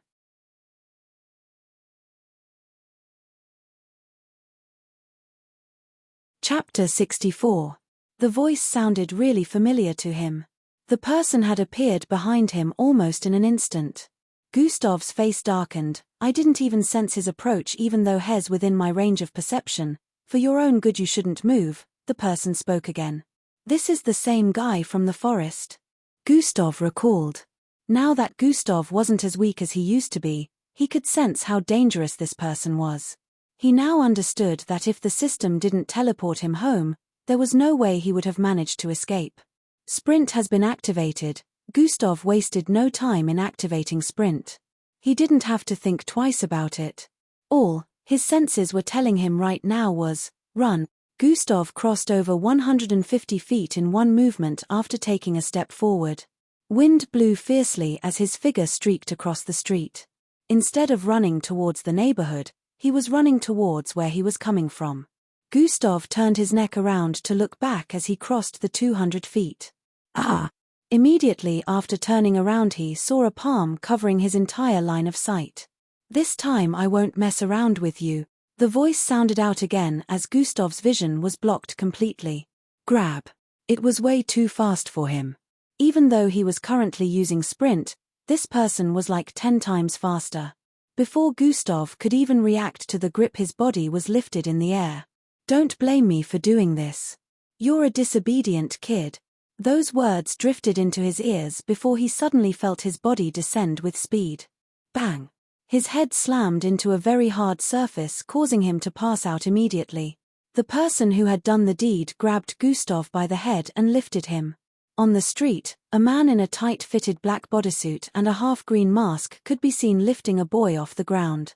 The ground had cracks across the surface and a small pool of blood could be seen in the middle of the cracks. The man was currently holding on to Gustav, who had blood smeared all over his face and blood kept streaming down his head. His eyes were closed and his arms were stationed on both sides of his body without making any movements. It was obvious that he had passed out. Did I use too much power? He passed out pretty quickly, the man said internally as he stared at Gustav while still lifting him above the ground. He was really feeling a sense of urgency and wanted to get things done as quickly as possible. Well, fix him with healing meds. Time to get out of here. After he came to this conclusion, he pressed a green button placed on the left side of his head. The people on the street currently were surprised to see what was happening. They only saw both of them appear out of thin air due to their speed, and before they knew it the boy's head had been slammed onto the hard ground, causing it to split open. A black car that was similar to the length of a limousine drove into the street in mid-air and stopped before the man holding on to Gustav. The doors opened up and he threw Gustav in before entering himself. Whoosh! The car blazed across the street after turning around. In a few seconds, they were out of sight. Chatter, chatter, chatter. Dash, what's happening? Dash, who was that boy? Dash, he looked familiar but everything happened too quickly. I couldn't catch a glimpse of him very well. Dash, we need to call the police. Voices of the people that witnessed the scene could be heard. Truly none of them were closer than 500 feet from the scene of the incident. Apart from that, it didn't even take up to 1 minute before the scene ended, so they were not able to see Gustav's face. This street was only 2 streets away from where Gustav's apartment was located, so it also happened to be among where he protected during the night. Had they seen him clearly, they would have recognized him. 30 minutes later, inside a dimly lit room, a person was strapped to a long bed-like chair. A black cover cloth was placed on this person's head and metallic hands that extended from the bed-like chair held onto the person, tightly preventing any chance of escape. At the left corner of the room, 2 men in tight-fitted black bodysuits stood side opposite each other. They seemed to be in a discussion, and the man wearing a half-green mask held a purplish and blue helmet. This helmet had some acuclid stones embedded all over its surface which crackled with electricity. We can't waste time in projecting and watching his memories since it happened 3 months ago. The man in green mask spoke with a tone of urgency. Boss Eden, I can only suggest that we make use of the truth function and ask him specific questions to make our interrogation faster. The other man suggested. Let's go with that. We don't have the time to be sorting through his memories.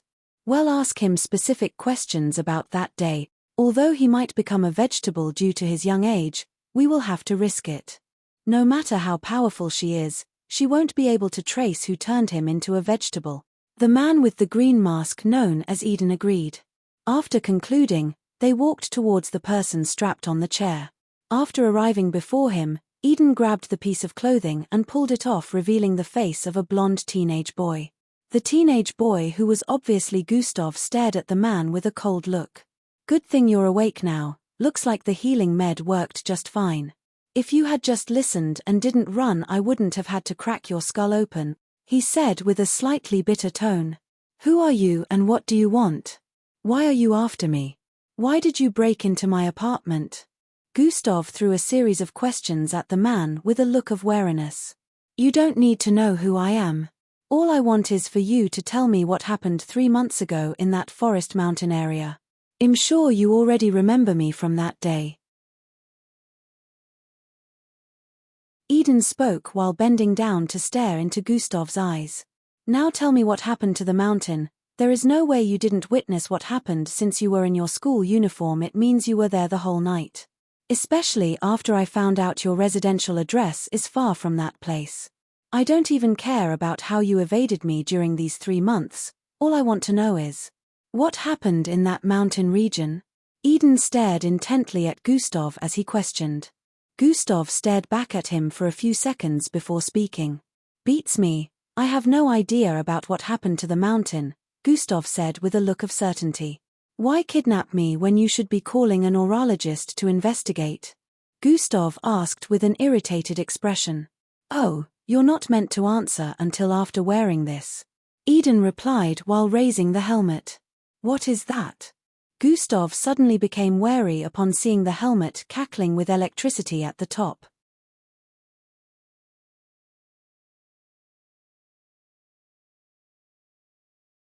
Chapter 65.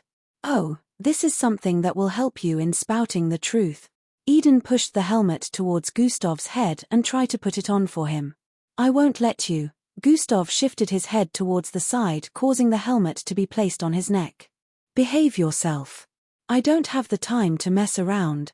Eden shouted out and shifted the helmet towards Gustav, who was still moving his head around trying to dodge it. Grab. Eden grabbed Gustav's chin with his left hand and forcefully held his head in place before placing the helmet on his head. NH. Nuo. G8. Gustav muttered some incoherent words while trying to move his head, but it was to no avail. The grip was so powerful that he could hardly make noises. He could already tell what the function of the helmet was, but he was powerless to try and stop it. No. No. No. No. No. No. Gustav kept screaming inwardly. He didn't want the secret of the system to be exposed, but he wasn't strong enough. This was the brain tweak device, and one of its functions was to force a person to answer truthfully to any questions asked. Even if he decided to transform, he wouldn't be able to break through the bonds holding him down. Even if he could break through, the man in front of him was more powerful than he was, and that would also reveal his ability. Activate it, Eden said to the man beside him. The man nodded and clicked on a button behind the helmet. Crackle, crackle, crackle. The electric sparks on the helmet grew in number and size, causing Gustav's eyes to widen in pain. In a few seconds, his eyes turned listless. Eden stared at Gustav's expression, which looked like he was awake but also asleep. The brain tweak device is currently functioning, the man beside him stated. What is your name? Eden asked. I am Gustav Oslov, Gustav answered like a robot. He looked like a puppet at this moment. Good, it works with no issue. That's the brat's full name, the man beside him confirmed. Now tell me what happened in that mountainside 3 months ago. Tell me what happened from your time of arrival in that forest, Eden commanded. Gustav, whose eyes still looked like that of a lifeless puppet, started speaking. On that day, I went to the forest to go commit suicide. In the neighborhood, more than 30 minutes had gone by and people were still talking about what happened. Angie was walking across that particular street trying to trace Gustav. She had been waiting for Gustav to arrive since she saw him leaving his apartment earlier. Since he said he was going to get some things at the store that was only 3 streets away, she expected him to have arrived by now. She noticed the people outside their houses talking to some cops. Why are the cops here? She wondered as she moved closer to check out what was going on. So you can't describe the face of this person? Officer, not only were we distant from the scene, but they were also moving too fast for us to see their figures properly, and when they stopped moving, a car arrived instantly to pick up the kidnapper and the boy. Angie could hear the discussion between the police officer and one of the people in the neighborhood who witnessed the crime. Kidnapper? Angie moved closer to listen properly. So from his figure, you could tell that it was a kid, Yes, officer. The boy that was taken away was certainly a teenager. And from their movements, the boy included, they are mixed bloods. They are definitely mixed bloods. The boy also suddenly appeared just like the man, so it's very obvious that the both of them are mixed bloods. At this point, Angie was already starting to have a bad feeling in her heart. She kept listening, feeling like some important information was coming next. So there's no way to identify this boy? Officer, if you were here when it happened you will understand what I mean. Their figures were practically blurred due to their speed. With the way the situation is we might not be able to do anything since we can't get a single form of description. Officer, if I remember correctly. Although they moved quite fast, I'm sure the boy had blonde hair. Yes, blonde hair. They moved about quite fast, but I could at least point out that color. Immediately after Angie heard that, her mind froze. Blonde hair. Although it could be another person since having blonde hair wasn't exclusive to a single person, but Angie knew that only one person in this neighborhood had blonde hair and was also a mixed blood that surpassed her in the speed she had always been proud of. She started panicking. Oh my God. What do I do? She didn't try to go meet the police because she knew that in this situation they wouldn't be able to do much or do anything at all. The cops around here were weaker than Gustav, so for him to be taken meant there were stronger forces at work here. She kept thinking of who she could go meet. She suddenly remembered something. He always headed for the Gami dojo after school to train with his teacher. She's the only one I can go meet. Angie remembered asking Gustav why he never came home with her. At first, he didn't want to tell her, but after she disturbed him for an answer repeatedly, he finally gave in and told her about the dojo. Angie quickly sped off towards the nearest bus station to hitch a ride. This was the first time she was feeling so tensed. She didn't know if she would be allowed to enter into the dojo, but she had no choice but to try. 5 minutes later Angie alighted from the bus and ahead of her was a huge 700 floors story building. She quickly ran towards it. The 4 bulky men in front of the entrance noticed her and called out to her to stop running. Angie paused her steps in front of them and politely asked for permission to go in.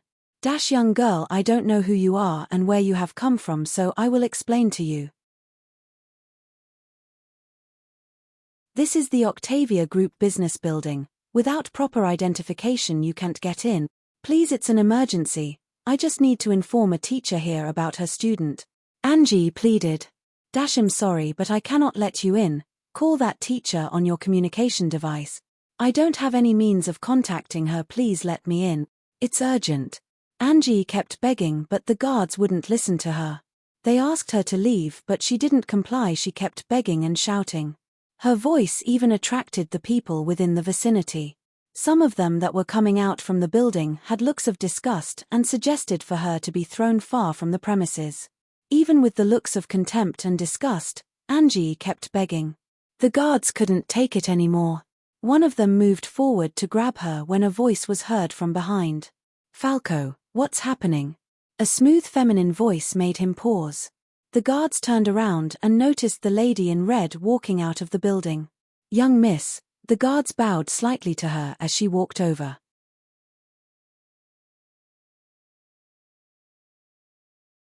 Chapter 66. This young lady is disturbing the peace of surroundings. She keeps asking to go in without an identification, the guard said to the lady in red that had just arrived. Please, I need to see her, it's urgent. The more time we spend here the more dangerous it becomes. Angie shouted out again. The guard turned around to grab Angie again after she shouted that out. Falco, wait.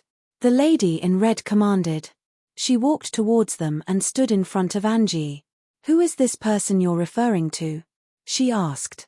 Maybe I can help you pass the message across, she proposed with a friendly look. She's a teacher here.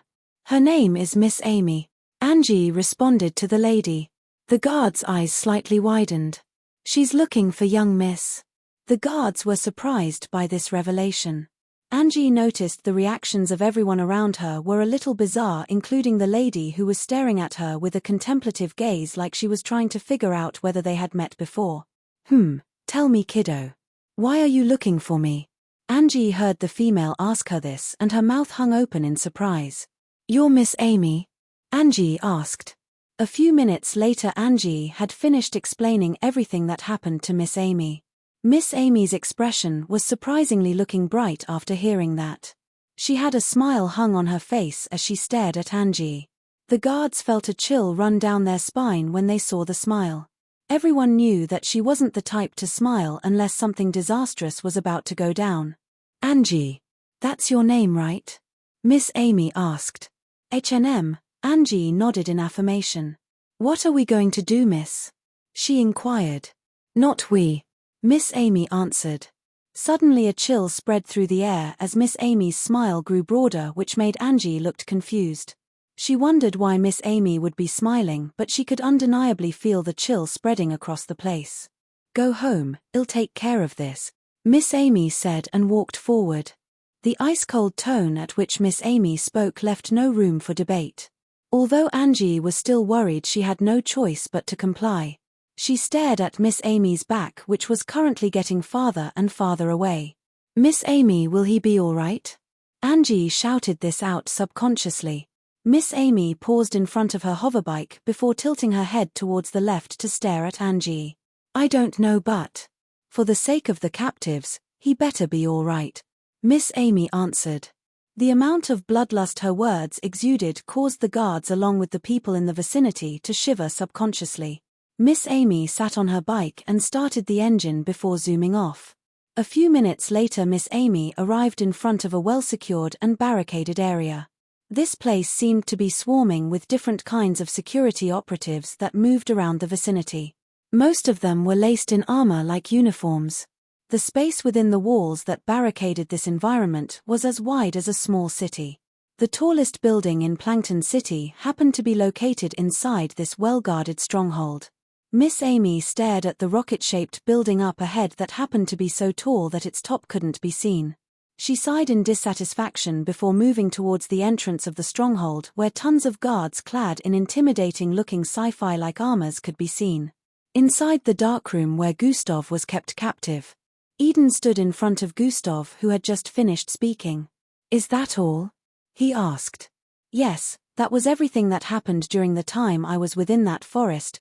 Gustav's eyes still had a listless look as he spoke. Now we know everything that happened, Eden said with a low tone. Miss Amy stood in front of a large room filled with holographic computers and a multitude of technological pieces of equipment. A group of people in orange uniforms could be seen moving from place to place within this room. Some were handling the computer devices which showed the state of different places in the planet. Beside Miss Amy was a man clad in dark orange uniform with black stripes.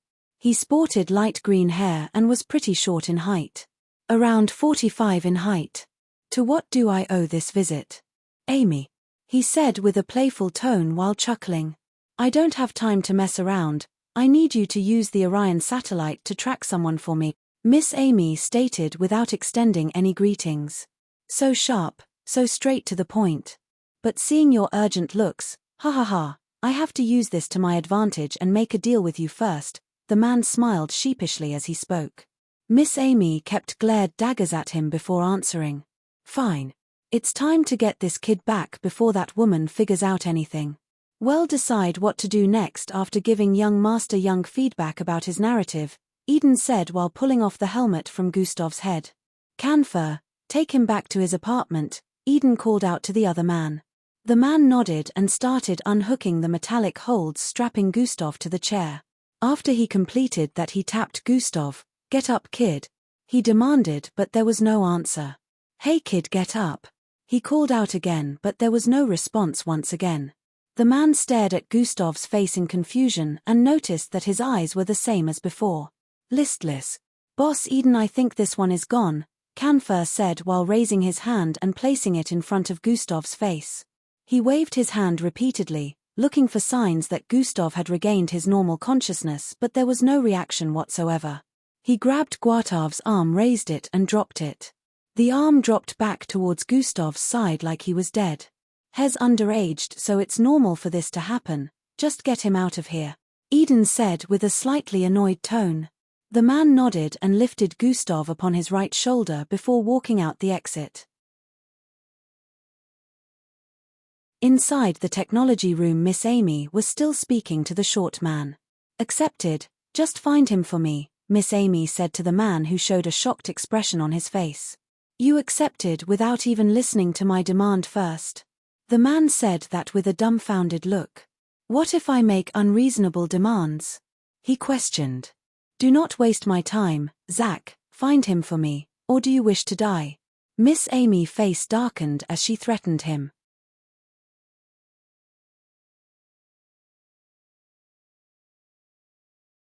Chapter 67. The smile on the man's face disappeared as he noticed her glare. "Ahem, give me his life signs," Zach demanded. "His life signs." Before Miss Amy could complete her statement, she heard a ring. Traying. Miss Amy took a small button from her sleeves area and placed it on the left side of her head. Miss Amy's eyes slightly widened in astonishment as a masculine voice drifted into her mind. "Gustav, are you all right?" she voiced out with a worried tone. "Good, where are you?" she replied with a tone of relief. Zach watched from the side with a confused look. He could already guess that she was communicating with the person she came to search for, which had him wondering what exactly happened in the first place. "All right, I'm coming," Miss Amy said and removed the button from the side of her head before turning around. "The deal is off, Zach," she said and walked out of the room. Zach stared at her back and sighed. "So much for getting my hopes up. I thought I could finally get her to do something for me." Eden stood at the left corner of the darkroom. He was speaking to someone with a communication button glued to the side of his head. These days, easy communication was possible with the use of these technological buttons. Calls could be answered with a thought, so there was no need to bring out the device. It was mostly used on the battlefield for communication. A person could be fighting battles and receiving instructions at the same time. Also, in this age where bloodline abilities existed, some mixed bloods could listen to people talk from afar, but with this, it would be impossible for someone to eavesdrop on your conversation, since the voice of the person on the other end was going directly into your mind and not your ears. "Yes, young Master Young, we just finished interrogating him using the brain tweak helmet. Yes, he recounted the whole train of events. Yes. I was surprised also, everything adds up now. Yes, young Master Young. I will give you the full details once I return." Eden's voice could be heard multiple times. "Should I also inform him about how that kid happened to use a speed that was on par with a serial ranked mixed blood? According to the information gathered, has only an F grade, how would he be able to use such power?" Eden wanted to ask Gustav about this, but there was no time for that. "Well, has now a vegetable, this practically spells the end for him, so I don't think Master Young needs to know," Eden concluded. "All right, young Master Young, I will be leaving the facility in a few, understood," he voiced out before the call ended. After the call ended, Eden walked towards the bed-like chair that Gustav was strapped on before. He arrived before it and reached out his hand to grab the helmet when, boom, the wall behind him blasted apart. "Huh!" Eden turned around in shock to look behind him, but he saw nothing. He suddenly felt wary. "Who's there?" he shouted out while looking left and right. "Show yourself," he shouted out again as his arm suddenly turned shadowy and he raised it. "I will kill you if you don't reveal yourself before me." He started walking forward slowly with a look of caution while looking left and right severally. Sometimes he would even rotate just to check behind him, but even after doing that for more than 1 minute, he still didn't see anyone. What is going on? There's no way the wall just exploded on its own. He could see the bright corridor from the space within the broken wall up ahead, but he couldn't understand how the wall could explode by itself. It didn't explode by itself, I'm responsible for that. He suddenly heard a cold feminine voice whisper into his left ear. "Who are?" He quickly turned around while speaking only for him to notice a fist headed for his face. Bang! A loud bone-cracking sound rang out upon collision, causing Eden's face to cave in as the fist buried itself 2 inches deep into his face before throwing him backward. Fwoosha! The half-green mask on his face broke to pieces, revealing a half-burnt face. Splurt! Part of his face cracked open as blood came spilling out of his face while he was being catapulted backward in mid-air. He couldn't even scream in pain due to the destruction of his face. Bang! His body slammed into the wall and broke through it. Bang! Bang! Bang! Bang! Bang! His body kept crashing through the walls in a straight line until it finally came to a stop, several hundred feet ahead. From within the darkroom, the body-shaped holes within the walls could be seen. Swoosh! A red figure dashed through the holes with intense speed, causing more parts of the walls to break and expanding the size of the holes. The figure came to a stop before the body of Eden, which was laying on the floor with a sunken face. A fountain of blood was spilling from his face and head. The figure, who happened to be Miss Amy, raised her foot and stomped down upon his face again. Bang! The sound of flesh being mangled and hard skull cracking resounded across the place as blood spilled across the floor. "You really have guts. For you to lay hands on my student." Miss Amy's voice was cold as ice. "How dare you? Stomp! How dare you? Stomp! How dare you? Stomp! How dare you?" This time she raised her foot very high and stomped on his chest. Bang! Her foot crushed his sternum and down his lungs, causing another splatter of blood. Miss Amy raised her blood-soaked foot and placed them on the floor back. Her blue shoe was soaked in blood. She noticed the man was no longer moving and squatted to pick him up. She held onto his head that was battered beyond recognition and raised it. She picked a pill out from her storage device and looked for his mouth, which was almost missing due to the disastrous way his face looked. She placed the pill in his mouth. "You're not dying on me yet. You still have a lot of pain to go through at my hand," Miss Amy voiced out while dragging him by the hair towards the darkroom where Gustav was held captive. Eden's face was slowly recovering, along with his chest and lungs. His body was healing up at a very fast rate, as it would seem Miss Amy gave him a very high-graded healing medicine. Miss Amy dragged him back into the room and lifted him. "You will tell me who you work for and why you came after him," Miss Amy stated with a threatening tone. Eden was starting to regain consciousness after the initial beating. He shivered upon seeing her face. Ash-colored hair, beautiful but very cold looks. It reminded him of young Master Young. "It's her. I'm finished."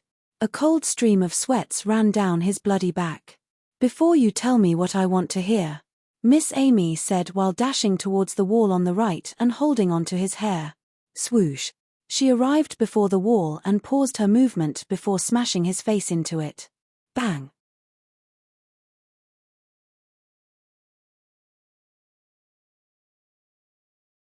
Chapter 68. Bang! Eden's face crashed through the wall, causing debris to scatter across the place. Miss Amy dragged him by the hair again and dashed towards the wall on the other side. Bang! She slammed his face into the wall again, causing it to collapse entirely, but she still wasn't done yet. Swoosh! Bang! Swoosh! Bang! Swoosh! Bang! Swoosh! Bang! Swoosh! Bang! She repeated the same actions severally until there were no walls left within the vicinity. Only corridors that led to different places within the facility could be seen. But it would seem Miss Amy wasn't satisfied with the pain she had inflicted on him.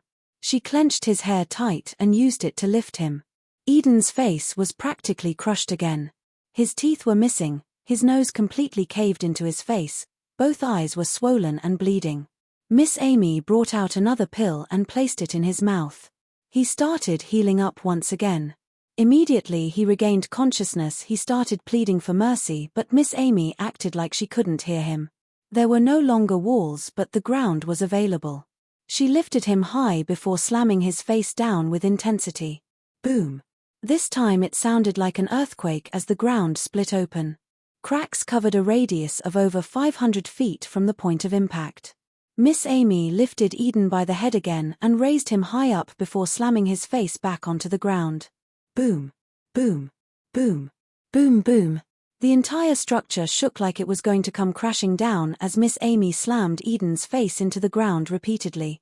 A small pool of blood was already forming within the 3 feet wide hole that Eden's face had created from being slammed on the ground repeatedly. Miss Amy raised Eden by his hair again and placed another healing pill in his mouth.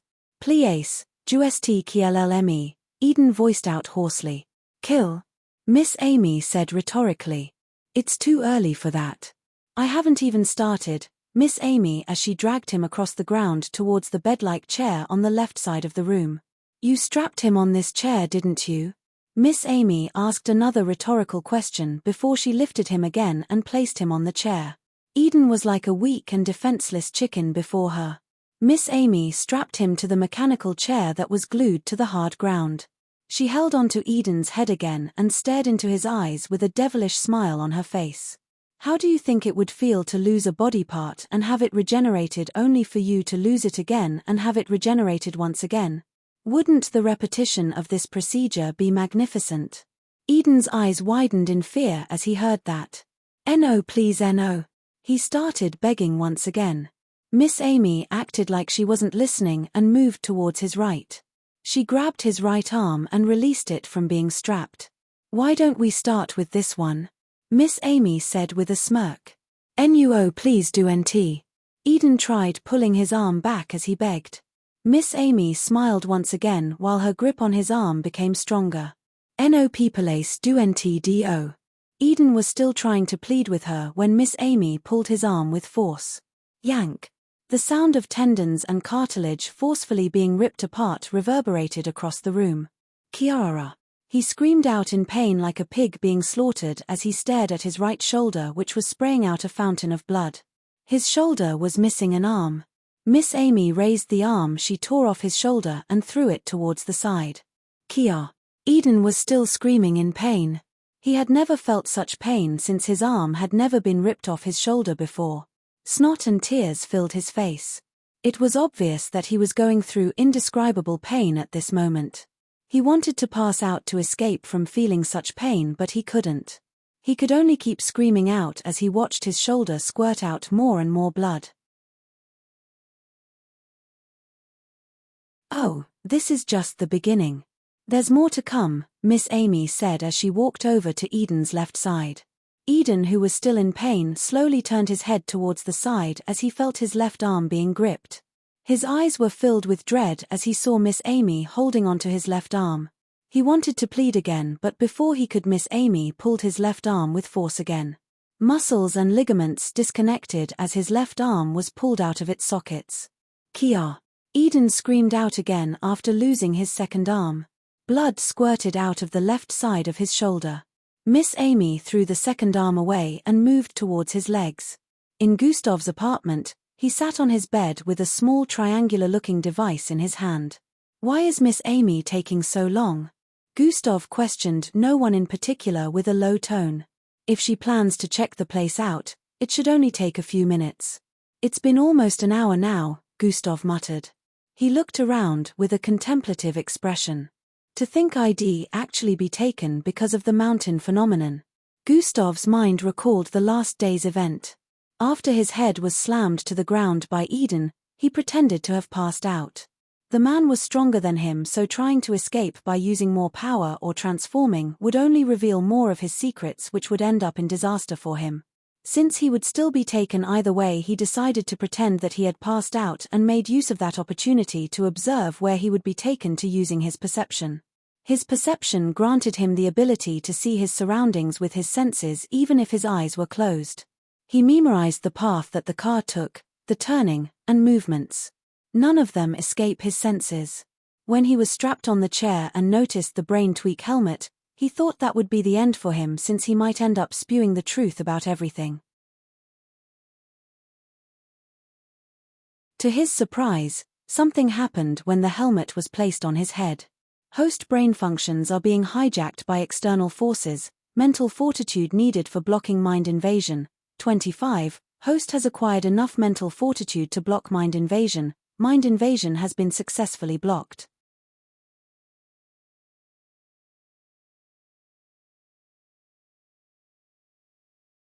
Chapter 69. When Gustav saw the notification, he was extremely shocked, but he was quick-witted enough not to show the expression of surprise on his face. He decided to act like his mind was actually being manipulated. Gustav pretended to be mind-controlled by the brain tweak helmet. The information he gave them about the mountain phenomenon was the same as what the locals around there gave.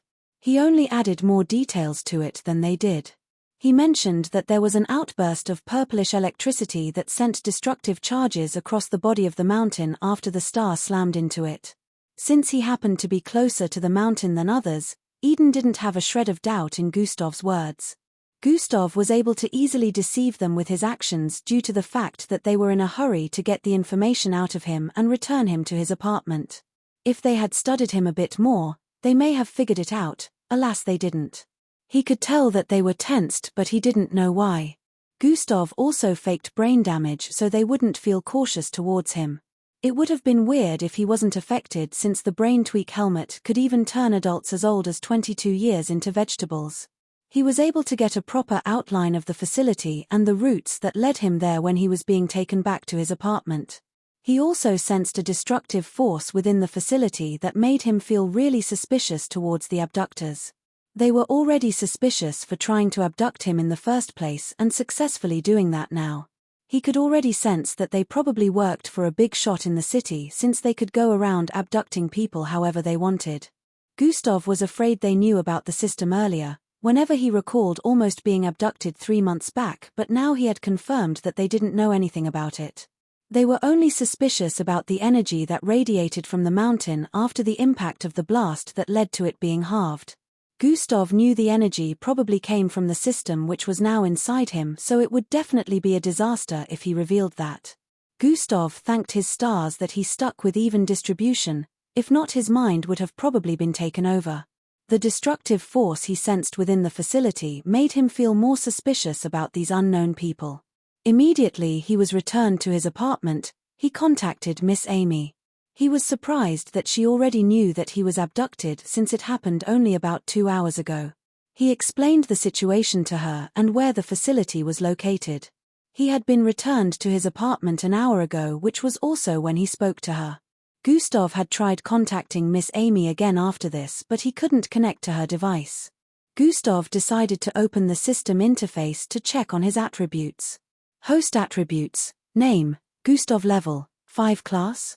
EXP, 1850 25,000 HP, 32320 energy, 15150, attributes, strength, 34 perception, 34 mental fortitude, 34 agility, 34 speed, 34 bravery, 34 intelligence, 34 charm, 34, attributes points, 24. He had evenly distributed all the points and kept stored some for emergencies, so even if his mental fortitude wasn't up enough, he would have been able to add more points to it in that situation to save himself.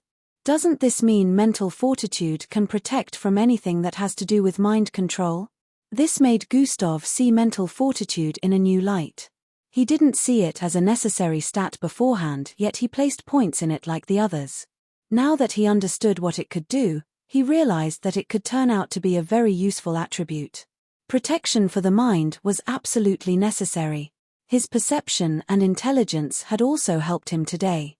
He was able to properly analyze the routes taken to get to the facility due to his perception, while his intelligence helped him in memorizing every single turn and swerve. He was even able to calculate the distance from the street he was abducted down to the facility. The facility happened to be an underground laboratory located towards the east of the city. That particular area wasn't too far from the mountain he usually visited when he tried committing suicide. He was able to easily describe how to get there to Miss Amy. Gustav checked some other things before he stood up and walked towards the door. He was tired of sitting around. The suspense was already killing him. He wanted to know what was happening and if Miss Amy had checked out the facility like she said she would. He had decided he would visit that mountain region again. His apartment door slid open and he walked out. Immediately he arrived in the corridor, he saw Angie approaching his apartment from the other end. Gustav? Angie voiced out in confusion as she stood in place with a surprised look. Hey Angie, Gustav kept walking forward with a smile on his face. Angie ran forward and grabbed hold of Gustav. Are you okay? Did they harm you? She asked while checking Gustav's body for injuries. I'm okay, Gustav smiled warmly while answering. Thanks for informing my teacher, Angie, he added with a look of gratitude. Angie was smitten by his charming smile, which was very rare. She stared at him for a few seconds before turning her head towards the side in embarrassment. "It's nothing," she replied. "How did you know I was abducted? How did you escape from there?" Both of them asked at the same time, with Gustav being the former and Angie being the latter. "He," Angie smiled sheepishly. "I'll answer first then." Gustav was about to reply to her when he sensed something and stared at the stair area. "Com. Com. Com. Com." The sound of heels colliding with the ground could be heard. A female in black top and blue jeans entered into the corridor from the stairways. She noticed the duo and started walking towards them. Angie also heard the sound of footsteps and turned around to see who was approaching. "Miss Amy." Gustav and Angie voiced out together. Miss Amy arrived before them and also stared at Gustav in a similar way to how Angie did. "Are you okay?" she asked with a worried tone. "I'm fine, Miss Amy, nothing of consequence happened," Gustav answered. Miss Amy nodded with a relieved look. "Did Miss Amy go shopping?" Angie voiced out with a look of bewilderment as she stared at Miss Amy's wear, which was different from what she saw her clothed in earlier. "Oh, I couldn't help it since my wares had stains. Although the color of the stains has certain similarities with the color of my initial clothing, it won't be sensible to keep wearing it," Miss Amy explained. Gustav didn't have an idea of what Miss Amy was putting on earlier, so he didn't make much of her words. "Gustav, let's go, we have to talk," Miss Amy said and walked forward. "Angie, I'll see you later." Gustav turned around and walked towards Miss Amy. Bye, Gustav." Angie waved at Gustav as she spoke. Miss Amy got to Gustav's door and it slid open for her without having to use keys. Gustav's mouth hung wide open as he saw that. His jaw was nearly falling to the floor. "How did you get it to open without a key?" Gustav asked Miss Amy after entering his apartment. "Your security details suck over here. A burglar could easily break into your home," Miss Amy answered bluntly. "Looks like the installments of security protocols are really needed," Gustav sighed internally. "By the way, Miss Amy, how did you know that this was my apartment?" "You've never been to my apartment?" Gustav asked with a dumbfounded look. "Are you sure about that?" Miss Amy smiled with a playful look. Gustav exclaimed with a look of confusion. "Anyways, we have other important things to discuss." Miss Amy's voice suddenly became solemn when she said this.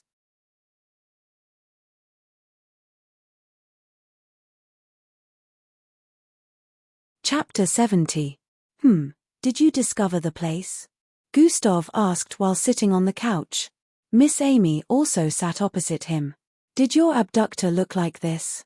Miss Amy brought out a rectangular device and tapped on the screen. A holographic image of Eden wearing his half-green mask was displayed. "Yes, that's him, but he wasn't alone, there was also another." Before Gustav could complete his sentence, another holographic image was shown. This time another face was displayed.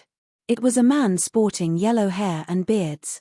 Gustav recognized this man as the second person within the room, who also happened to be inside the car that they used in transporting him to the underground facility. "Yes, he's also one of them," Gustav stated as he pointed at the projected image. "Good, looks like the hospital didn't receive the wrong guests." On hearing that, Gustav could already sense that something must have gone down. "Miss Amy, what did you do?" Gustav asked. "Nothing much. Just put a group of people in a state where they'll never be able to bother anyone again." While Miss Amy was speaking, more projections were displayed one after the other. Gustav was only able to recognize 3 earlier, the rest of the 7 were unknown to him. Looks like Miss Amy went on a full raiding session. That's probably why she came so late. Gustav was gobsmacked as he came to this realization.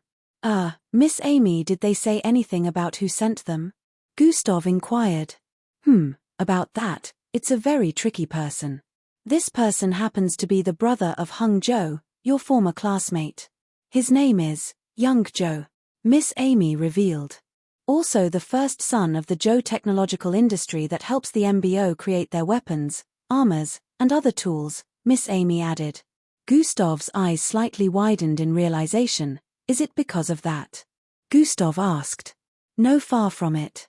He has no idea about what you did to Hung Joe. You just happened to be in the wrong place at the wrong time," Miss Amy responded. Gustav sighed in relief after hearing that, but if I wasn't there I'll probably not receive this power, Gustav shrugged internally. There was no way he would change his decision of going to that mountainside to experience the same thing all over again if he traveled back in time.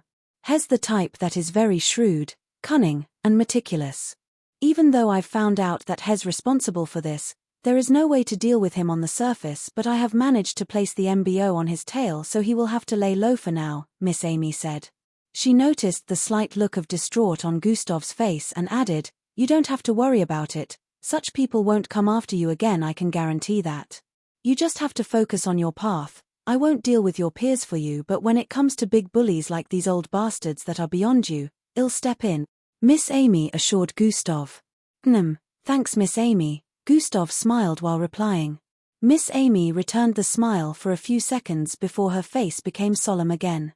"I found what you were referring to. And just as you said, it was truly something dangerous," Miss Amy stated. "What is it, Miss Amy?" Gustav asked with an intrigued look. That facility has been experimenting on mixture of energies," Miss Amy replied. "Mixture of energies?" Gustav asked with a confused look. "Are you aware of the different energy crystals mined underground?" Miss Amy asked. "Yes, my FA. The man who biologically brought me into this world works as a miner, so I know a bit about it," Gustav said with a contemplative look. "There are several hundred mines all over the world, but only 7 different energy crystals exist which can be used for different technological purposes. According to a ton of research, due to their diversity." Gustav's eyes suddenly widened when he got to this point. Mixing them can cause a catastrophic disaster since they happen to be unstable together. Miss Amy nodded in affirmation. "It is against the law to mix them. A crime punishable by death because experiments like that have been performed in the past which led to the destruction of an entire city," Miss Amy said with a dark look. Gustav gasped in shock upon hearing that. Destruction of an entire city? It was nearly unbelievable for him, but he had to believe it since it was coming from Miss Amy's mouth. In this age, destroying an entire city was practically an impossible feat because different technological security protocols are put in place. If an alien race tried to invade in this age, they would find out that the Earth is not an easy target. This made Gustav believe it to be impossible for a city to be destroyed no matter how powerful the cause was supposed to be, but now his beliefs were being overthrown again. The amount of energy that is created from mixing the power contained within the energy crystals is capable of causing extinction to all races living on Earth, and according to the Slarkovs, this was one of the reasons for the destruction of their planet thousands of years ago, Miss Amy explained with a slightly worried tone. Gustav couldn't imagine how powerful such energies were after hearing this, but it made him wonder why anyone would try mixing them since they have been proven to be dangerous. This is his doing, but the reasons for him mixing those energies are unknown. It might be a little hard to tackle him since he's very good at hiding his tracks. Even this incident cannot be connected to him, Miss Amy said. "Then what do we do now?" Gustav asked. "Not we, this matter is none of your business anymore. It's up to the MBO to investigate now. I'm only telling you about it because you kind of got involved. Has probably forgotten about you now since you have nothing to do with whatever Hes planning," Miss Amy said. Gustav nodded in understanding to her response. "You did well in quickly informing me about the location. Now those people will owe me a favor. I should take you out on a date again," Miss Amy voiced with a smile, "but he'll probably be busy for a while. I don't mind, whenever you're ready, Miss Amy." Gustav was now feeling slightly relieved, but there was still a nagging feeling deep down, like he could sense that this still had a kind of connection to him. He decided to place that feeling behind him. You're tuning in to the Celestial War YouTube channel. Don't forget to subscribe and join us on this journey to catch the most captivating stories.